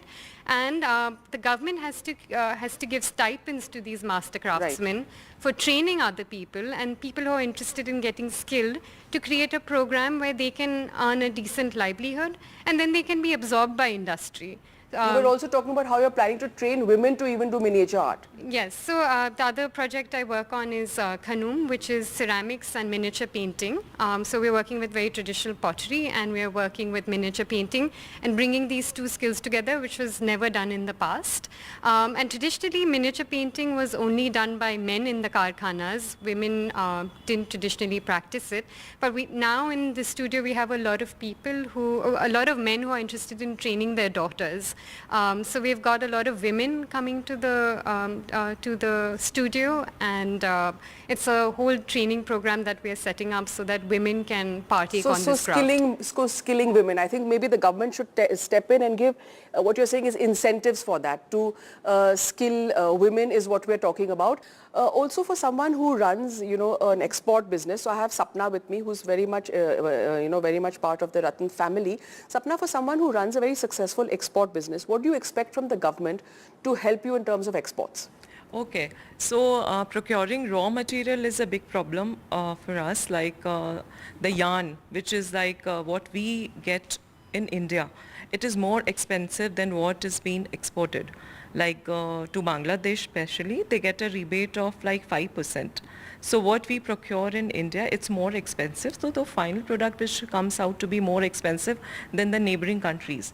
So people are going like for production and all, they go to our neighboring countries just to make the final production thing, ordering in India instead of they go to the neighboring countries. So our export, like what we expect कि हमारे को ज़्यादा orders मिलेंगे, it's just passing on to the neighboring countries. Yeah, I think that's because of the fabric cost. Yeah, that's a very important point. Rashmi, I just want to bring it to you now, toss it to you. So what she said is very important. A small little country like Bangladesh is doing much better than us on exports. Somewhere do you think there is also a need to skill and rationalize the labor laws and the labor and have more skilled labor? Thank you, Harsha. Yeah, I definitely think that we really need to rationalize a lot of labor laws and also skill as far as women are concerned. Because I am like closely working with women, especially from the rural sector, and I really believe that they have a lot of creativity and they have a lot of scope of coming to the forefront if their opportunities are provided to them. But since the policies are not so clear, I guess, to the women of this sector. So I believe that if the policies are brought to the forefront in a more simplified manner, then the women can really, step out and they can contribute to the family's expenses, giving them a lot of confidence and, making very useful, like creating things which we miss on generally because, less of women are there on the workforce. And I would like to in fact put that question to you, Apra, because what she said, since you are with various industry bodies, you were asking me, so my very technical, it's a very sort of a technical question in that sense. Women are stepping into the workforce. What do you think women need? Because you're representing industry bodies, but you're also representing the women who are working in that industry. Thank you, Harsha. So, yes, absolutely, women are stepping into the workforce and we are very hopeful about the budget, and I'm sure women also are very, very hopeful because it's going to be the first budget after the Lok Sabha elections, and, there are, the finance minister somehow has created that kind of a buzz in the interim budget also, whether it's the Mudra scheme or it is the health cover under the Ayushman Bharat scheme, women are actually needing more. So yes, they definitely need more access to finance incentives. They need more kind of information about what is available and where. So whether it's the Startup India or whether it is the Women Economic Platform, the WEP, or there are these Atal incubators. So they need more information that कहाँ पर क्या चीज़ है, what is available where, because I write a column for startups in a national daily every Sunday. You will be very surprised, out of 10 emails I receive, about 7 to 8 emails, they ask basic questions like, we do not have finance. How do we begin? So every time, I tell them that there is a lot available, but that information is somehow not kind of, gone in the right manner. They also need better healthcare and medical facilities. So whether it is the cervical cancer vaccination available free of cost, because if we prepare them physically, if we prepare them to be physically very, very strong, emotionally and mentally, women are the strongest, I mean, I can take that liberty to say this, that yes, they are considered more strong. So yes, they can just step out and do lots and lots of things. So whether it is in the Anganwadis or there are, these ASHA workers, they need better health cover. They also need the income tax slabs to be absolutely competitive, and there are certain kind of incentives which should be only be available for the women. I think that's a very important point, because for women it's not just economics, it's also about empowerment. उन्होंने जैसे बताया, आपका नाम बताइए? मेरा मीना शर्मा। नमस्ते ma'am. नमस्ते मीना जी, ऐसे जो महिलाएं, आप पहली जनरेशन की महिला होंगी जो अपने घर से बाहर आके नौकरी कर रही हैं, जो नौकरी करने की जो महिलाएं हैं उसमें से आपको क्या चाहिए, आप क्या चाहते हैं सरकार से, जो आप जैसे कि टैक्स कम हो या महंगाई पे, या और क्या सुविधा आप चाहते हैं टैक्स से, क्योंकि सरकार से, क्योंकि अब बजट आने वाला है? जी नमस्ते मैम, मैं ये चाहती हूँ सरकार से कि एक तो महंगाई कम की जाए, और बहुत ज़्यादा महंगाई बढ़ा है, सिलेंडर के दाम बढ़ जाते हैं तो घर का चलाना मुश्किल हो जाता है, बजट बिगड़ जाता है, सैलरी इंक्रीमेंट इतना होता है, तो सरकार से रिक्वेस्ट है कि हमारी महंगाई कम की जाए और डॉक्टर फैसिलिटी अच्छी की जाए, और बच्चों को पढ़ाने के लिए भी कुछ फीस वगैरह जो हाई होती है वो थोड़ा लो किया जाए. Everybody is not a businesswoman, and we in that sense all of us come from privileged backgrounds. But what is when you have interacted with women, what do you think they need? Like she said something very simple, like cylinder prices can throw an entire budget out of control. Very right. We did a survey in a Barodia Basti in Bani Park. Out of 100 women, they were working in household. So when they were coming back home, we asked them that how much bank account do you have? Believe me, out of 50 women, 25 knew what is bank account. बोले bank थोड़ी जाने देंगे हमारे घर वाले. So the money they are earning, maybe 10,000, 12,000, 15,000, they said that we keep it somewhere hidden, because the male of the family can take it. But if they know that they are able to have a bank account, which is not in household women, इसको एक सरकार बहुत गहराई से देखे कि जो ये जो 2 नंबर में कैश दिए जा रहे हैं वो अगर 1 नंबर के खाते में डालें तो उनकी फैमिली और उनको एक सपोर्ट मिलेगा, ब्याज मिलेगा, सेविंग अकाउंट मिलेगा. They will understand banking. I'm just going to put it to you, Pooja, because you have so many women who are working for you. What are the challenges that you face? Like she said, it's really important in the economy that we link women, the women workforce, with banking. There's no question about it. So I'll tell you, basically in our industry, especially in garment industry, there is like cutting and packaging, especially thread cutting is the area. It's like majorly 80-90% women or 100% women, I think so. So we went to, there is a village nearby, Bassi, and we thought we'll send the bus and get 15-20 ladies and teach them and get them every day and drop them every day. Everything was finalized. But the main thing is that they don't want to step out from their comfort zone to the factory. They want to sit there in their house and do the work. They are okay with that. That hitch is still there.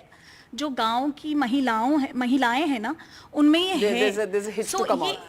That जागरूकता, someone needs to go and tell them and break that ice. And also tell them that it's safe to come to work. Like you were saying, you were going to give them a bus, you would bring them to a safe environment and send them back safely. So I think that safety angle is very important. I think we're just running out of time. So now to Rimi. Rimi, we've talked about various things. I think if I were to sum it up, skilling women, making women aware, creating safe work environments, and like she said, link them to banking. Very, very important. Apart from, of course, what the others said about GST, increasing the taxation net and having very niche, looking at niche craft industries. But, from the healthcare perspective, what do you think women want from this budget? Because you have dealt with so many women who are coming into your hospital to access healthcare. Actually, the thing is that everything has been like very, on the papers it is very lucrative, but on the ground that is the harsh reality. Whatever benefits the females as a patients, especially in the case of mother child care part, they have been allocated almost 5 lakh in a card, but that card has been misused by their family members. Even if they will show something else, they'll take out the money out of that. So basically the direct beneficiary, that female should be, it is not happening on the ground reality. So I would always suggest that whatever is made for them, it should be easily accessible and directly to them. Directed to them. So thank you very much for this very interesting conversation. So I think to sum it up, really what we are coming at is that, the need, of course, this is like I said, we are talking to very successful women entrepreneurs in Jaipur. They've worked with traditional crafts and have made them successful businesses, like where we are sitting. What started as a small domestic enterprise is now a huge export business. Apart from that, we have women who worked with, niche craft, dying craft traditions. We have representatives from the industry. I think the summing up is that, more skilled labor force. Women are slowly stepping into the labor force. So things like linking them directly with banking, giving them a safe work environment, like what Pooja said, so that more and more people, agree to come out of their homes and work. Like what Apra and the others said, about the taxation net, making GST simpler, and of course making women aware. A lot of women are not aware about the finance that they can get access to start a business. They're also not skilled enough perhaps to pick up jobs. So what you need to do perhaps is work on the human resource. That is the women, that is the Adhi, Abadi. And of course, women have a lot of hope from this budget because remember, the finance minister is also a woman.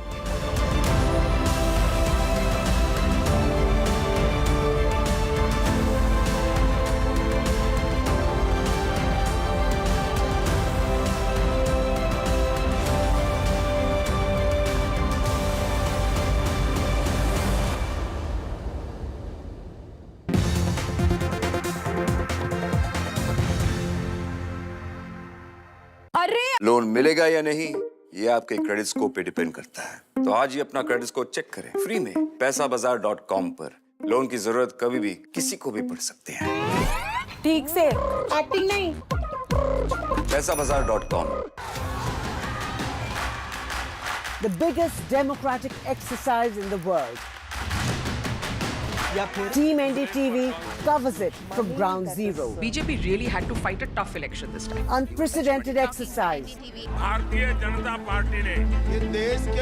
Unmatched coverage. There is no dispute. जनता को decide करना है. From polling to counting, NDTV brought you the most trustworthy news and updates.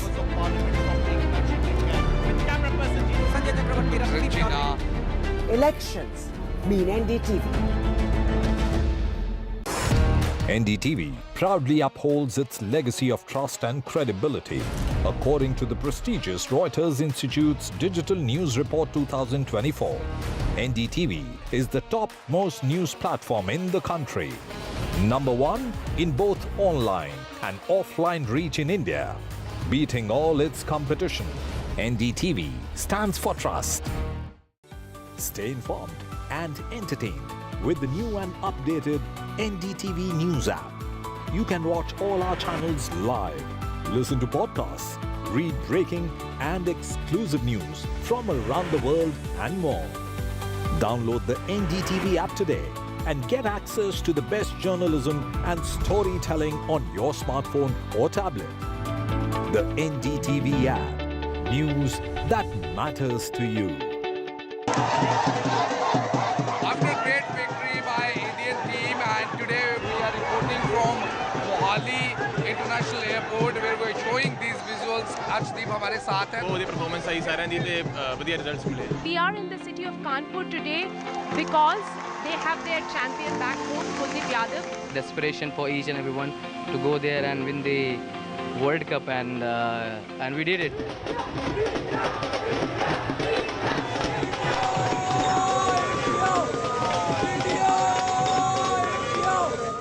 Stay informed and entertained with the new and updated NDTV News app. You can watch all our channels live, listen to podcasts, read breaking and exclusive news from around the world and more. Download the NDTV app today and get access to the best journalism and storytelling on your smartphone or tablet. The NDTV app. News that matters to you. Some people say the metaverse will only be virtual. One day this lecture hall will be made of code. And driverless cars would be trapped in intersections. But even in this maze of the future, you can't wish away health. It's time to become more resilient.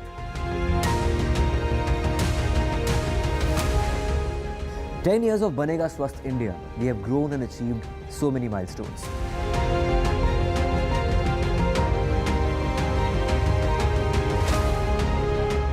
And now I have a plan to beat the urgency, to stop breathing with difficulty, to relieve getting choked with inactivity.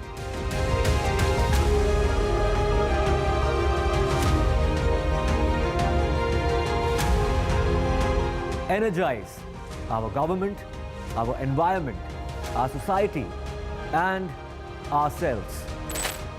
Everyone, everywhere, every day.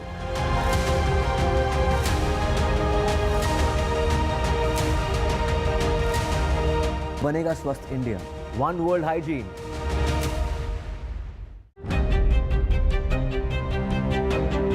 Hello and welcome to India Sense, where I speak with global opinion makers. The United States has made a strategic decision over the last 20 years to move closer to India. So a $7 trillion economy seems a perfectly conceivable number. If you want to be a national party, it's that you sort of accept the way the world is rather than want to endlessly hark back to how it was. Modi is promoting the digitization of the economy, which is accelerating growth in the country. Get ready for the ride of your life. NDTV brings you the NDTV Auto Show with me, Mugdha Mishra. From the fastest supercars to the sleekest new energy vehicles to your trusted daily ride, we cover it all. Every Saturday at 10:30 a.m. and Sunday at 8:30 p.m. only on NDTV 24/7. Your next great escape starts here. The biggest democratic exercise in the world. Team NDTV covers it from ground zero. BJP really had to fight a tough election this time. Unprecedented exercise. Unmatched coverage. There is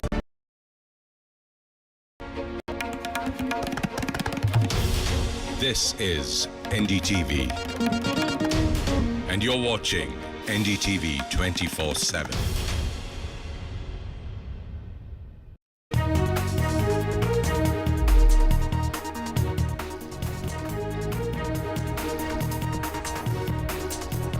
All-party meeting ahead of the budget session. The opposition parties seek special status for Odisha, Andhra Pradesh and Bihar.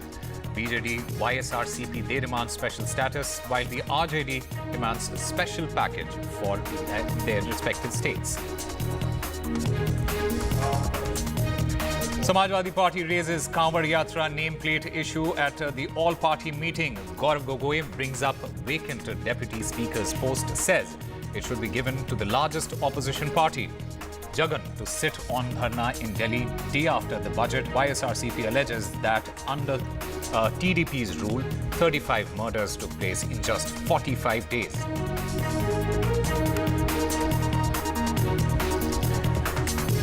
Samajwadi Party Chief Akhilesh Yadav joins Mamata Banerjee's show of strength at the annual Shaheed Divas rally in Kolkata. Mamata says pats Akhilesh on the back for UP's success in the Lok Sabha elections. Mamata Banerjee says that the BJP government in Delhi is unstable. Abhishek Banerjee, in the meanwhile, demands Dharmendra Pradhan's arrest in the NEET case. After management quota, Karnataka government throws another googly, proposes raising the IT staff's working hours to 14 per day. Karnataka State IT Employees Union says it's the biggest ever attack on the working class.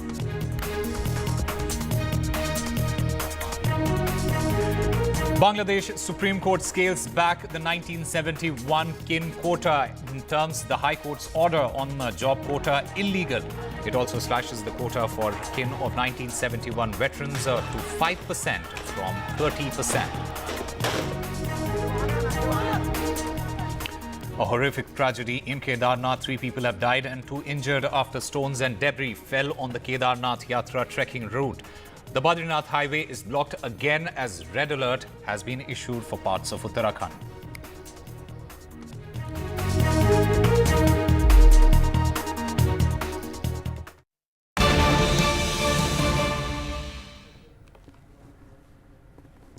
All right, breaking news coming in at this hour. Bangladesh's top court on Sunday, it has scaled back but did not abolish a contentious quota system for civil service job applicants after the scheme's reintroduction last month precipitated deadly nationwide civil strife. Now, the Supreme Court has said that the High Court verdict was illegal. And this is what the Attorney General, A.M. Aminuddin, had told the news agency AFP, referring to an earlier ruling that reintroduced the quotas. He added that 5% of civil service jobs would remain reserved for children of Independence War veterans and 2% for other categories. So the Bangladesh Supreme Court scaling back the 71 veterans kin quota, and it has in fact said that the High Court order on job quota is illegal. And my colleague Vishal Vivek joins us to get us more on this. Vishal, Bangladesh's top court, it has scaled back the kin quota, but more importantly, it did not abolish it entirely. What does it mean in the larger context?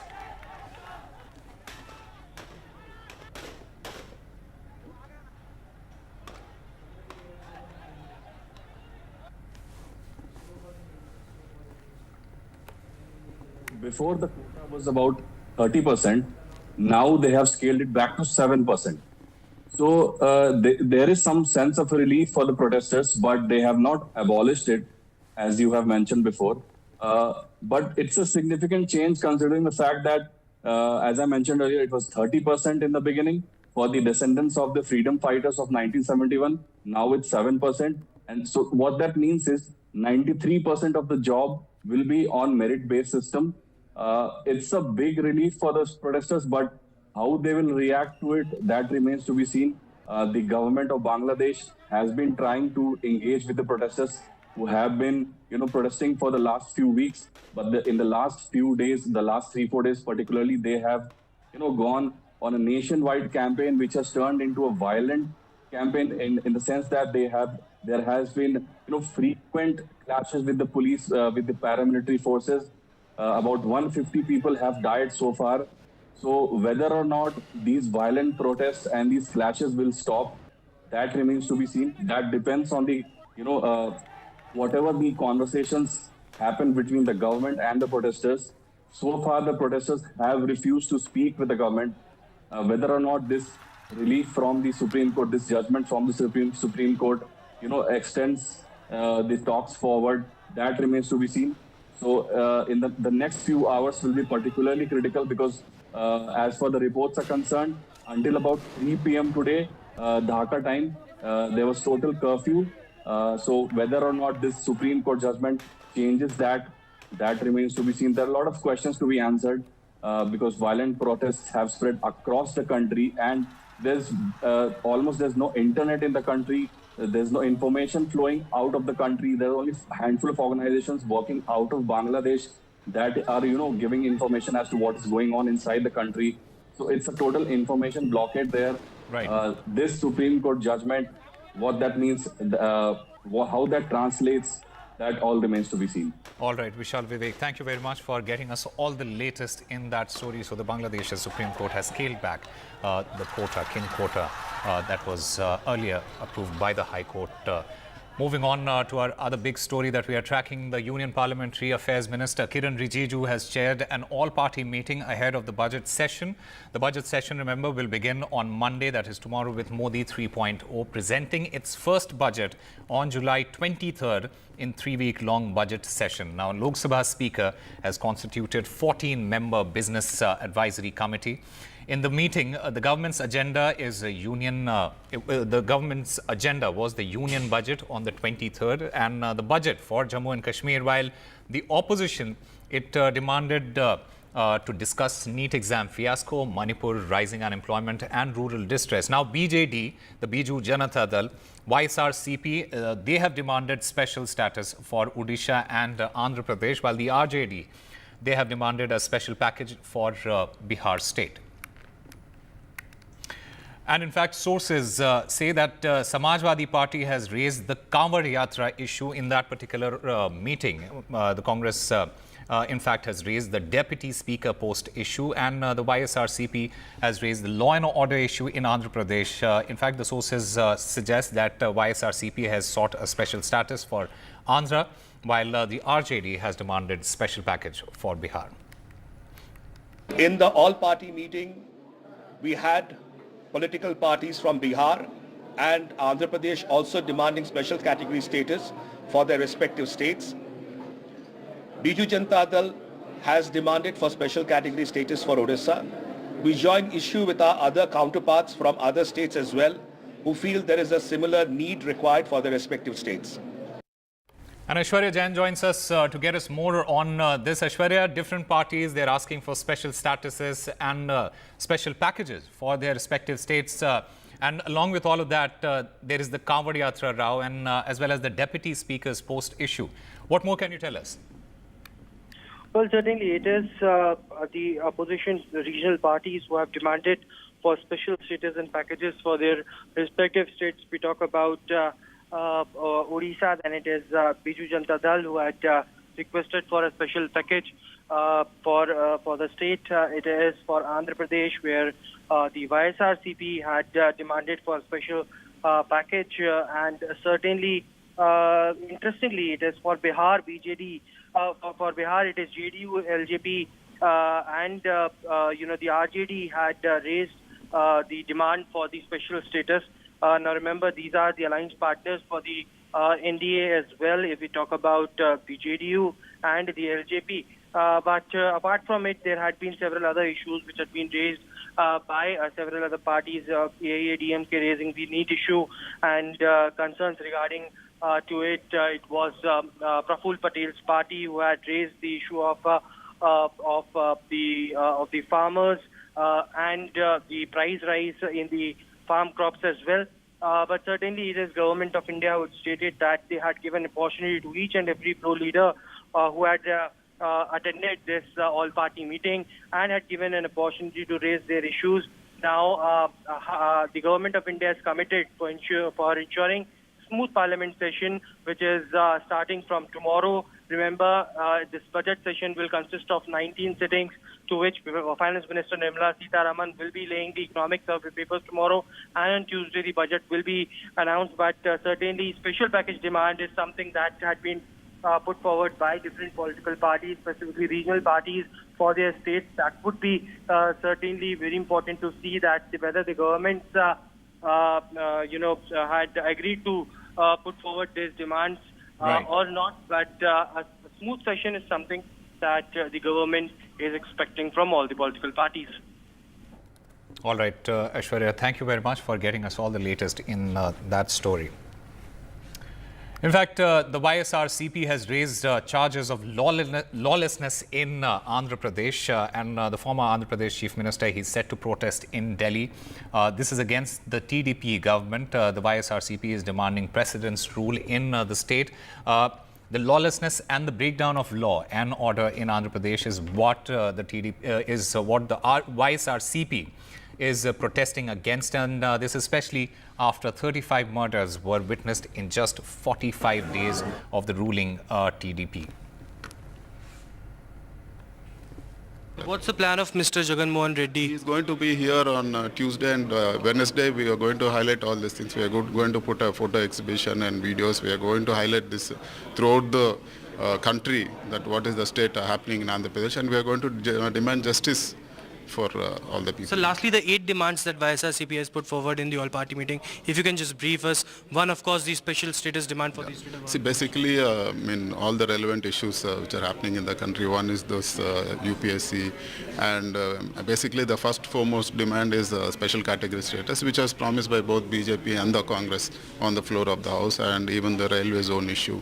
And Visakhapatnam steel plant, we don't want it to be privatized because one, it's a great government asset, and we just need to allot iron ore mine for that. So for that, the valuation of the whole asset goes up, and it's an asset for the country. So we are opposing the privatization of Visakhapatnam steel plant.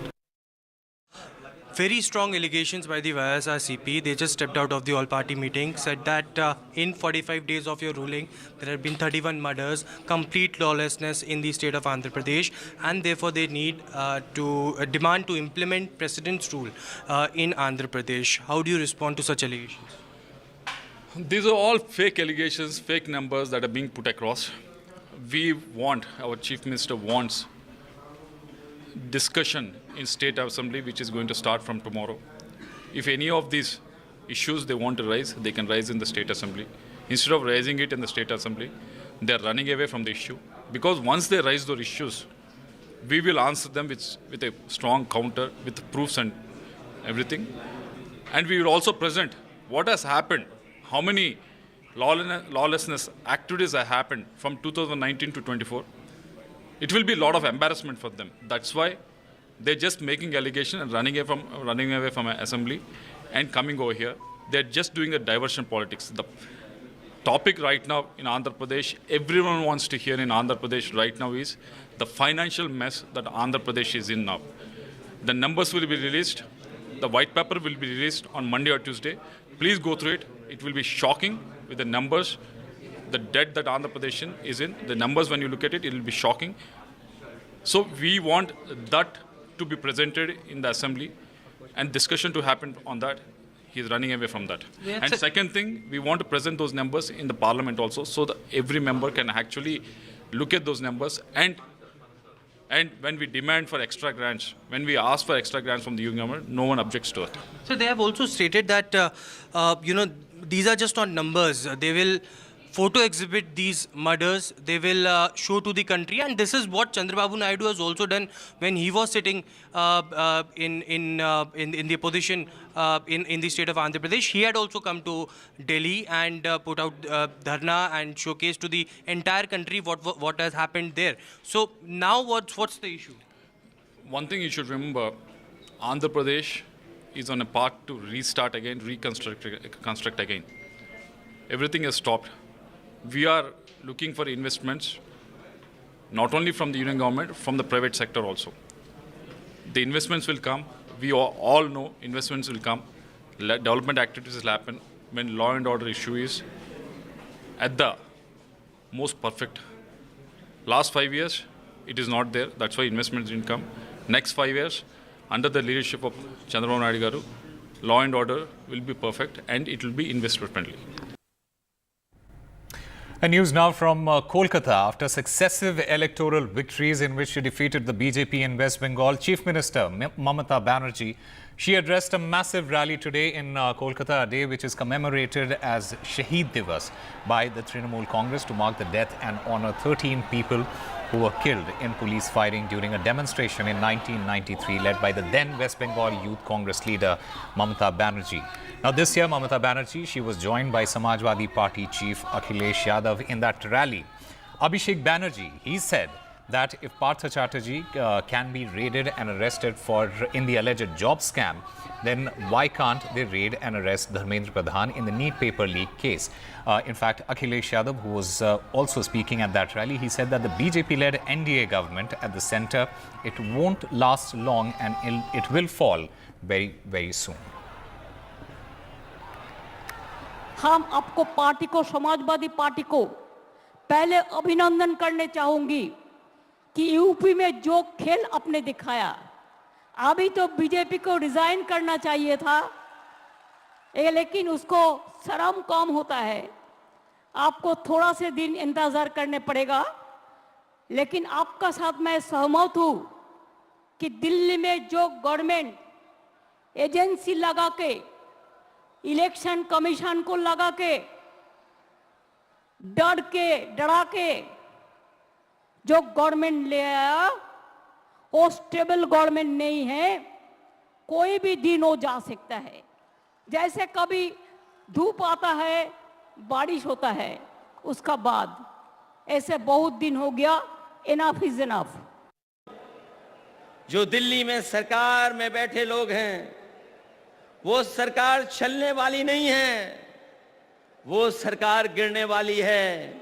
और हम और आप लोग देखेंगे एक दिन कि यही सरकार गिरेगी और हमारे आपके लिए खुशियों के दिन भी आएंगे। আমরা কোনো দোষকে, কোনো অন্যায়কে প্রশ্রয় দিই না, কিন্তু এসএসসি কেলেঙ্কারি বা টেট, তথাকথিত এসএসসি বা টেট কেলেঙ্কারির নাম করে যদি পার্থ চ্যাটার্জির বাড়িতে রেড করে ইডি তাকে গ্রেপ্তার করে, তাহলে স্বাধীন ভারতবর্ষের সর্ববৃহৎ কেলেঙ্কারি নিট কেলেঙ্কারি, সেই নিট কেলেঙ্কারিতে প্রশ্নপত্র ফাঁস হওয়ার কারণে ইডি কেন ধর্মেন্দ্র প্রধানের বাড়িতে রেড করে তাকে অ্যারেস্ট করবে না? All right, I'm currently joined by Dr. Shotrupa. She's the spokesperson of the BJP. Dr. Shotrupa, your reaction on what has been said, especially the fact that there were NEET scam case that has been raised, that NEET issue, examination issue, along with the fact that Akhilesh Yadav, along with Mamata Banerjee, both are of the opinion that the BJP-led NDA government, which is at the center, it won't last long. What is your reaction to whatever that has been said today? Osama, good afternoon. Firstly, Abhishek Banerjee is most upset as to why Dharmendra Pradhan has not been arrested yet.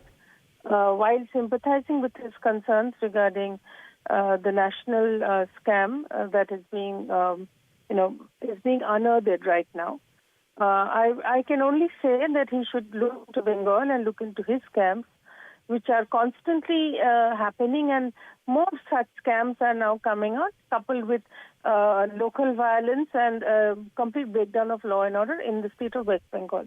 As far as NEET is concerned, one has to acknowledge the fact that it was under Dharmendra Pradhan that we have identified that this is a problem, a very big problem, and we have already, initiated a CBI inquiry, a central agency inquiry. So having said that, I think it is also being monitored by the Supreme Court. I'm sure we should have a little more faith on Supreme Court, and let's see where the judgment is going. As far as Akhilesh Yadav and Mamata Banerjee is concerned, about the so-called instability of the central government is concerned, once again, I would request to you and to your audience that both the parties, both Akhilesh Yadav's party as well as Mamata Banerjee's party, yes, done well in their respective states, but all together, in the alliance together, have not been able to acquire the numbers required to even think of toppling the central government as of now with the numbers that we have. So it is best to continue daydreaming in this beautiful monsoon season. But beyond that, I don't think there's much reality in what they're talking about. All right, Dr. Shotrupa, thank you very much for giving us your views on what was said at that Shaheed Divas rally. In fact, we're going across to the Union Parliamentary Affairs Minister Kiran Rijiju, who's speaking after chairing that all-party meeting ahead of the budget session. Let's listen in. Floor leaders का बैठक हुई और इस budget session से पहले एक पारंपरिक हमारा बहुत उपयोगी चर्चा हुई। मैं सबसे पहले जितने पॉलिटिकल पार्टीज के पार्लियामेंट में फ्लोर लीडर्स हैं उनको धन्यवाद देना चाहूँगा जो आज मीटिंग में पार्टिसिपेट करके बहुत अच्छे सुझाव भी दिए हैं। कुल मिलाकर के 44 पार्टीज का भारतीय जनता पार्टी को मिला करके 44 पॉलिटिकल पार्टीज का पार्टिसिपेशन आज ऑल पार्टी मीटिंग में हुई।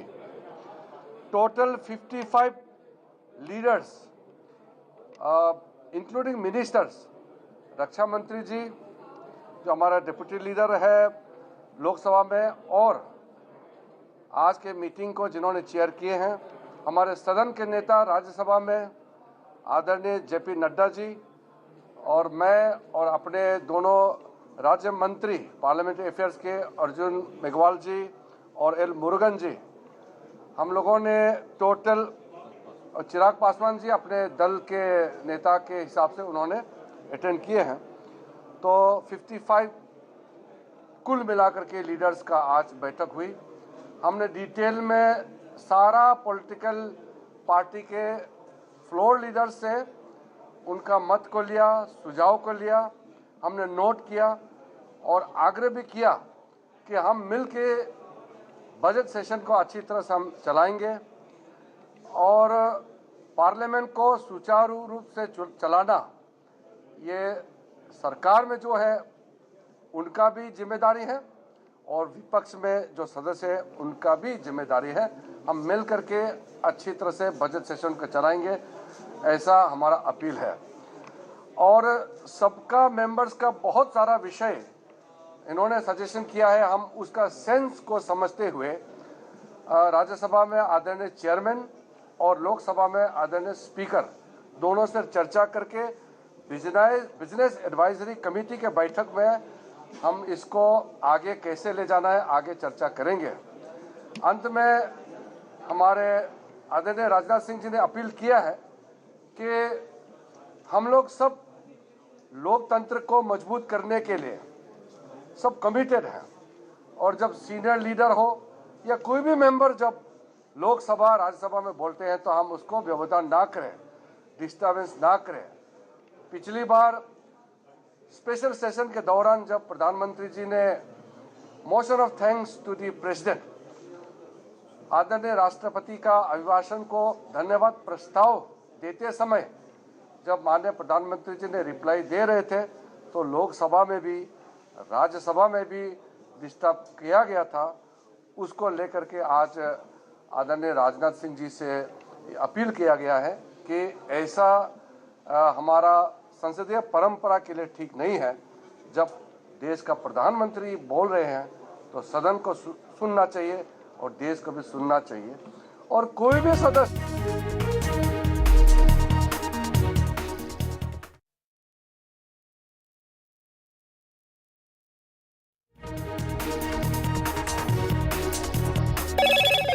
Hello, Moto.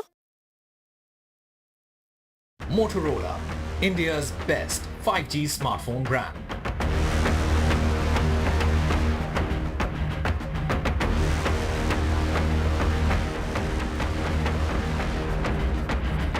All-party meeting ahead of the budget session. The opposition parties seek special status for Odisha, Andhra Pradesh and Bihar. BJD and YSRCP demands special status, while the RJD demands special package for Bihar. Akhilesh Yadav joins Mamata Banerjee's show of strength at the annual Shaheed Divas rally in Kolkata. Mamata pats Akhilesh on the back for UP's success. Mamata says that the BJP government in Delhi is unstable. Abhishek Banerjee, in the meanwhile, has demanded Dharmendra Pradhan's arrest in NEET case. After management quota row, Karnataka government throws another googly, proposes raising the IT staff's working hours to 14 per day. Karnataka State IT Employees Union says this is the biggest ever attack on the working class. Bangladesh Supreme Court scales back the 1971 kin quota, turns the High Court's order on job quota illegal. It also slashed the quota for kin of 1971 veterans to 5% from 30%.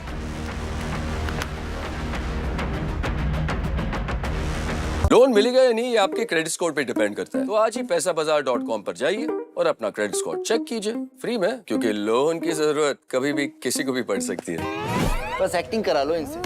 पैसाबाजार.com, credit score check, आदत अच्छी है। Stay informed and entertained with the new and updated NDTV News app. You can watch all our channels live, listen to podcasts, read breaking and exclusive news from around the world and more. Download the NDTV app today and get access to the best journalism and storytelling on your smartphone or tablet. The NDTV app. News that matters to you. After great victory by Indian team, and today we are reporting from Mohali International Airport where we are showing these visuals. Arshdeep हमारे साथ हैं. वो performance सही सारा नहीं थे बढ़िया results मिले. We are in the city of Kanpur today because they have their champion back home, Kuldeep Yadav. Desperation for each and everyone to go there and win the World Cup, and we did it.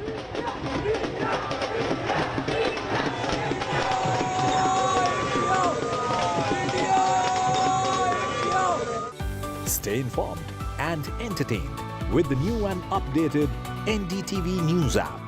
You can watch all our channels live, listen to podcasts, read breaking and exclusive news from around the world and more. Download the NDTV app today and get access to the best journalism and storytelling on your smartphone or tablet.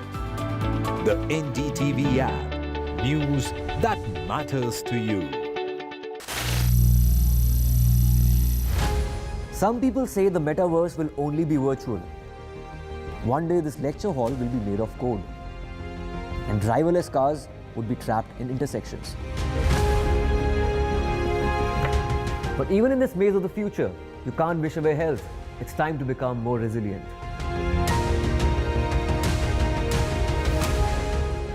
10 years of Banega Swasth India, we have grown and achieved so many milestones.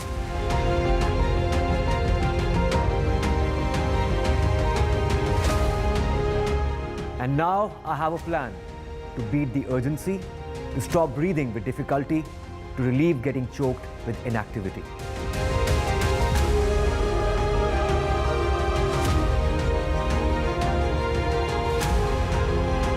Energize our government, our environment, our society, and ourselves. Everyone, everywhere, every day.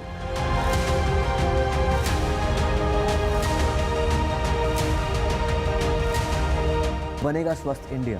One world hygiene.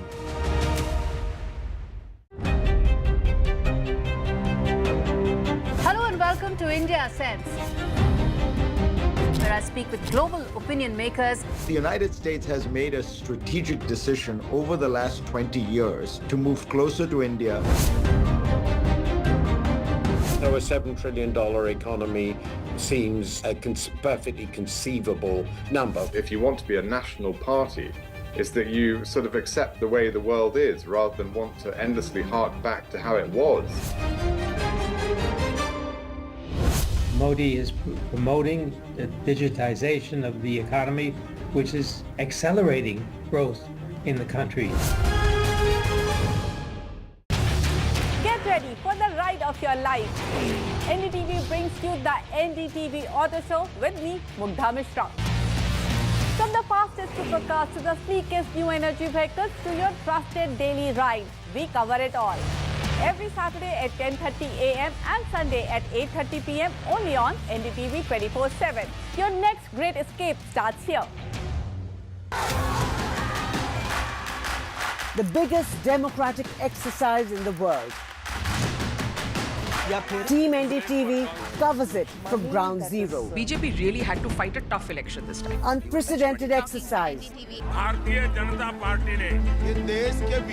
Unmatched coverage. There is no dispute. जनता को decide करना है. From polling to counting, NDTV brought you the most trustworthy news and updates.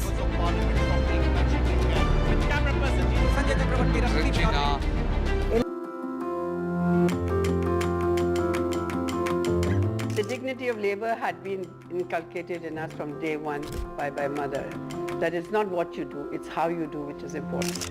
And I always made sure that whatever we did with pride and we did it well.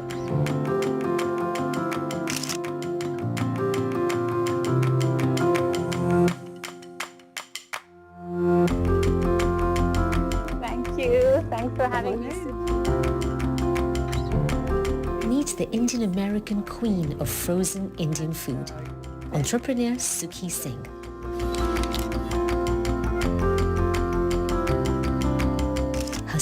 family business of making sauces that she literally started from scratch turned one day into a thriving food enterprise. So this is Suki's kitchen. So I am literally here in Suki's kitchen. So Suki, when I heard your story, I had to meet you because I wanted to tell it to as many people as possible.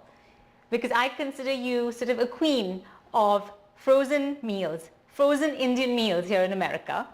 And what's your little kingdom, I would say, because your food is everywhere, started with a particular sauce that you made in your home kitchen.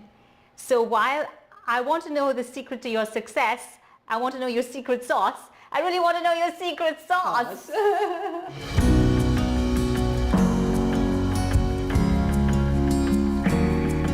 The sauces may be easy to heat and serve, but the journey to success was not so simple.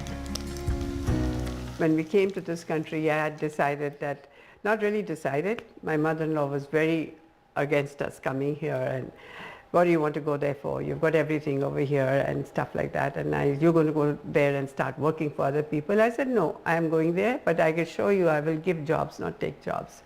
I mean, I didn't know that what I was saying, would I have to prove it so early on when I came here. But yes, so I came here and we bought a deli in Oakland, and we had the Loma Prieta earthquake, and overnight our grosses fell $700 a day, which was all the money we were making out of it, and we started losing money. And then is when I started just making these sauces and putting them on a shelf, and they started selling. We were new to the country, we had never done business before, and we just thought, okay, so we'll wait it out another year and a half, these buildings, these people will come back. But that was the biggest mistake we made. Nobody comes back.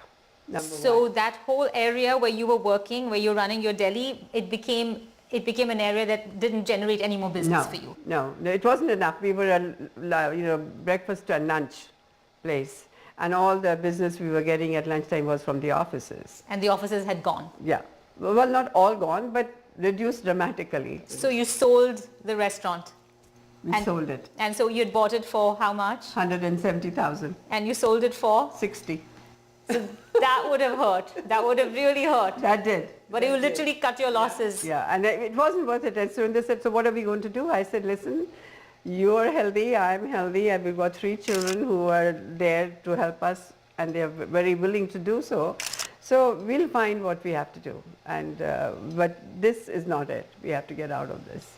But then in the meantime, as I said, I had already had this, I was already selling the sauces, and I said, you know what, I got a few more inquiries about it. People who bought the sauce would move away but would come back to buy the sauce, which it really gave me this, I had this in my gut feeling that this is going to work.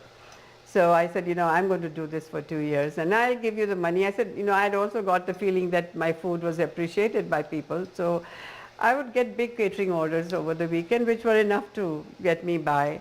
And that's what I did then. I just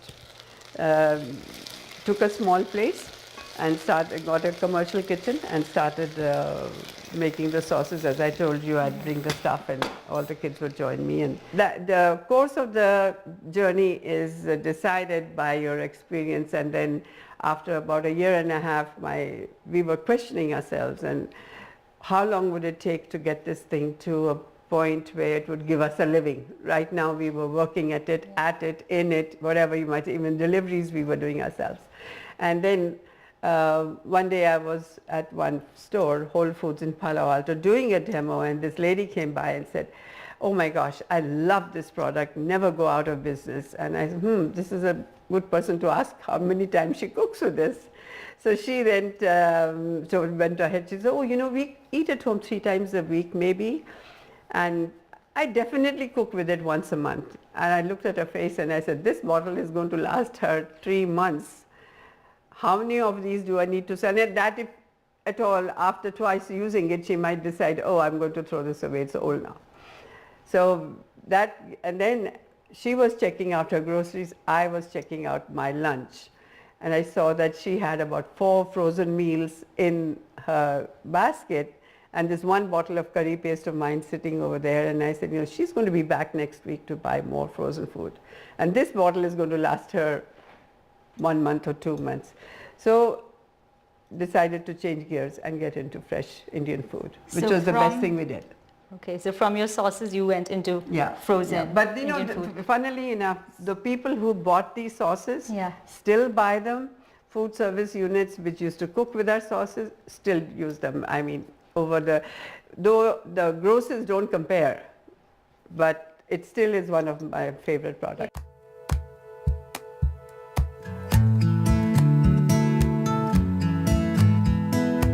And so the frozen food business of Sukhi's Kitchen was born. So it's been a family business from the beginning, family run, and everyone has been involved. Absolutely. You were saying that your children often spent their time, instead of going out with their friends, helping you bottle the sauces. Oh yes, as I told you, after we lost the money in the Delhi, they were my free labor. But my biggest this thing was that they loved being there. They loved being with us and doing these things together. It was gold lining, I say, on the clouds because we stayed together. Anything we did, we planned and we tasted and made it together. So Dalbir, here you are. So introducing one family member who was instrumental in that little assembly line. What was it like as a kid working with your parents, bottling sauces when your friends were out partying? Yeah, unfortunately, or maybe fortunately, I wasn't that popular, so there wasn't a lot of partying opportunity for me. But you know, it was, yeah, I mean, it was hard. I mean, I'm not going to sugarcoat it. It was definitely hard, but what the most amazing thing is that, you know, when you come over from India, I wasn't a very outgoing kid. I wouldn't say I was shy, but I wasn't outgoing. And working early on, we were at the farmers markets when we started doing them. I was about 13 when we started doing the farmers markets.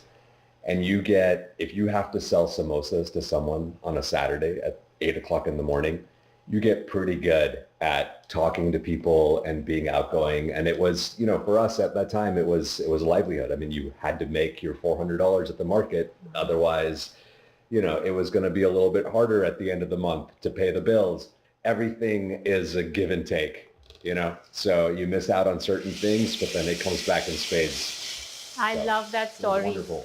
You know, what you see as a challenge that, you know, you all have to make a living. Everyone has, you need to support yourselves as a family. One can see it as a hardship, but it has been life altering in a really positive way for you and has brought you all together and brought you somewhere you probably couldn't have imagined. Yeah. There's nothing like a warm Indian meal after a long day. And that feeling might just be the real secret sauce to Sukhi's success. It's now my chance to taste Sukhi's Kitchen's secret sauce.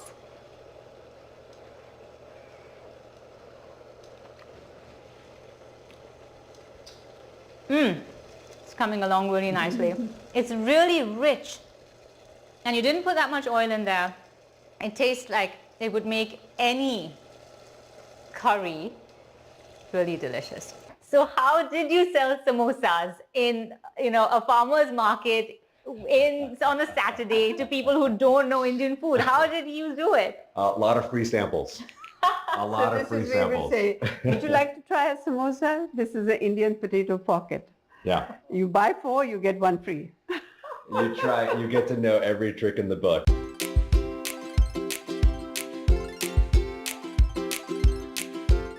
So this whole journey of your business is also the story of your family. That's correct. Right? Yeah. So when you came here, Sukhi, you had a total different change of identity. Absolutely. My husband was in the Indian Air Force and I was, you know, my parents were both doctors. And we came here and we had to do whatever to make a living. Didn't think when we were coming there what we would have to do, but basically my kids were my free labor in the business. They would come and they would cook and they would pack and label.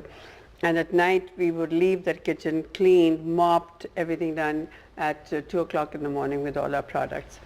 But before that, for me, there was a shift. When I came, I started managing my sister's street vending business of ice cream. And we had these 25 drivers who would come in and use the bathroom and the toilet, but it had to be cleaned. It was a real grounding experience that, we had to do that. But the dignity of labor had been inculcated in us from day one by mother, that it's not what you do, it's how you do which is important. And I always made sure that whatever we did with pride and we did it well. And then my husband came in, and for him it was even more difficult because he had been this officer in the Air Force. And here he came and he had to start doing demos for me sometimes even on the pavement outside a store. But it was good. It really gave us the value of, as I said, dignity of labor, and we could do it and make our way with it. It was fine. I love that entrepreneurial spirit because you've made so many changes to your course, even in the food business. And I love this line you were telling me about your father, who was a great catchy phrase on how to sell the product. What was it? Yeah, I mean, our dad, and he was the best salesman out of all of us, right? Which was always, for anyone who knows him, it wasn't a surprise. But he would always tell people, he said, if you can boil water, you can make curry. And just, he was a larger than life presence. And for a man like that to say that, when you were there, he just livened it up and everyone laughed and they bought the product and you believed him and it was amazing. So I told you we would all go to do the markets, and at home, when we'd come back, we'd all compare notes and see who did the best. He always did the best. And I said, how can you do that? Don't take no for an answer. If you really believe in what you're doing, then there's always another way of doing it. So look for the answers and look for a hole in the marketplace. If you have a food product, what is it that's not there? And that it is your skill to produce, and go after that. I used to do demos. I would always tell people, try this, and they said, no, curry is too spicy, I don't like it. I said, you've had bad curry. Good Indian food will always please your palate, not burn it. Try this one.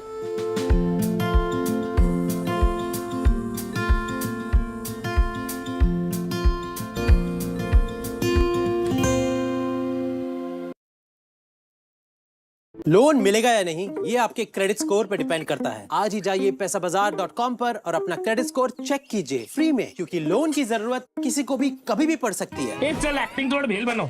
ये आया बात पैसाबाजार.com। After a great victory by Indian team, and today we are reporting from Mohali International Airport where we are showing these visuals. Arshdeep हमारे साथ है। वो performance सही सारा दी थे बढ़िया रिजल्ट्स मिले। We are in the city of Kanpur today because they have their champion back home, Kuldeep Yadav. Desperation for each and everyone to go there and win the World Cup, and we did it.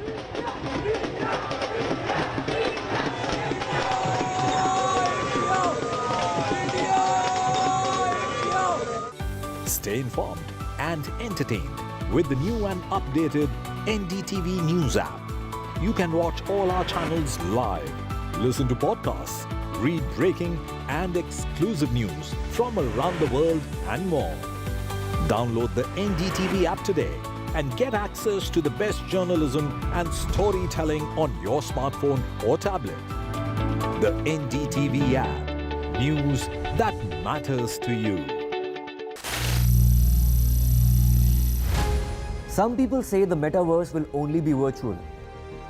One day this lecture hall will be made of code, and driverless cars would be trapped in intersections. But even in this maze of the future, you can't wish away health. It's time to become more resilient.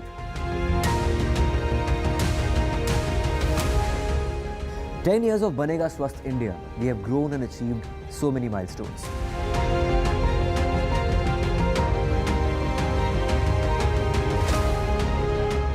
And now I have a plan to beat the urgency, to stop breathing with difficulty, to relieve getting choked with inactivity."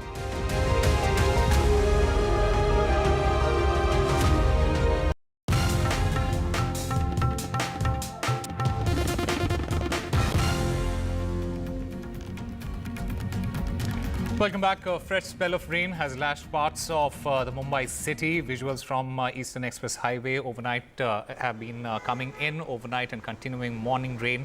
It has brought Mumbai to a standstill, disrupting public transport services and causing inconvenience to the countless commuters. Now, Mumbai has now received heavy showers and waterlogging is being reported in Mumbai. Heavy to very heavy rain is also expected in the next 24 hours. In fact, my colleague Anuj Raite, who has been on the ground covering the Mumbai rain, he's with us to get us more details. Anuj, what is the situation right now and how is the city coping up with it? Well, you see, it has been raining since morning today, and to be very specific, it has been raining since yesterday. We saw continuous, consistent rainfall throughout the city yesterday.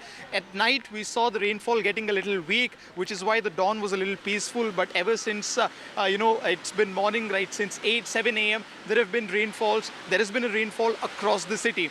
Now, here I am present at the Marine Drive, and as you can see, the high tide time has already passed us, right? The high tide was experienced at 12:10 p.m. But then a lot of people started coming or swarming to Marine Drive even after that, thinking that the situation would become pretty normal. But then the rain hasn't stopped after that.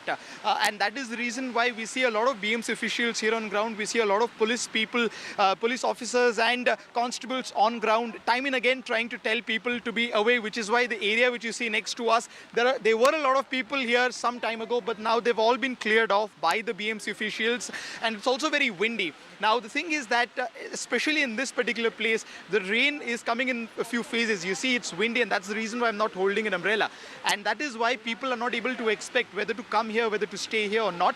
The Chief Minister earlier said that, or rather told that as a precautionary measure, people should avoid getting out of their houses unless it is extremely necessary. But we all know that it's a Sunday and Mumbaikars love to visit Marine Drive during Sundays. As a result, we saw a lot of people coming to this place as well. Now, besides Marine Drive, there are a lot of other places which are getting affected as well. You see, a couple of flights have already been diverted from North India, that is Delhi and Amritsar, to Mumbai. They've been diverted to Ahmedabad. These were the Vistara flight. So we are seeing a lot of rain being experienced in the Santa Cruz region, which is where the airport is located at. And there are a few low-lying areas which are in the central part of the city, which is Dadar, Bandra, etc. And those regions are also facing heavy rainfalls at the moment. But as I said before, it is all happening in phases, confusing the people a little bit, because you see the rain stopping after a heavy spell of 10-15 minutes for a few minutes, and then come back strong. So the rain has overall been quite in a continuous spell since the morning, and the authorities, the city corporation, the state government have told people, not just in Mumbai, but across the western coastal line of Maharashtra, to be safe and only get out of the house if it is extremely important. All right, Anuj Raite, thank you very much for getting us all the latest from Mumbai. So Mumbai's monsoon woes, it continues as heavy rain have lashed parts of the city.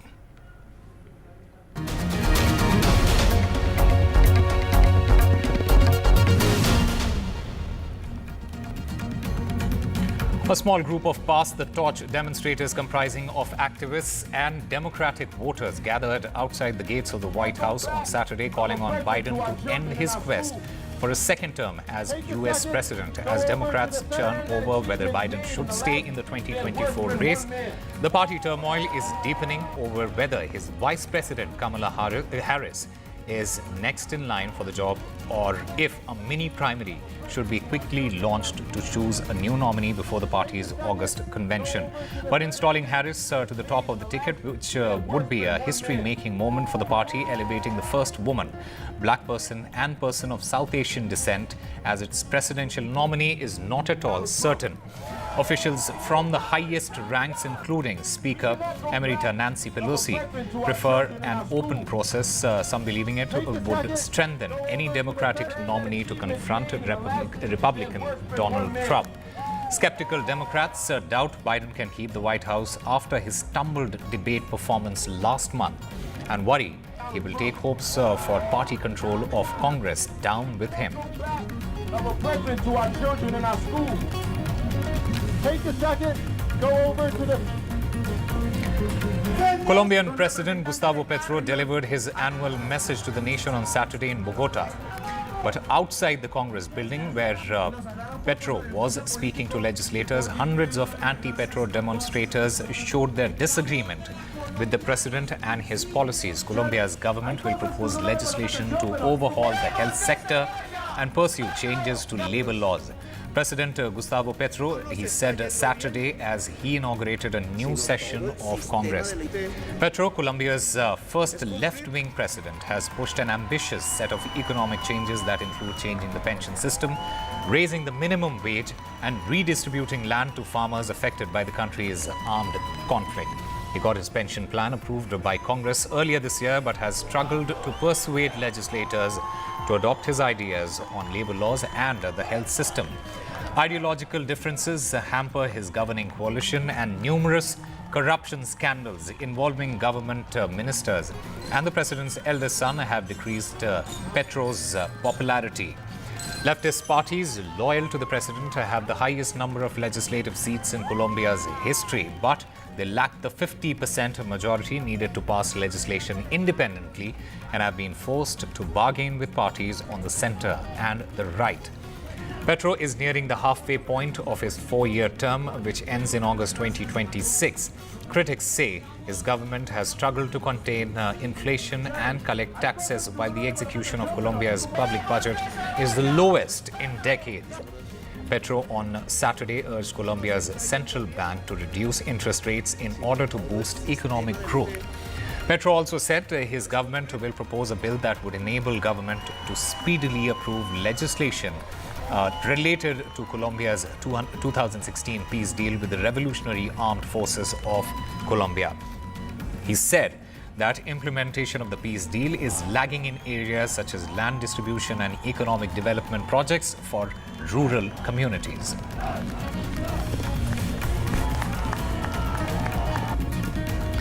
Brazil's President Luiz Inácio Lula da Silva attended the launch of Guillermo Buello's campaign for mayor of Sao Paulo on Saturday, betting on the socialists to curb the advance of the far right, represented by former President Jair Bolsonaro in the country's largest city.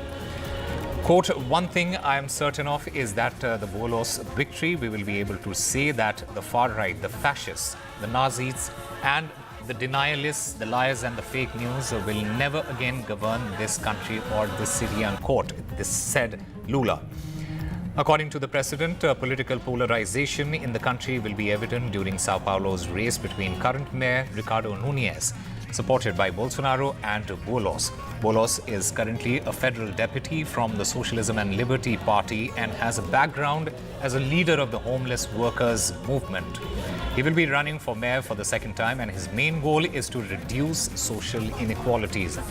The municipal elections take place on October 6 across the country.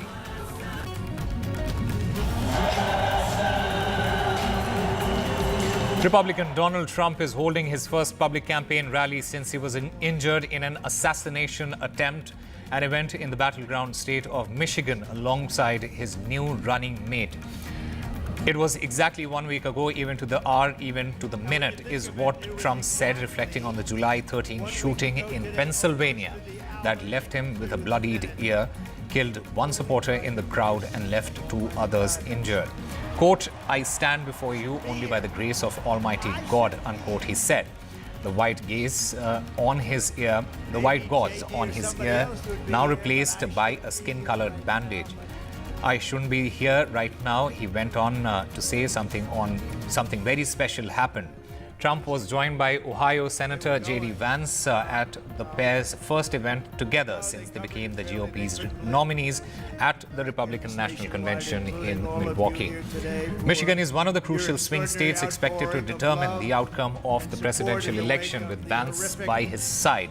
Trump is delivering remarks in Grand Rapids, a historically Republican stronghold that has trended increasingly blue in recent election. At the rally, Trump again talked about the shooting, acting out how he turned his head towards a chart of southern border crossings projected on a giant screen, narrowly dodging the bullet that hit his ear. Quote, "I owe immigration my life," he said. "It's true," unquote.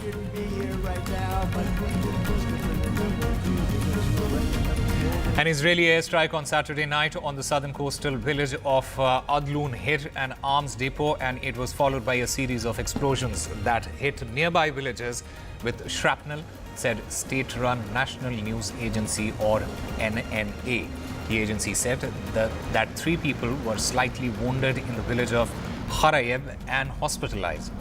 The agency didn't give further details about the arms depot, but it was believed to belong to Hezbollah, which has a wide presence in the area.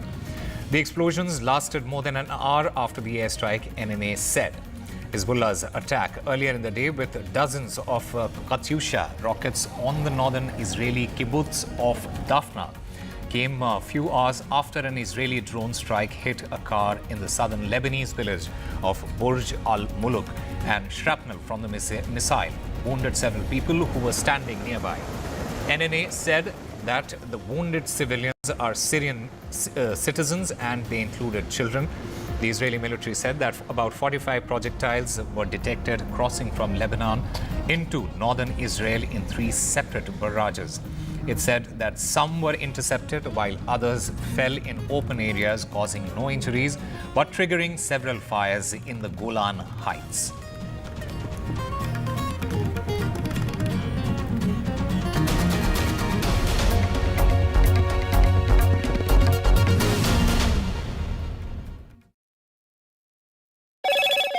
Hello moto loan मिलेगा या नहीं ये आपके credit score पे depend करता है। तो आज ही अपना क्रेडिट स्कोर चेक करें फ्री में पैसाबाजार.com पर। लोन की जरूरत कभी भी किसी को भी पड़ सकती है। ठीक से एक्टिंग नहीं। पैसाबाजार.com। Get ready for the ride of your life. NDTV brings you the NDTV Auto Show with me, Mugdha Mishra. From the fastest supercars to the sleekest new energy vehicles to your trusted daily ride, we cover it all. Every Saturday at 10:30 a.m. and Sunday at 8:30 p.m. only on NDTV 24/7. Your next great escape starts here. The biggest democratic exercise in the world. Team NDTV covers it from ground zero. BJP really had to fight a tough election this time. Unprecedented exercise.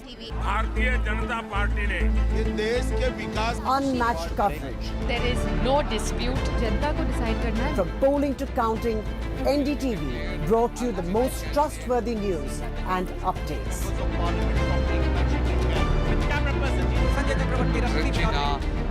Elections mean NDTV. NDTV proudly upholds its legacy of trust and credibility. According to the prestigious Reuters Institute's Digital News Report 2024, NDTV is the top-most news platform in the country. Number 1 in both online and offline reach in India. Beating all its competition, NDTV stands for trust. Stay informed and entertained with the new and updated NDTV News app. You can watch all our channels live, listen to podcasts, read breaking and exclusive news from around the world and more. Download the NDTV app today and get access to the best journalism and storytelling on your smartphone or tablet. The NDTV app. News that matters to you. After a great victory by Indian team, and today we are reporting from Mohali International Airport where we are showing these visuals. Arshdeep हमारे साथ हैं. बहुत ही performance आई सारे दी थे बढ़िया results मिले. We are in the city of Kanpur today because they have their champion back home, Kuldeep Yadav. Desperation for each and everyone to go there and win the World Cup, and we did it.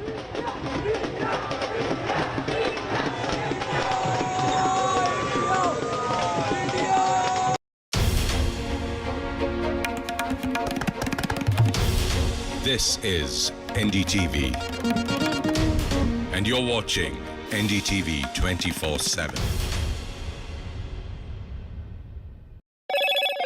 Hello, Moto.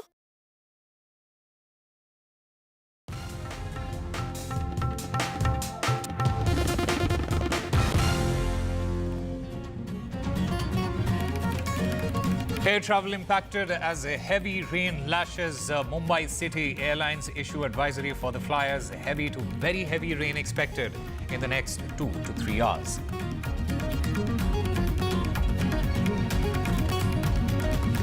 The all-party meet ahead of the budget session ends. Opposition parties seek special status for Odisha, Andhra Pradesh and Bihar. BJD, YSRCP, they demand special status, while the RJD has demanded special package for its states. Samajwadi Party raises Kanwad Yatra nameplate issue at the all-party meet. Gaurav Gogoi brings up the vacant deputy speaker's post, says it should be given to the largest opposition party, Jagan, to sit on dharna in Delhi day after the budget. YSRCP has in fact alleged that under the TDP's rule, 35 murders took place in just 45 days. Akhilesh Yadav joins Mamata Banerjee's show of strength at the annual Shaheed Divas rally in Kolkata. Mamata Banerjee pats Akhilesh's back for UP's Lok Sabha election success. Mamata says that the BJP government in Delhi is unstable. Abhishek Banerjee, in the meanwhile, has demanded Dharmendra Pradhan's arrest in the NEET case. After management quota row, Karnataka government throws another googly, proposes raising the IT staff's working hours to 14 per day. Karnataka State IT Employees Union says it's the biggest ever attack on the working class. Bangladesh's Supreme Court has scaled back 1971 kin quota and termed the High Court order on job quota illegal. It also slashed the quota for kin of 1971 veterans to 5% from 30%.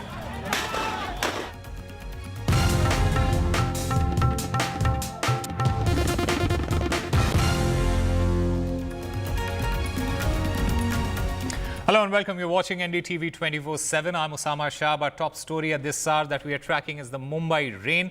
Heavy rain has in fact lashed parts of Mumbai, and fresh spell of rain it has lashed the parts of Mumbai city and adjoining areas. Now visuals have been coming in from Eastern Express Highway, from Andheri, etc. And overnight and continuing morning rain has brought Mumbai to a standstill, disrupting public transport services and causing inconvenience to countless commuters. In fact, Mumbai has received the heavy showers in the past couple of hours, and waterlogging has been reported in Mumbai city. Heavy to very heavy rain is also expected in the coming 2 to 3 hours. In fact, as far as air travel is concerned, air travel has been impacted as heavy rain has lashed Mumbai.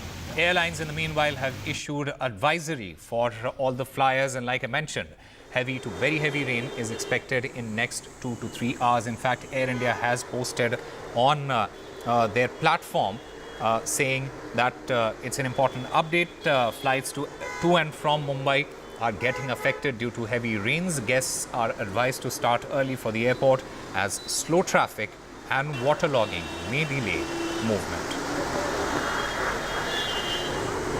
And Anuj Rayate is there covering the Mumbai rain from the ground itself. Anuj, what is the situation like? And like we are reporting at this moment, more importantly, the air travel, it has been impacted after heavy rain in Mumbai. Yes, you see, heavy and consistent rain for the last 48 hours is affecting different forms of life here in Mumbai. And as you rightly said, air travel is the newest addition to the list. We saw that just a couple of days ago, the glitch in Microsoft software and then the entire controversy that followed throughout the, all across the world because of the outage resulted in delay of flights as well. And now the worry for the air travelers in Mumbai is increasing because of the erratic rainfall taking place in the city.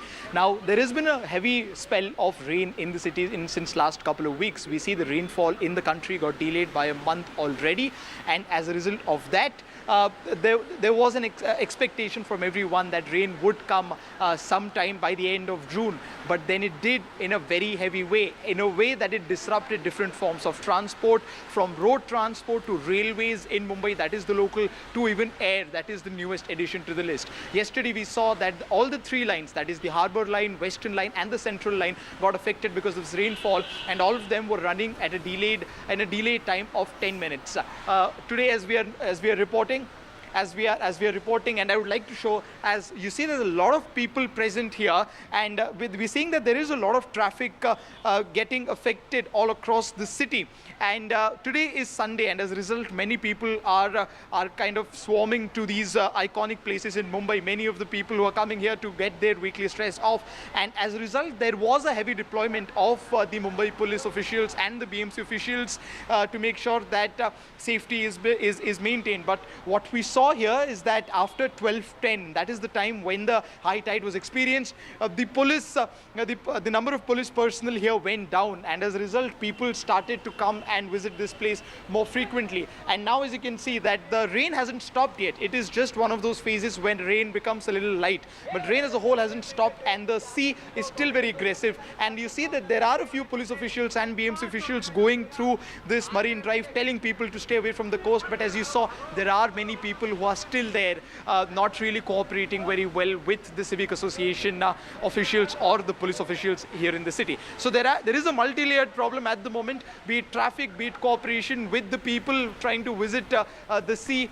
or the air transport. Everything is getting affected here in Mumbai, along with, of course, waterlogging in different low-lying areas of the city, including Dadar and Andheri. Anuj, we have seen this happening over the years, and especially in a place like Mumbai, which is the financial capital of the country. And what is the authority, the BMC especially, is saying, and what are the measures that have been taken this time around to make sure that there is less waterlogging and people remain safe?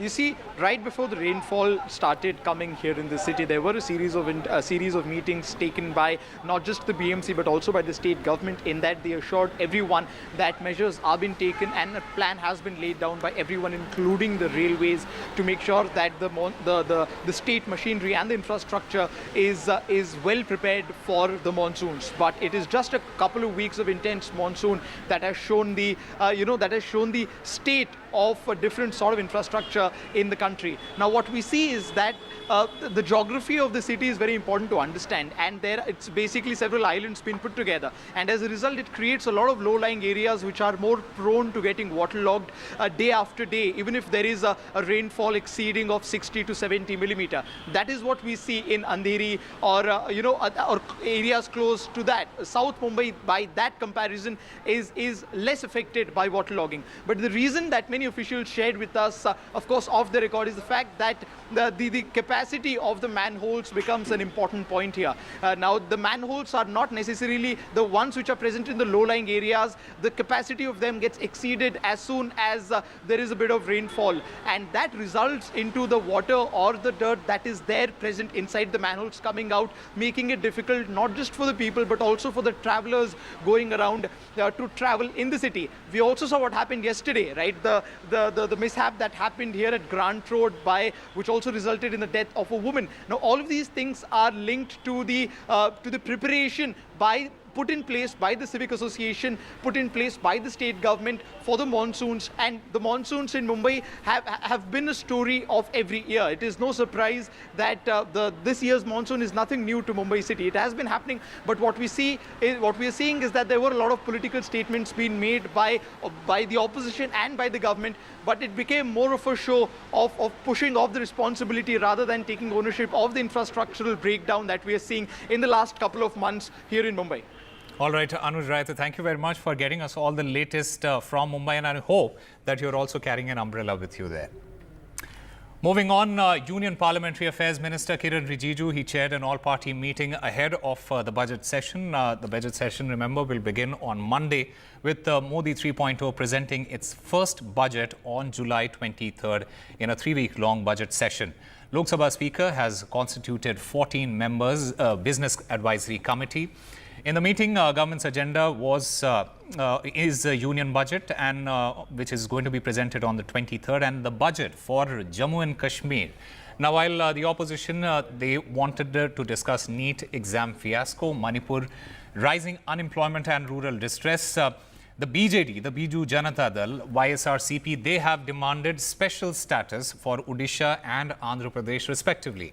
Now, RJD in the meanwhile has demanded special package for Bihar. Floor leaders का बैठक हुई और इस budget session से पहले एक पारंपरिक हमारा बहुत उपयोगी चर्चा हुई। मैं सबसे पहले जितने पॉलिटिकल पार्टीज के पार्लियामेंट में फ्लोर लीडर्स हैं उनको धन्यवाद देना चाहूँगा जो आज मीटिंग में पार्टिसिपेट करके बहुत अच्छे सुझाव भी दिए हैं। कुल मिलाकर के 44 पार्टीज का भारतीय जनता पार्टी को मिला करके 44 पॉलिटिकल पार्टीज का पार्टिसिपेशन आज ऑल पार्टी मीटिंग में हुई।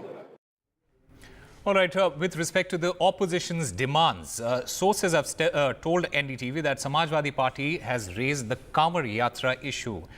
In that particular meeting, the Congress, in fact, has raised the Deputy Speaker post issue, which has been vacant. YSRCP has raised the law and order issue in Andhra Pradesh. In fact, the YSRCP has also sought special status for Andhra Pradesh, while the RJD has demanded a special package for Bihar.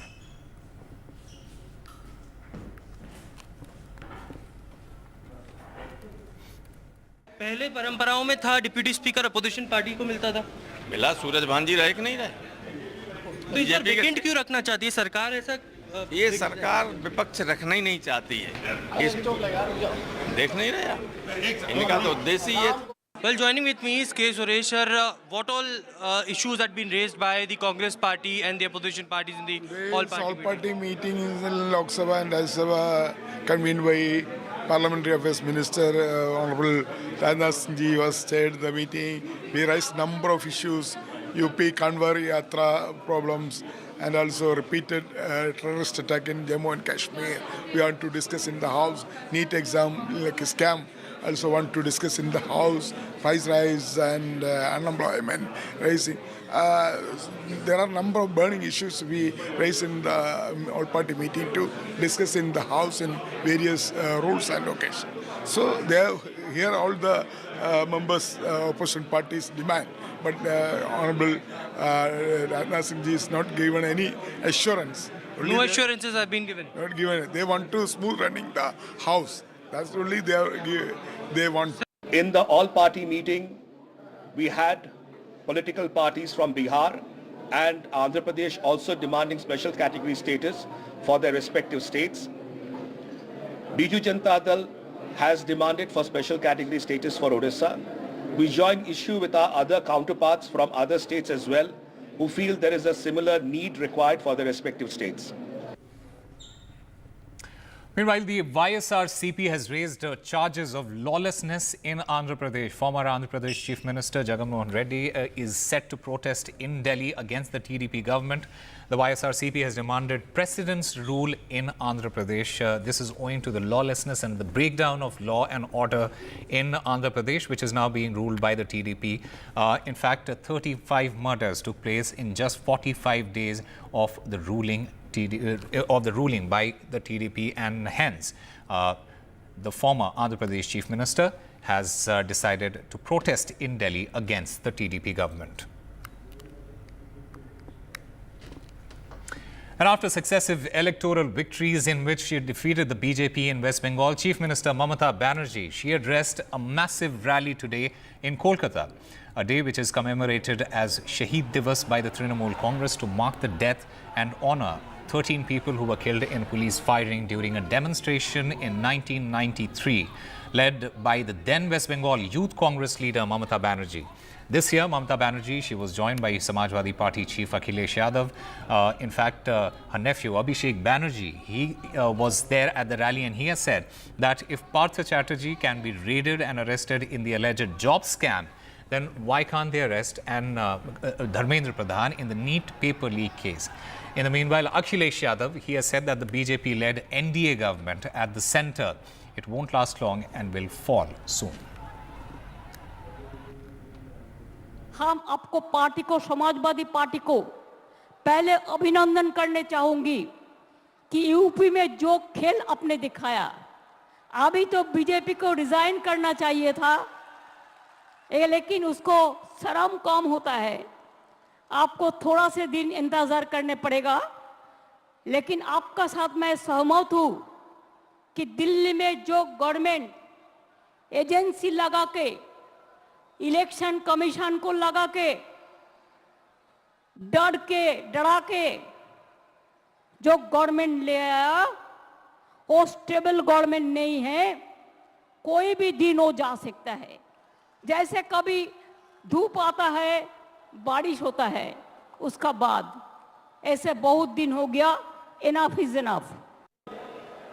जो दिल्ली में सरकार में बैठे लोग हैं, वो सरकार चलने वाली नहीं है, वो सरकार गिरने वाली है।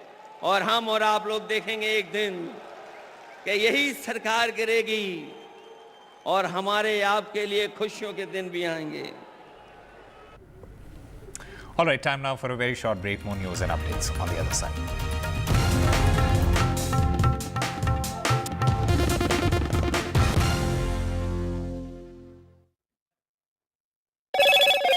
Hello, Moto. Motorola, India's best 5G smartphone brand.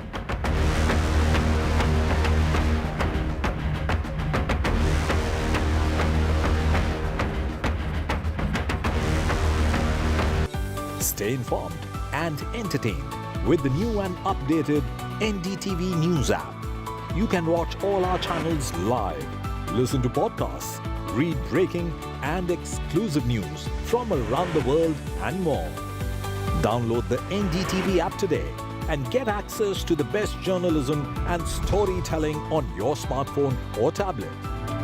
The NDTV app. News that matters to you.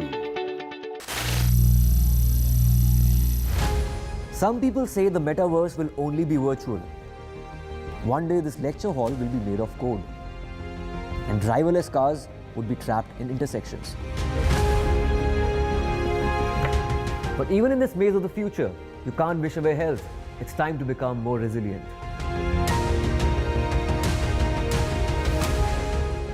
"10 years of Banega Swasth India, we have grown and achieved so many milestones.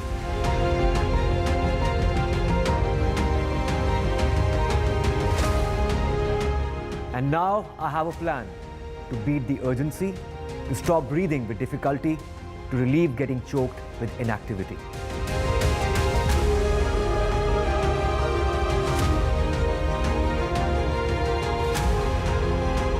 Energize our government, our environment, our society, and ourselves. Everyone, everywhere, every day.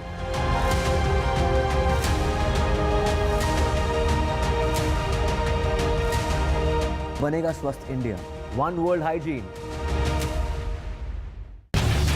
Get ready for the ride of your life. NDTV brings you the NDTV Auto Show with me, Mugdha Mishra. From the fastest supercars to the sleekest new energy vehicles to your trusted daily ride, we cover it all. Every Saturday at 10:30 a.m. and Sunday at 8:30 p.m. only on NDTV 24/7. Your next great escape starts here.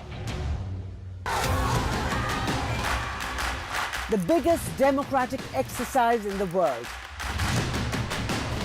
Team NDTV covers it from ground zero. BJP really had to fight a tough election this time. Unprecedented exercise.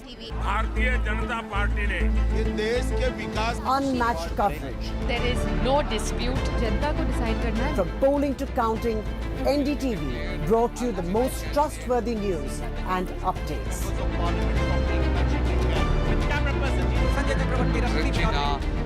Elections mean NDTV. NDTV proudly upholds its legacy of trust and credibility. According to the prestigious Reuters Institute's Digital News Report 2024, NDTV is the top-most news platform in the country. Number one in both online and offline reach in India. Beating all its competition, NDTV stands for trust. Stay informed and entertained with the new and updated NDTV News app. You can watch all our channels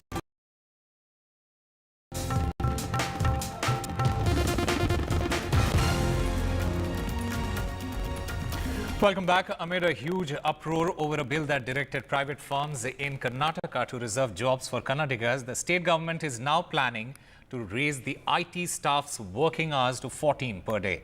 The Karnataka State IT Employees Union said on Saturday.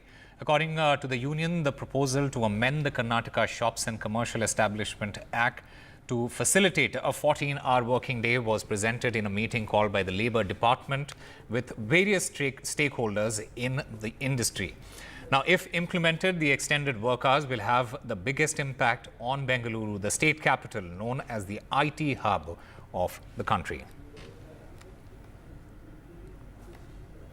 An elderly man and his wife, they have been arrested in Pune for allegedly assaulting a woman who was travelling on a scooter with two children yesterday.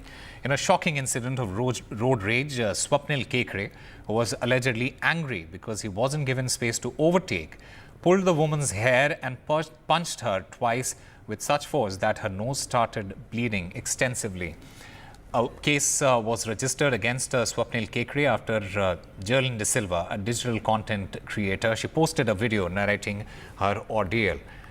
De Silva claimed she was on the Pashan Baner Link Road on a scooter with her children, and a man in a car had been speeding behind them for nearly 2 kilometers.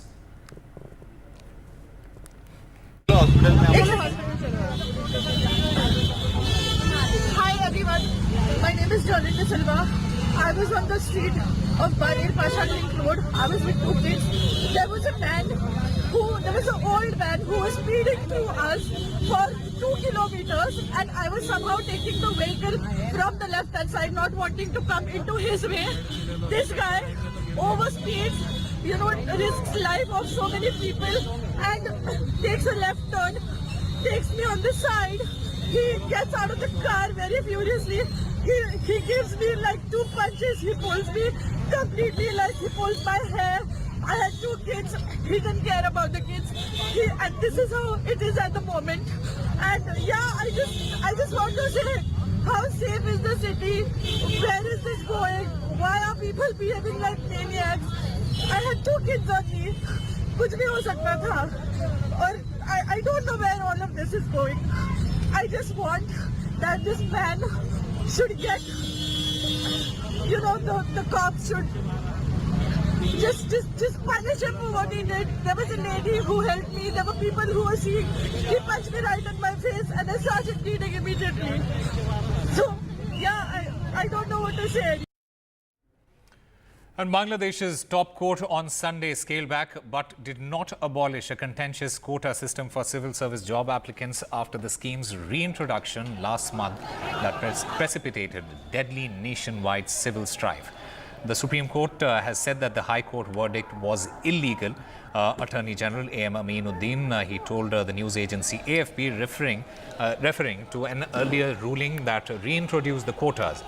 He added that 5% of civil service jobs would remain reserved for the children of Independence War veterans and 2% for other categories. So the Bangladesh Supreme Court scaling back the 71 veterans skin quotas, calling the High Court order on job quota illegal and cutting the quota for kin of 1971 veterans to 5% from 30%. And Vishal Vivek joins us on the phone line to get us more on this story. Vishal, the Bangladesh's Supreme Court, it has scaled back the kin quota, but it has not entirely abolished it. What does it mean in the larger context? So what that means is, it has, as you mentioned, it has scaled back from 30% to 5%. So it has significantly brought down the number, but as you mentioned, it has not abolished it. It could be taken in the context of the whole situation, as in the public, the people who are protesting, they could feel some sense of a relief, but what they will do, what kind of, the talks happen over the period of time, over the next few days, that will give us more, bigger picture of what's to come, because as we've been reporting in the last few days, at least 150 people have been killed in the violent protests between, the clashes between police and paramilitary personnel, clashes between police and the protesters, mostly student protesters, who have been protesting against this, kin quota that we've been reporting. So this whole protest started because the people, the students, they wanted the kin quota to be, abolished because they feel it's unfair. They are okay with the other quotas, but they were particularly concerned with the skin quota.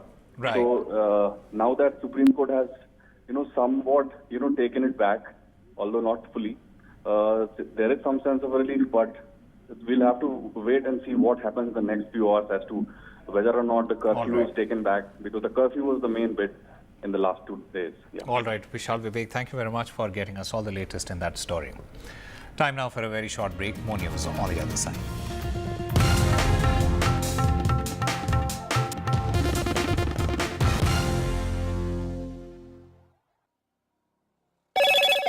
Hello, Moto. Loan मिलेगा या नहीं ये आपके credit score पे depend करता है। तो आज ही पैसाबाजार.com पर जाइए और अपना क्रेडिट स्कोर चेक कीजिए फ्री में, क्योंकि लोन की जरूरत कभी भी किसी को भी पड़ सकती है। बस एक्टिंग करा लो इनसे। पैसाबाजार.com, क्रेडिट स्कोर चेक, आदत अच्छी है। Stay informed and entertained with the new and updated NDTV News app. You can watch all our channels live, listen to podcasts, read breaking and exclusive news from around the world and more. Download the NDTV app today and get access to the best journalism and storytelling on your smartphone or tablet. The NDTV app. News that matters to you. Some people say the metaverse will only be virtual. One day this lecture hall will be made of code, and driverless cars would be trapped in intersections. But even in this maze of the future, you can't wish away health. It's time to become more resilient.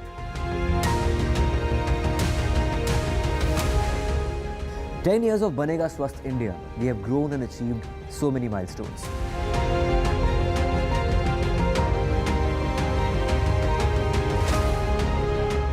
And now I have a plan to beat the urgency, to stop breathing with difficulty, to relieve getting choked with inactivity.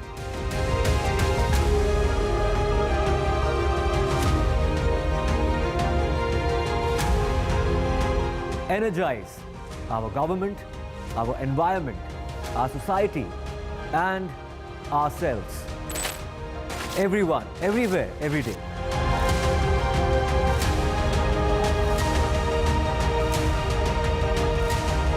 Banega Swasth India. One world hygiene. Get ready for the ride of your life. NDTV brings you the NDTV Auto Show with me, Mugdha Mishra. From the fastest supercars to the sleekest new energy vehicles to your trusted daily ride, we cover it all. Every Saturday at 10:30 a.m. and Sunday at 8:30 p.m. only on NDTV 24/7. Your next great escape starts here. The biggest democratic exercise in the world. Team NDTV covers it from ground zero. BJP really had to fight a tough election this time. Unprecedented exercise. Unmatched coverage. There is no dispute. जनता को decide करना है. From polling to counting, NDTV brought you the most trustworthy news and updates.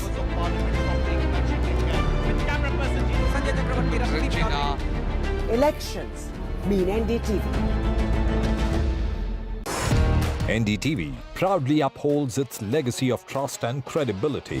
According to the prestigious Reuters Institute's Digital News Report 2024, NDTV is the top-most news platform in the country. Number one in both online and offline reach in India, beating all its competition.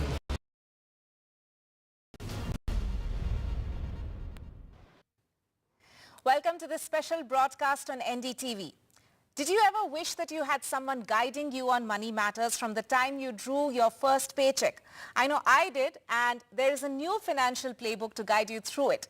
Scott Galloway's The Algebra of Wealth, a simple formula for success, actually gives us a formula to work with, which is easy to adopt but requires building the right muscles from a young age to master it. Joining me now is the author of the book, Scott Galloway. Scott, thanks for speaking to NDTV. Thanks for having me, Tanama. Right. So, Scott, I have your book right here with me, and I've gone through it, all the chapters actually, and I want to pick your brain further on it. So, to begin with, please share with our viewers what is the algebra of wealth and how to apply it in the simplest possible way in our daily lives. Sure. So thanks again for having me. So it's a basic equation, and that is the first is focus, and that is try and find something that you're really good at. Young people are often told to find their passion. I think oftentimes they mistake a hobby for their passion. My view is they should find their talent, something they're really good at. Maybe could be someday in the top 10% in an industry, and this is the key part, that has a 90+% employment rate. The romance industries, acting, modeling, sports, the arts tend to be very low paying and have high unemployment rates. So if you can find something you're good at and then totally focus on it, go all in, don't have side hustles, such that you can establish currency in the marketplace and start making some money. You have to make some money to become wealthy. And then you apply stoicism, and that is recognize that some things you can control, some things you can't. What is in your control is how much money you spend. Try and develop a savings muscle. Try and spend less than you make, such that you can deploy an army of capital that goes out at night and makes money for you while you're sleeping. The third thing is to recognize and appreciate the value of time and how fast it goes. Our species has a difficult time understanding how fast time will go. And finally, diversification, and that is you don't need to be a hero. You don't need to find an NVIDIA. You don't need to find the needle in the haystack. You can buy the whole haystack. And 10% a year returns, which the NASDAQ and the S&P have done since 2008, may sound boring, but that means every 7 years you're doubling your money. Every 14 years your money is going up fourfold. So find your talent, focus on it, appreciate how fast time will go, spend less than you make, and try and diversify your investment portfolio. Right. In fact, you use these terms, focus, stoicism, time and diversification, as you just elaborated on. Now, which one, according to you, is the bigger challenge in today's world, or what do you think most people struggle with? I think, well, in your 20s, let's be honest, it's really hard to find something you're really good at that you can make good money at. It takes time. Most people don't find it initially. I don't know if you always wanted to be in broadcast journalism your whole life, but when I was younger, I thought I was going to be an athlete. Then I thought I was going to be a doctor. Then I thought I was going to be an investment banker. And I finally landed in teaching and in analytics. So don't be hard on yourself if it takes you some time as a young person to find your talent and your focus. It's also, quite frankly, very difficult in a capitalist economy to save any money because every day you have very intelligent people with godlike technology convincing you to upgrade from economy to first class, to book a bigger room, that there's 5 people looking at this hotel room, and if you don't book it, you might lose it. So it is very difficult to save money in this era. And then as you get older and you make some money, I would say that the difficult thing to do is to diversify, because people are under the impression that if they believe in something and they have conviction, that they should go all in on something, and that's what the popular press tells them. So at every stage of life, there are challenges here. This is not easy, but it's doable. Mm-hmm. Right. In fact, your book is peppered with a lot of personal experiences that you've drawn upon while writing it. Now, you also mentioned it in your previous answer that it's important to find what you're good at, basically your talent. And you also specify that talent is greater than passion and one should pursue what one is good at rather than what probably pumps our blood more. Now, most people find that very difficult. So in order to actually find out what they're very good at a young age. So if you could tell us, how can a young person determine, spotting their talent before they step into the job scene, how can that be made easier, or what are some of the things that they can practice from a very young age before they actually hit the job market? Well, the first is to recognize where you're going to need to be to make a living in any industry. If you want to be a football player, you need to be in the top 0.1%. And so if you think you're going to make a living in football, you need to be honest with yourself about whether you are getting signals that you could be in the top 0.1%. The other thing is to workshop a variety of different things. Most people do not start in the career that they end up in. So work hard at something, stick with it, apply yourself, but have an honest conversation after 2 or 3 years around whether or not it really suits you and if you're really good at it. And then Also, I think it's very hard to read the label from inside of the bottle. Hard to read the label from inside of the bottle, Tanama. And I would suggest assembling what I call a kitchen cabinet. And that is 3 or 4 people who know you, who you respect, who are smart, and most importantly, will give you honest feedback even when it's painful, and ask them questions. Am I in the right job? Am I doing well? Because sometimes young people get discouraged and think this is hard. I don't like it. It must not be my passion. No, sometimes that's just work, and most people's first jobs are not that enjoyable. So 1, workshop a series of different careers if one isn't getting you anywhere. 2, recognize that some industries you need to have a higher bar for how good you are. And then finally, assemble a kitchen cabinet to give you honest advice along the way. Right. Now, another thing while I was reading your book which struck me is you've also advocated that knowing when to quit is very important. Another thing that a lot of people struggle with, because either they don't find the courage to do so or they feel that they are going to be branded as a failure. So how do you destigmatize that? Well, it's to recognize that people think success is a line that's straight and upward to the right. It's not. Success for most people is a jagged line or a squiggly line. So 1, again, forgive yourself. Recognize that almost every successful person has endured failure. The only thing I can promise any young person is that throughout their life they will have a series of joyous events and they will also face tragedy. And success is mostly a function of luck, when and where you're born, but it's also a function of your ability to endure failure. I've had companies go bankrupt. I've had a divorce. I've had a lot of personal failure. I've lost people I love. But the key to my success has been my ability to mourn and to move on. So recognize early that a lot of your success and a lot of your failure is not your fault. So when you're doing well, try and have some humility and be grateful, but also when things aren't going well, when you get laid off, when investment goes bad, when a relationship doesn't work out, forgive yourself and recognize that at the end of your life, and surveys show this, that looking back on your life, the thing you will regret the most is not bad things happening to you, but how upset you let yourself be at that bad thing. Nothing is ever as good or as bad as it seems. Okay, so to keep moving on is the mantra. Now, Scott, as we mentioned that your book has a lot of personal experiences, which you have jotted down.